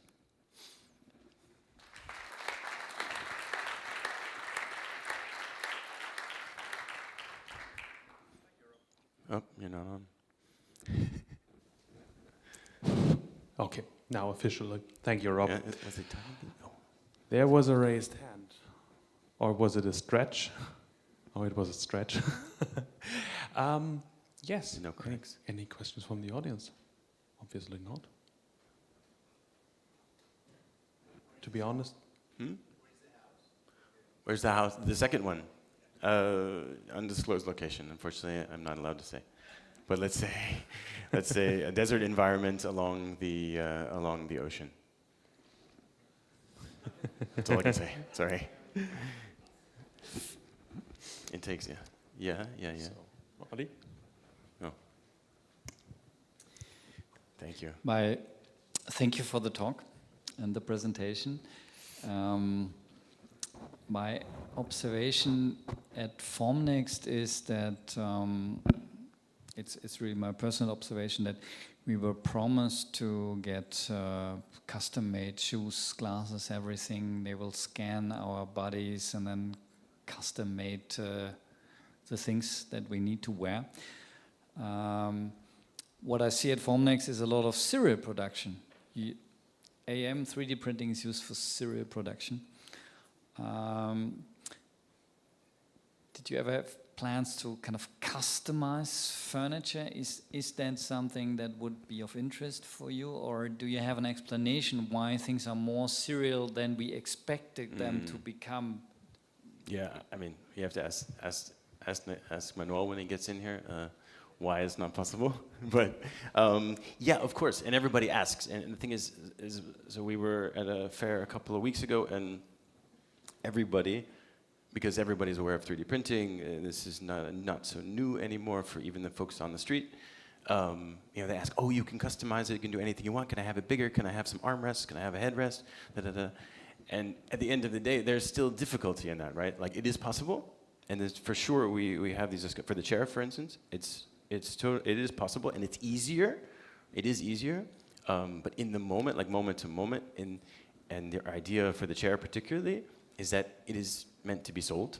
Like, this is a real objective, yeah? It's not a joke. It's not that it's meant to be only a museum piece. Oh, that would be lovely. It's meant for you to sit in it, and that means that it needs to still take a certain path. And I think you can hear it a little bit from others. While we work over here, and that's also kind of my point, while we work and think over here, in order to get things going, you need to get in the path of the known existence, right? It's got to go to a distributor, and maybe even to a retailer, and then you got price points, and you got materials, and you got tests, whatever, right? And I think that's still a reality, but we see it. I mean, totally in the definition, the slicing definition that we put together, with differential, of course. That's possible. Like, we could rebuild the surfaces each time. The next step is then just a little bit more difficult. But yeah, I think we see it. It's the first time we can say, okay, that's possible. Okay, let's get it done, and then we kind of move to the next piece. But I think, yeah, we're gonna do another piece probably with them, and then we'll test it, right? So how easy is it? How easy is it to replicate that process, right? This specific printing process. But yeah, I get it. And also, everybody wants a different color. And yeah, it's possible, but there's still a reality in it, you know? I think, like, and I'm sure the guys that are printing bigger things have even tougher stories, you know? It's like, it's been 5 years, I think, as if I see the timelines on those. So it still takes time. But yeah, we would, of course, that would be amazing. But you need a market for it. This is also the thing, yeah. One layer at a time. Yeah, exactly. But we keep our eyes on the future. You know. Yep. Thank you for the nice presentation. I assume the inner infill layer would kind of give you the ability to control the flexibility of the chair, kind of. Yeah. Is this something also that has been analyzed, like for example in finite element analysis or something like that beforehand, or is just tested by iteration and printing? There was only testing afterwards. So in that sense, it's more like typical furniture. We understand the basic shapes, the ergonomics, the basic shapes. Nagami, as producer, understands the material and the process. And then there was some back and forth on optimization and some testing of materials. But it's more like typical furniture. We don't do a finite element analysis normally on a chair. And so we wouldn't do it here either. I think it's also, getting beyond that is also important, right? It's not, we don't need to do it. So it's not always necessary. And I think this is a good realization, a good step for us. But fair enough, we not to say that we didn't think about it and we didn't want to do it and we wouldn't think it was cool to do the diagrams, but it's not necessary. Yeah. All right, so one last applause for Rob. Thank you.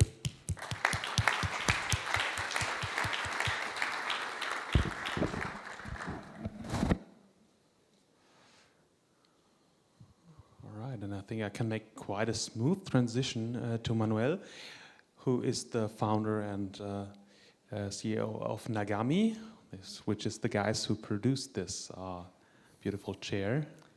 And I think you're already wired. You have your microphone? Yes, I am. Yes. Can you guys hear me? Yes? Yeah. Okay.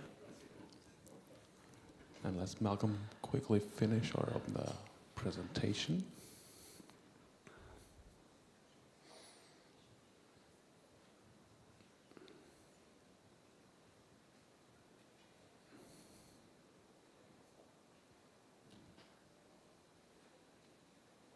Okay.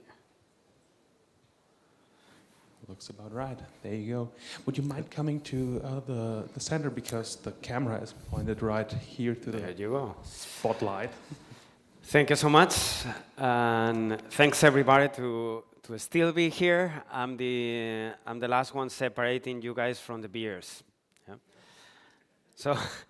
I would say I'll try to make it short, but I will probably rather just make it fast. Yeah. So Nagami has been around now for 10 years. So actually this year is our 10th anniversary. In 2013, we started the research at the Bartlett in London, in UCL. And 2 years later, with the excuse of a commission from the Centre Pompidou, we decided to embark ourselves in this crazy journey.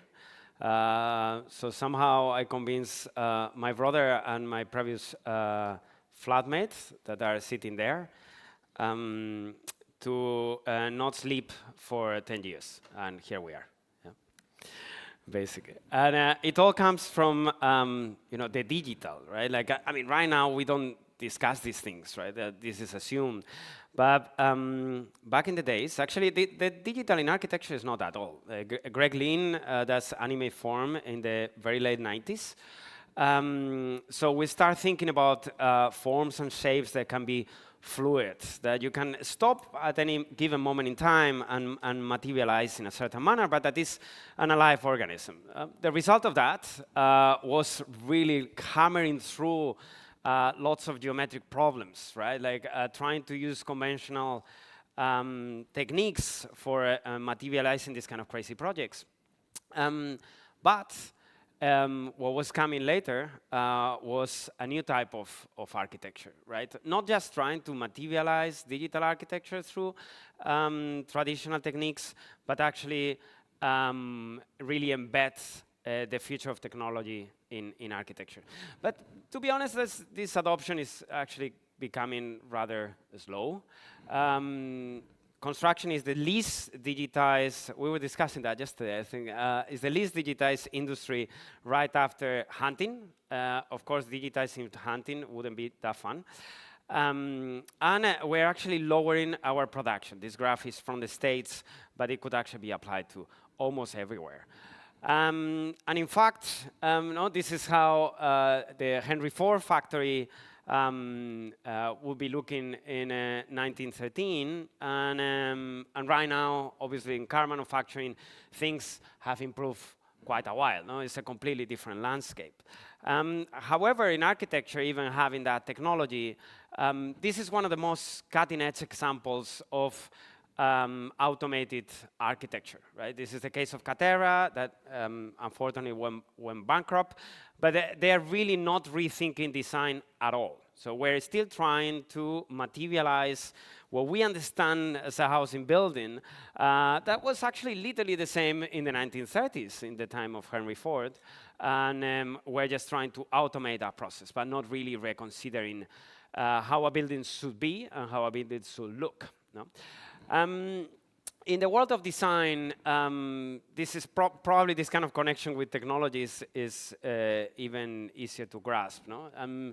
You know, the Panton chair was the world's first plastic molded chair, right? Right in the 1970s, not even.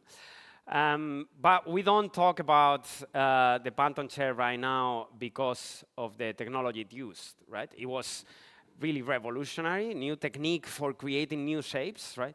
Right now, we talk about the Panton chair and we use and buy the Panton chair because it's a seminal piece of design. And then this same thing will happen to 3D printing. This was also discussed yesterday, right? This will also happen to 3D printing in quite a short period of time. So probably in the next 5 years, 10 years, no one will be talking about 3D printing as no one is talking about plastic molding today. And what will stay was actually the way we use the tool, a tool that will definitely and undoubtedly stay with us forever and will be part, and it already is, part of the industry. We're trying back in 2015, 2016, when we started Nagami, to really find expressions that are just born from an understanding of the technology, right? Forms and lines that are folded into chairs that truly respond to what plastic extrusion could do. And this was actually really the beginning. So this was our first garage with our first second-hand robots in 2016. Back in the days, my brother and Nacho, my other partner, we're just finishing building our extruder. We use our own technology, right? Because there was no Caracol or Seed or any of these companies now building extruders, so we actually had to build our own. In fact, my brother's apartment still smells like plastic after 1 year of development. 2 architects making a completely novel tool, no? But it was important for us to situate waste material, right? Plastic, and always recycle or biodegradable or sustainable plastic in kind of the top side of design. No? So we partner up with Zaha Hadid Architects, with Ross Lovegrove and Daniel Woodrick to create 4 pieces that would be impossible to materialize without that technology, right? And we launched them in Milan Design Week in 2018, really finding expressions that are even today, right, almost 10 years later, very difficult to materialize. They print over an object that is already printed, changing the directions, changing the colors, with having a perfect gradient of color, and even pushing some of the limits of 3D printing. As you will see, I'm not going to play this video, but maybe this other one. Really, yeah, here you said, pushing the limits of larger scale 3D printing to really create angles that go beyond the conventional, beyond the 30-degree, the 45-degree angle. Like, how can we make the best out of this design expression through, in this case, printing with 2 robots collaboratively? But that was the way we launched, the way we kind of started to started trying to create a market for 3D printing. We're talking about 2018. So the only kind of common example of 3D printed chairs was Dirk van der Kooi. So there was no brand doing 3D printed furniture, and therefore people were actually afraid of 3D printed furniture. When we were exhibiting somewhere, people were doubting if sitting on the chair because it was printed, right? Today, that's different. Everyone is coming to our stand here in this show and just sitting without asking, but that has been quite a challenge. And the biggest challenge was actually to, in that creation of that market, make it not only for a very kind of narrow part of the possible marketing, design, and architecture, that will be the collector, the museum, the ones that can actually spend 20 grand on having a piece that is a special edition, but actually amplify the reach, widen the market up, achieving a very low production cost for 3D printing.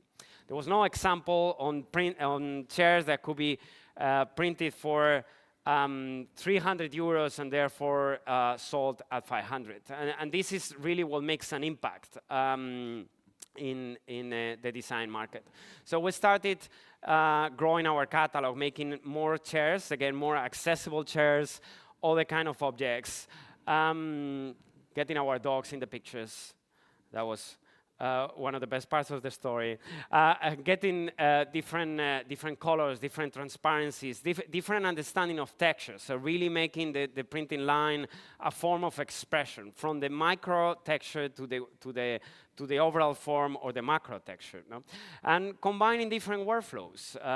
Like this is a beer draft we did with Estrella Damm, when we are printing and CNCing simultaneously, right? But also taking into account all the possible failures that 3D printing can have at this scale.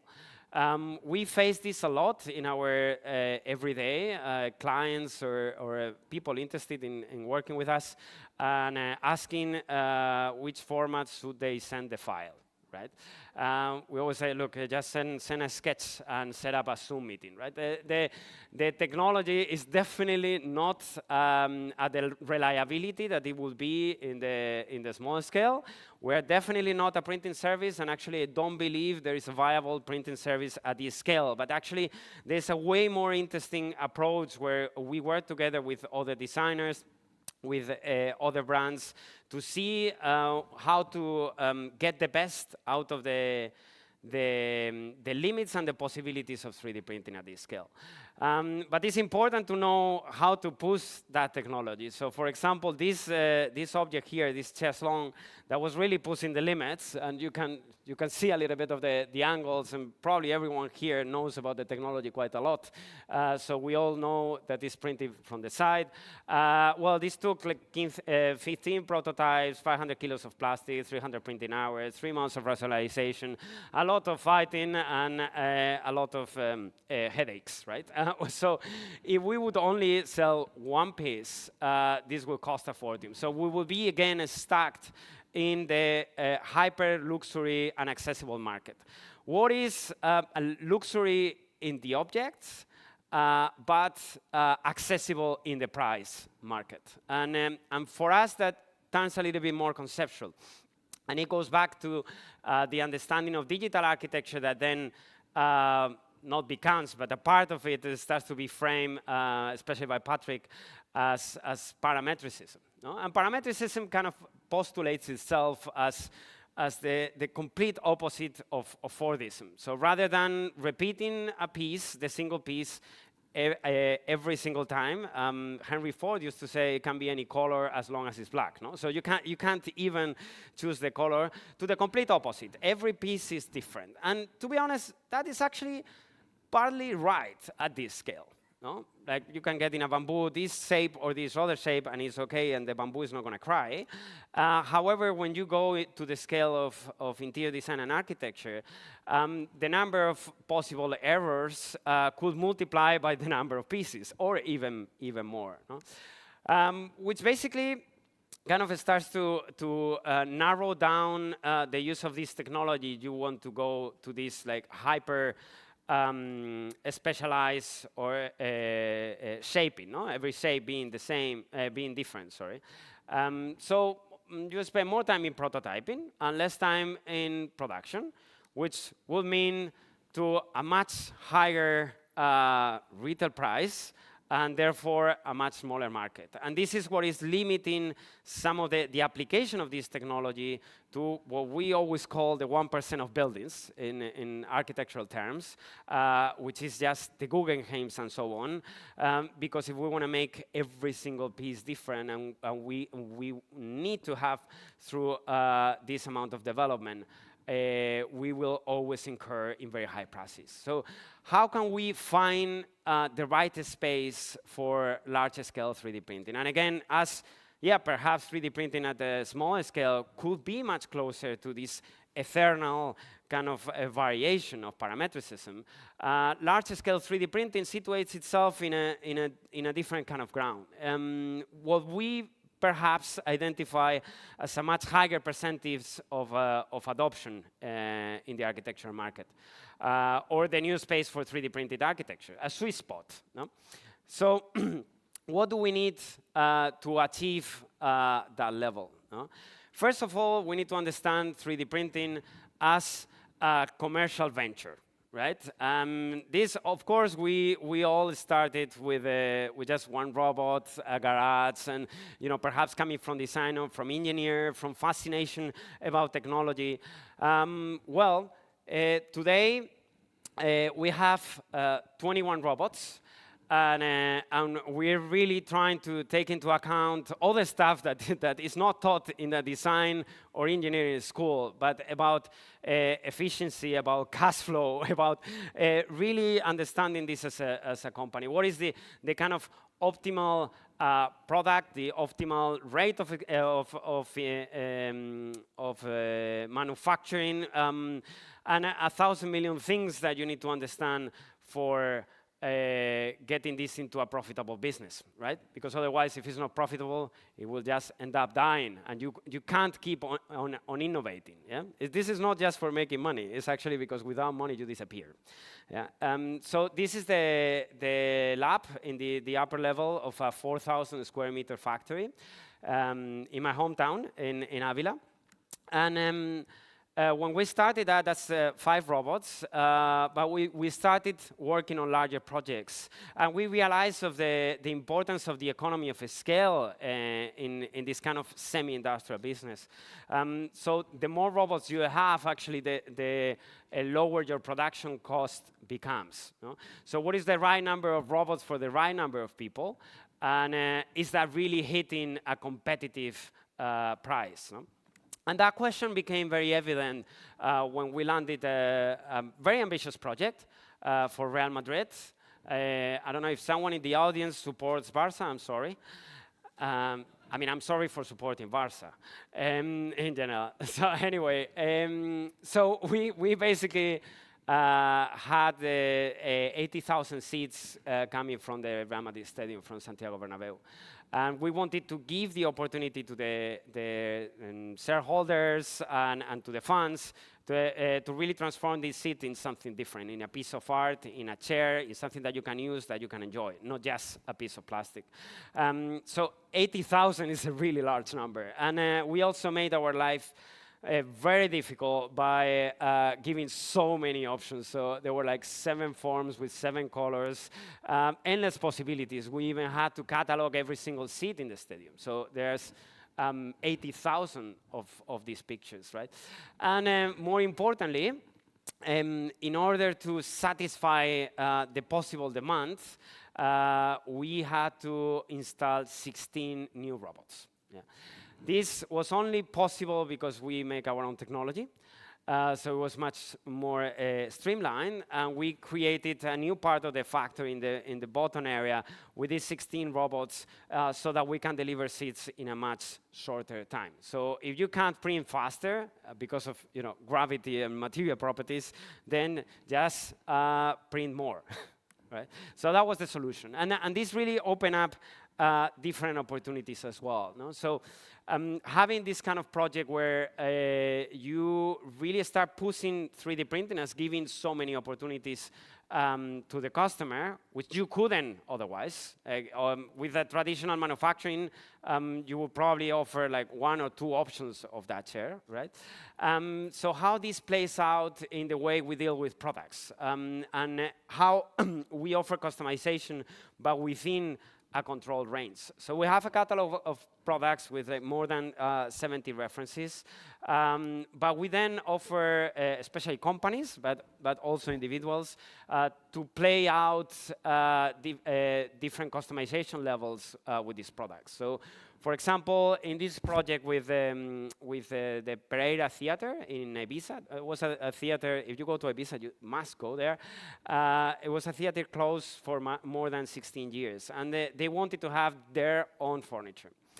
For an edition of 250 chairs, 100 tables of one type, 100 tables of another type, 20 or 200 stools, right? So it's very short numbers. And there is no technology in the world that could make that like a particularly designed product for just 250, right? At least at an affordable price.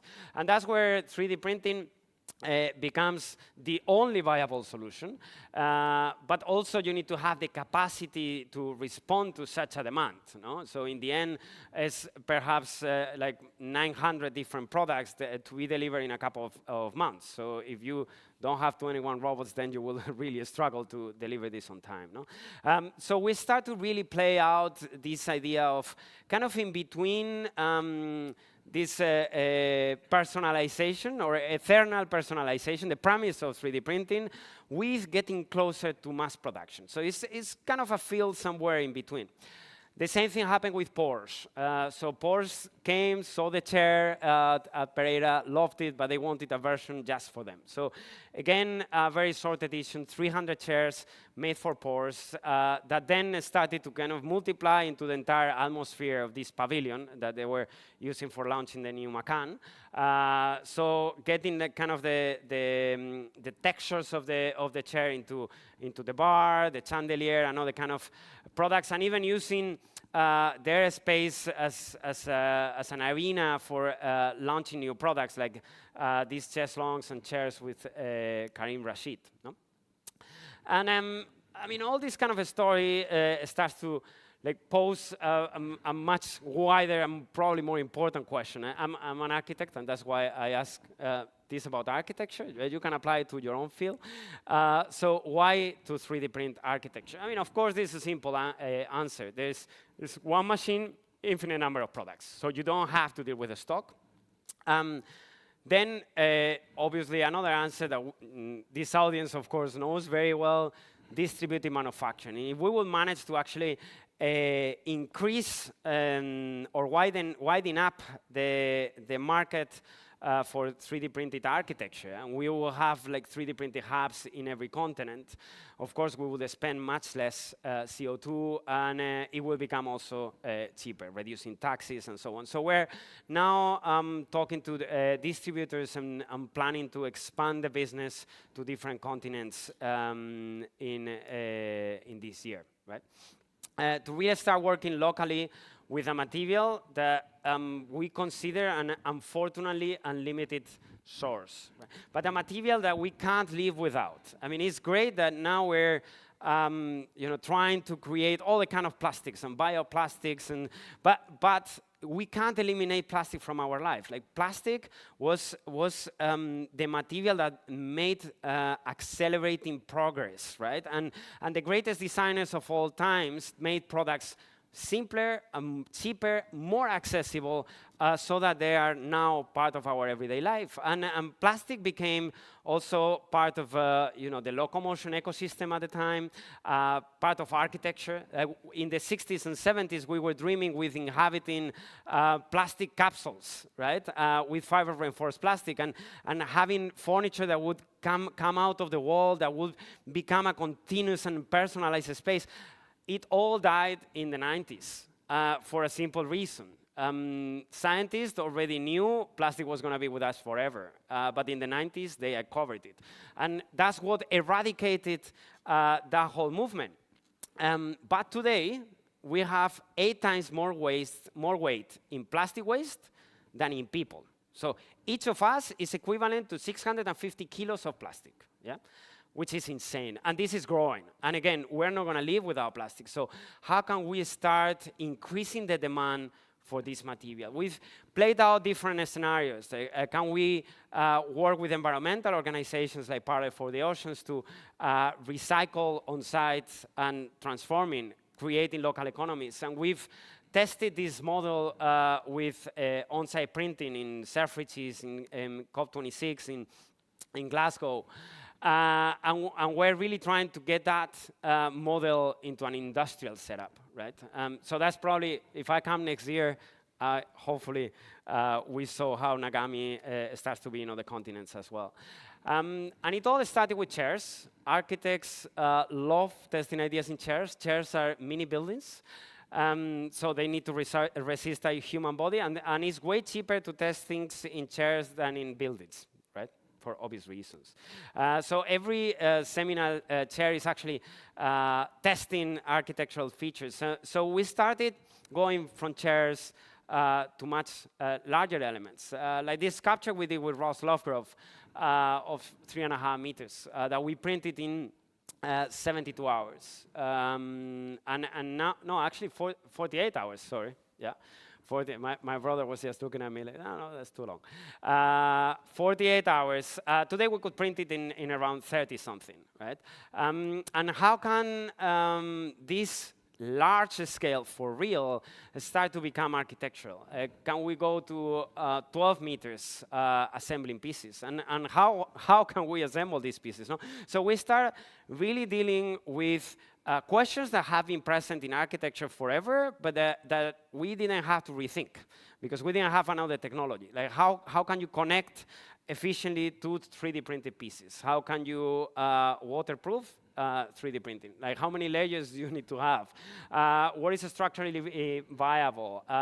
You know, fire testing, coating, etc. So there are so many questions that start emerging when you go to this truly large scale. And we tested this in different scenarios, like this, again, 3.5 meters sculpture with Nicolo Casas and Portalhaus for the Oceans, or this facade that we did for Christian Dior in Marbella, where we really need to investigate the deformation of the panels so that we see what's the maximum size that we can print.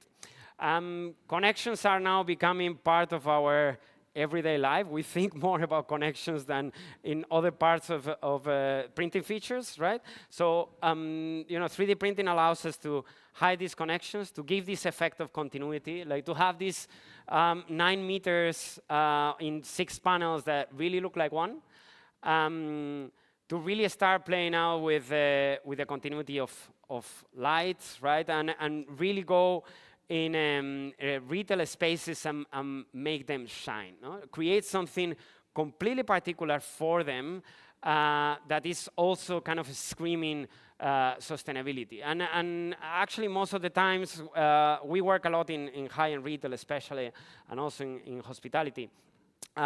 So these guys are renewing their shops every 6 months, depending on the brand, right? And they used to just take it all and throw it to the beam on one night, right? We take the material and we shred it in our own facilities and repurpose it. And we're working in that direction with different brands. Many of them I can't talk about yet in this presentation, but we've been showing like a little bit of this is Cartier, for example, with having kind of their own expression, their own texture. We've investigated in a full interiors where you know, the furniture, the lamps, the lighting becomes part of the whole ecosystem that gets expressed from the walls. No? We've created prototypical rooms where different types of 3D printing are living together and also combined with kind of more rustic operations or material elements, right? We've worked with hotels like this one in Ibiza. This is Ushuaia that has been recently renovated, having like a specific design for their suites that then gets obviously expressed in every single one of them. And really importantly, we take an idea that the brand is trying to express through their product, through the content that you through their marketing, right, and materialize it into a physical form. This is a very special project for us with EcoAlf. EcoAlf is an incredibly responsible brand. They only work with sustainable materials, especially with recycled plastic. And actually, they have an incredible network of fishermen taking plastic from the ocean and they transform it into new clothing. So they wanted to represent this idea of inhabiting a glacier that is cracking and melting because of climate change. And this is really expressing the way we work. So we take a brand, a designer, or someone that wants to materialize an idea that is impossible to make with other kind of techniques. So how can you create this texture that looks like snow and ice that is melting slowly and suffering the wind going through it, no? Like how that really becomes an expression of the brand, and how this gets kind of materialized from the furniture to the walls to the whole environment. How can we take this technology and use it as architects, right? So in this case, we're doing the entire interior, like obviously going from the decision of the flooring, which is not 3D printed, to then the 3D printed expression in the walls, in the furniture, right? How can this become also a structural understanding of the material, no? Like Robert was talking about the SEPTA chair, where you need to fold the material, when you need to reinforce parts. You should try to use the material only where and when is needed, right? And so how can this become structural principles? You can go from a piece that has a very dense material to very porous and much lighter. So we used to run structural analysis, for example, like in this one, in this vault structure. But there is also now a printability analysis, no? So you need to, like, this is the optimal shape structurally. This is the optimal shape for printability, no? And how can you start to balance out these new conditions, no? And how this starts to be an expression also in the way the building or the architectural piece or the product looks at every part of it, no? So you see here parts that become more porous with parts that become denser and more opaque. So it's expressing the structure, is expressing the way it's connecting, is really creating another kind of connectivity between pieces, also based on 3D printing features. So this is something that we're really using for testing new ideas on how to reconceive architecture, in this case, through 3D printing. How can you integrate channels? How can you make pieces that move? Like, what is a 3D printed door? No? Like we made like this door, for example, you see in the image of the right that probably you are not realizing, but that's a 3D printed handle. No? So every single part of architecture needs to be rethought so that is efficient with this new technology. Like, we put together like some of these ideas in this project that we really love, which is a portable toilet. And we love it not only because it's, again, investigating new features. In here, we're creating a sliding door, integrating a toilet within the print. But also, it gives us tools for rethinking objects that we have assimilated for a very long time. Like if I ask you guys what is a 3D printed toilet, you all remember the horrible toilets that when you go to a hospital, to a festival, no? It's probably the worst. Hopefully no one here have designed any of those. I'm just going to say it's the worst design ever. And it stayed forever with us. We see it everywhere. No? So how can we really rethink objects that we consider just stuck in a certain shape through 3D printing, and also make that in a sustainable manner? No? So all this kind of research start to lead to smaller conceptions of buildings. So we're really going step by step, from chairs to large sculptures to interiors to small pavilions. In this case, this is a 9-meter diameter pavilion. where we are investigating the structural properties of plastic, but also how can you make a facade, how can you do waterproofing, how can you connect different pieces, how this building becomes a three-dimensional conception of material, no? And how that can simplify the printing process while dictating the way this should look, no? So it's really looking this way because of the pieces that are going to be printed, no? So this is an ongoing research that hopefully we finish soon, where architecture becomes something like it's almost like a Lego for grown-ups, no? So how can you connect pieces of architecture rather than having layers and layers of material, no? If you look at any building, you will have the structural layer, then you have insulation, then you have facade, then you have, right? How can this be simplified through 3D printing, right? And I mean, not so much structurally, but if you want to see a little bit of a glimpse of this, please visit our stand together with Smart Materials, as in, what is it, 12.1? 12.1, where we're putting together some of these ideas. And if you don't have time or if you need to see more, you can come to see us in Madrid anytime, or in Avila if you want to see 20 robots in action, right? So thank you so much.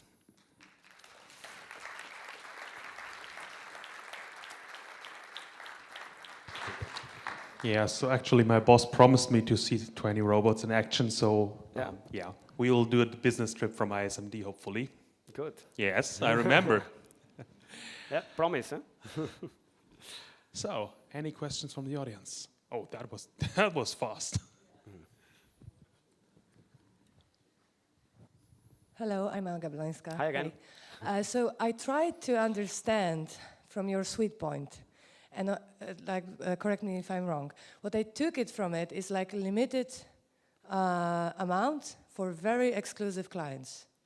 That's the sweet spot for 3D printing right now. Not really, actually. Because it's like, because from what I see, it's like, from my experience, the material can be relatively cheap, but the printing hours are extremely expensive. So how you see that? Because it's almost unfixable. I believe even with the 25 robots, you count 1 hour per, how many euro per hour, you know? So that's my question. It's a very interesting question, because I mean, I couldn't go into so much detail there, but what we're starting to discover is the economy of scale of 3D printing, right?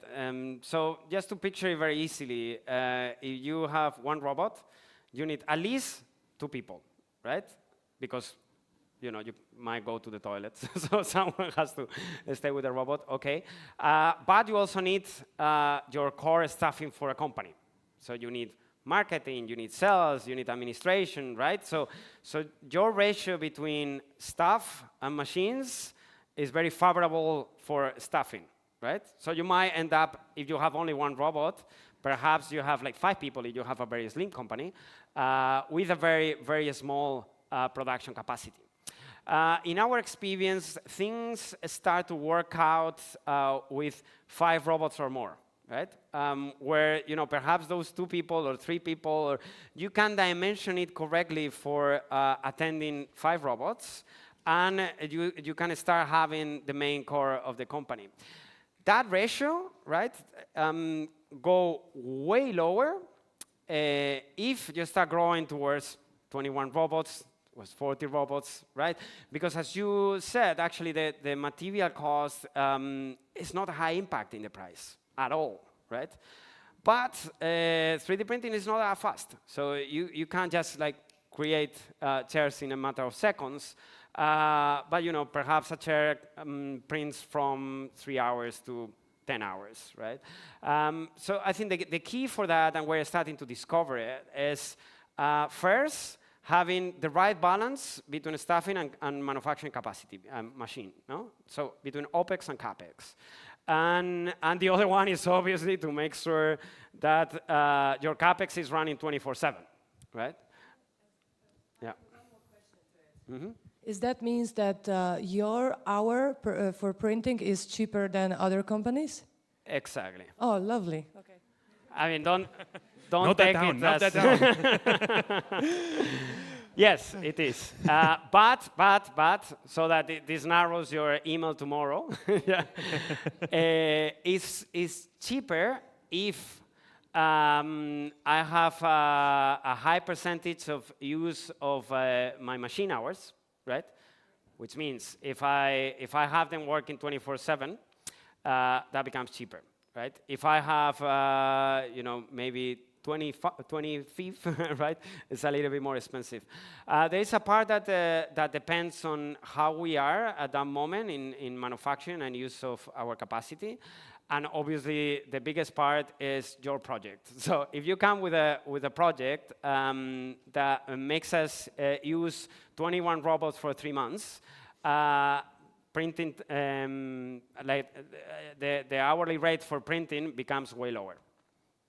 Yeah, and that obviously, yes, because we have the capacity, that becomes more affordable than with other companies.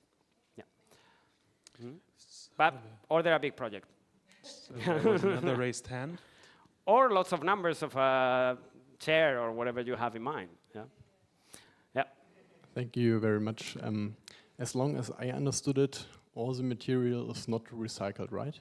Everything is recycled. Everything is recycled. Yeah, I mean, it's recycled. Everything is sustainable. Let's say the world of materials is huge right now. I mean, like polymers have changed radically in the last 5 years or so. So we have, obviously we work with PLA, with recycled PETG. We integrate, and that's part of the partnership, so you can look at it in the stand with the smart materials. So we're integrating coffee grains, oyster cells, wood dust, you name it. We can actually integrate almost any kind of organic waste, up to 30%, in a recycled plastic pellet. Okay. Then somebody told me that every products of you are not recycled. So that's obviously wrong. It must be someone from the competition. Okay. That wants Okay. Yeah, but then your argumentation is coherent. Now it makes sense. It's all a lie. I see. Yes. Okay. Yeah. I mean, actually, obviously is the fundamental part of the company. If not only because we care and we do, and we went for that from the very beginning. When in 2016, no one was giving a shit about sustainability and recycled plastic or any of that. And we really went for it. So it's been really driving the force of the company from day one. Yeah. Hey, Manuel. Hey again. I have a background in architecture, so we know in the market sometimes manufacturing is not ready for the design. Sometimes design falls behind compared to manufacturing. Mm-hmm. Right now, I guess you have the technology, and you guys are incredibly good designers. I've seen your work, I'm not just saying in front of your face. Have you ever felt you need to compromise design because the market is not ready? Or yes. When do you think you need to sacrifice that?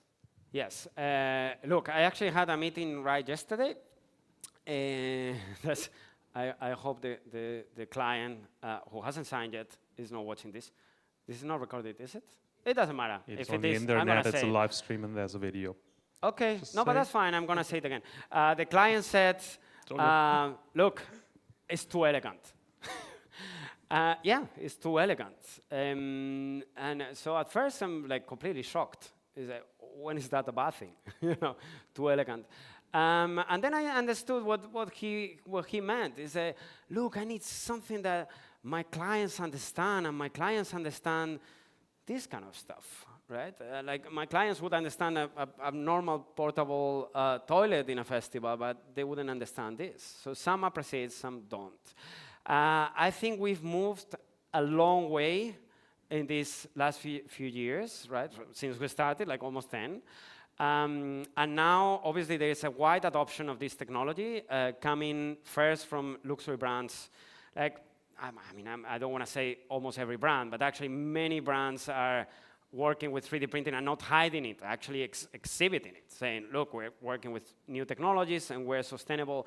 So people are starting to understand when you work with Dior or with Jimmy Choo or with Cartier or other companies work with other brands as well, then that kind of reinforces the idea that the product is okay. The product is exactly the same. It's just that because of the use of these luxury brands, you are validating it, right?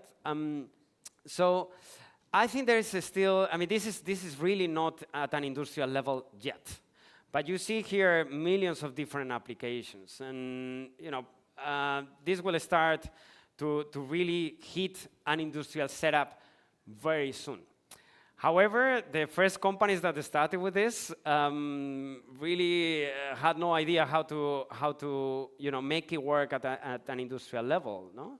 And again, there's no companies with 40 robots or 100 robots and part of a much bigger industrial setup and working on the opportunities of this very seriously yet.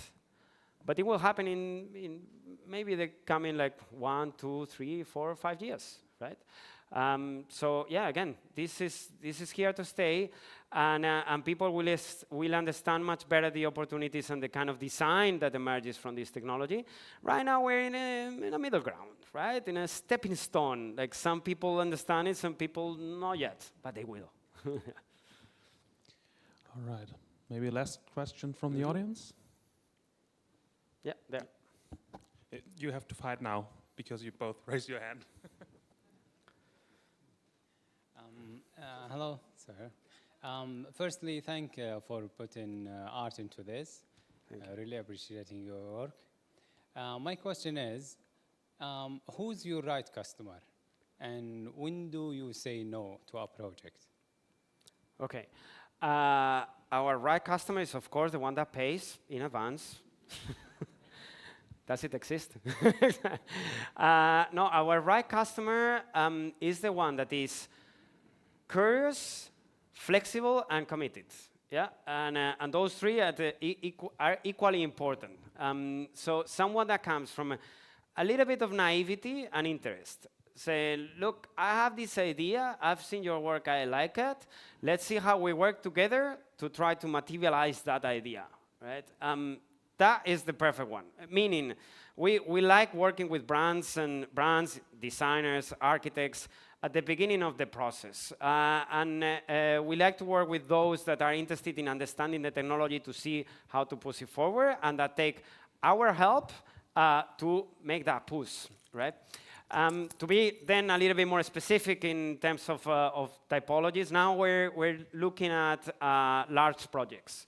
Large projects being in the retail sector, we look for brands that are not doing one shop or two shops or just a sculpture here or there, but that want an entire new image for their shops that might be temporary or not, and that is becoming an large volume. So they're doing like shops all over the world. The same thing with hotels. So we're working quite a lot with hotels, because we can offer a personalized solution that then gets repeated a number of times, right? As many as the rooms you have, no?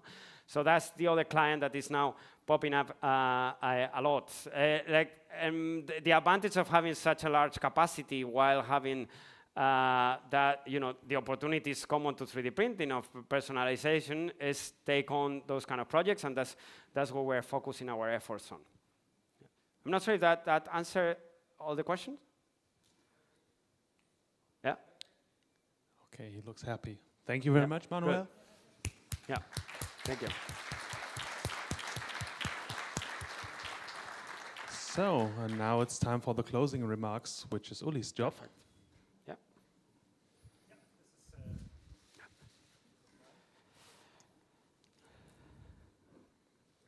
Mirko, wir brauchen ein Mikrofon. 10 years ago, we started this story, which was a kind of a promised marriage. We were pushed to cooperate. When we had coffee break, I was talking to some of the earlier speakers who also started their business in 2012, 2014, 10 years. You started in where I see he started 10 years ago. So there's kind of this ongoing growth. Your question about how many people are first time here at this place, 50-50, that was something impressive as well. So it's a community, it's a family. We see a lot of people which we know already. Don't worry, I'm not going to talk long. But there's new people coming in as well. That's something which is really interesting. Industry meets science, meets technology. It's this tech, construction and design, which is what we like, which actually is kind of a core of this group. It's the engineering parts, it's the design part, it's the architectural engineering part as well. Keynotes, academia, young researchers, industry, yep. Technology as a driver. So we always wanted to get this more towards real things happening. We saw a lot of concrete. That somehow still seems to be the material which is the most promising to get into construction. We saw a lot of weird new materials. This bio-based slowly gets into our mindsets. The metal actually wasn't that much an issue, which is different to what we see on the trade show. Sorry, Ornella. She's the one doing the only piece of, one of the two pieces of metal in our exhibition. So that's something which is developing one step at a time. That's pretty much a point. 5 years ago, we said 5 years and we're going to have it all. And earlier today, I had another conversation with someone, 5 years, we're going to have it all. I'm not sure about the next 5 years, but it's going to develop to a certain point. My job is to thank a lot of people. When I came Monday morning to my office at 8 o'clock after 3.5 hours drive, I found this on my desk, which actually not on a desk, in a box close to my desk, which is the booklet. And that makes me super proud. It's again, Alex, another booklet, another one. And it goes on and... Yeah, you miss half of the story. What he was doing when he came to the office on true. Monday morning at 8, he had his car full of exhibition pieces from you, from... too much people. I think it's that line over there. It's that group over there. 3 people who just handed over pieces to you in Delft that all went here. So this is how the professor works with that too. So thank you, Uli, for being so committed. That's the transporter. And I didn't look in the boxes, and I crossed the Dutch border to Germany. Too late. You missed that chance. Okay, thanks. Thanks to Malcolm and Mirko over there running this. Yes.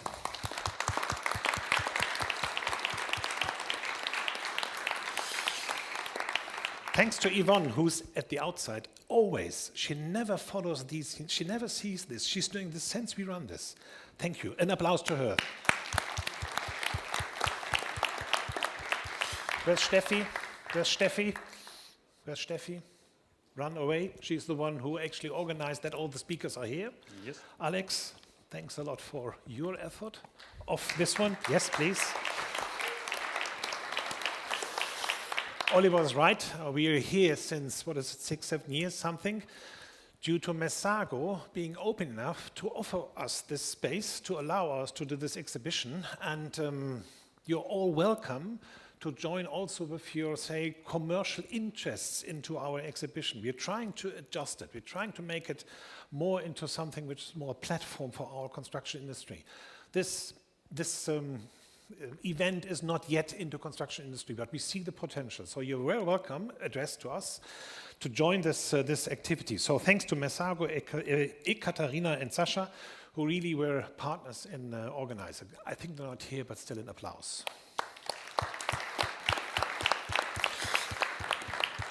Two more topics. Thanks to the speakers. An applause.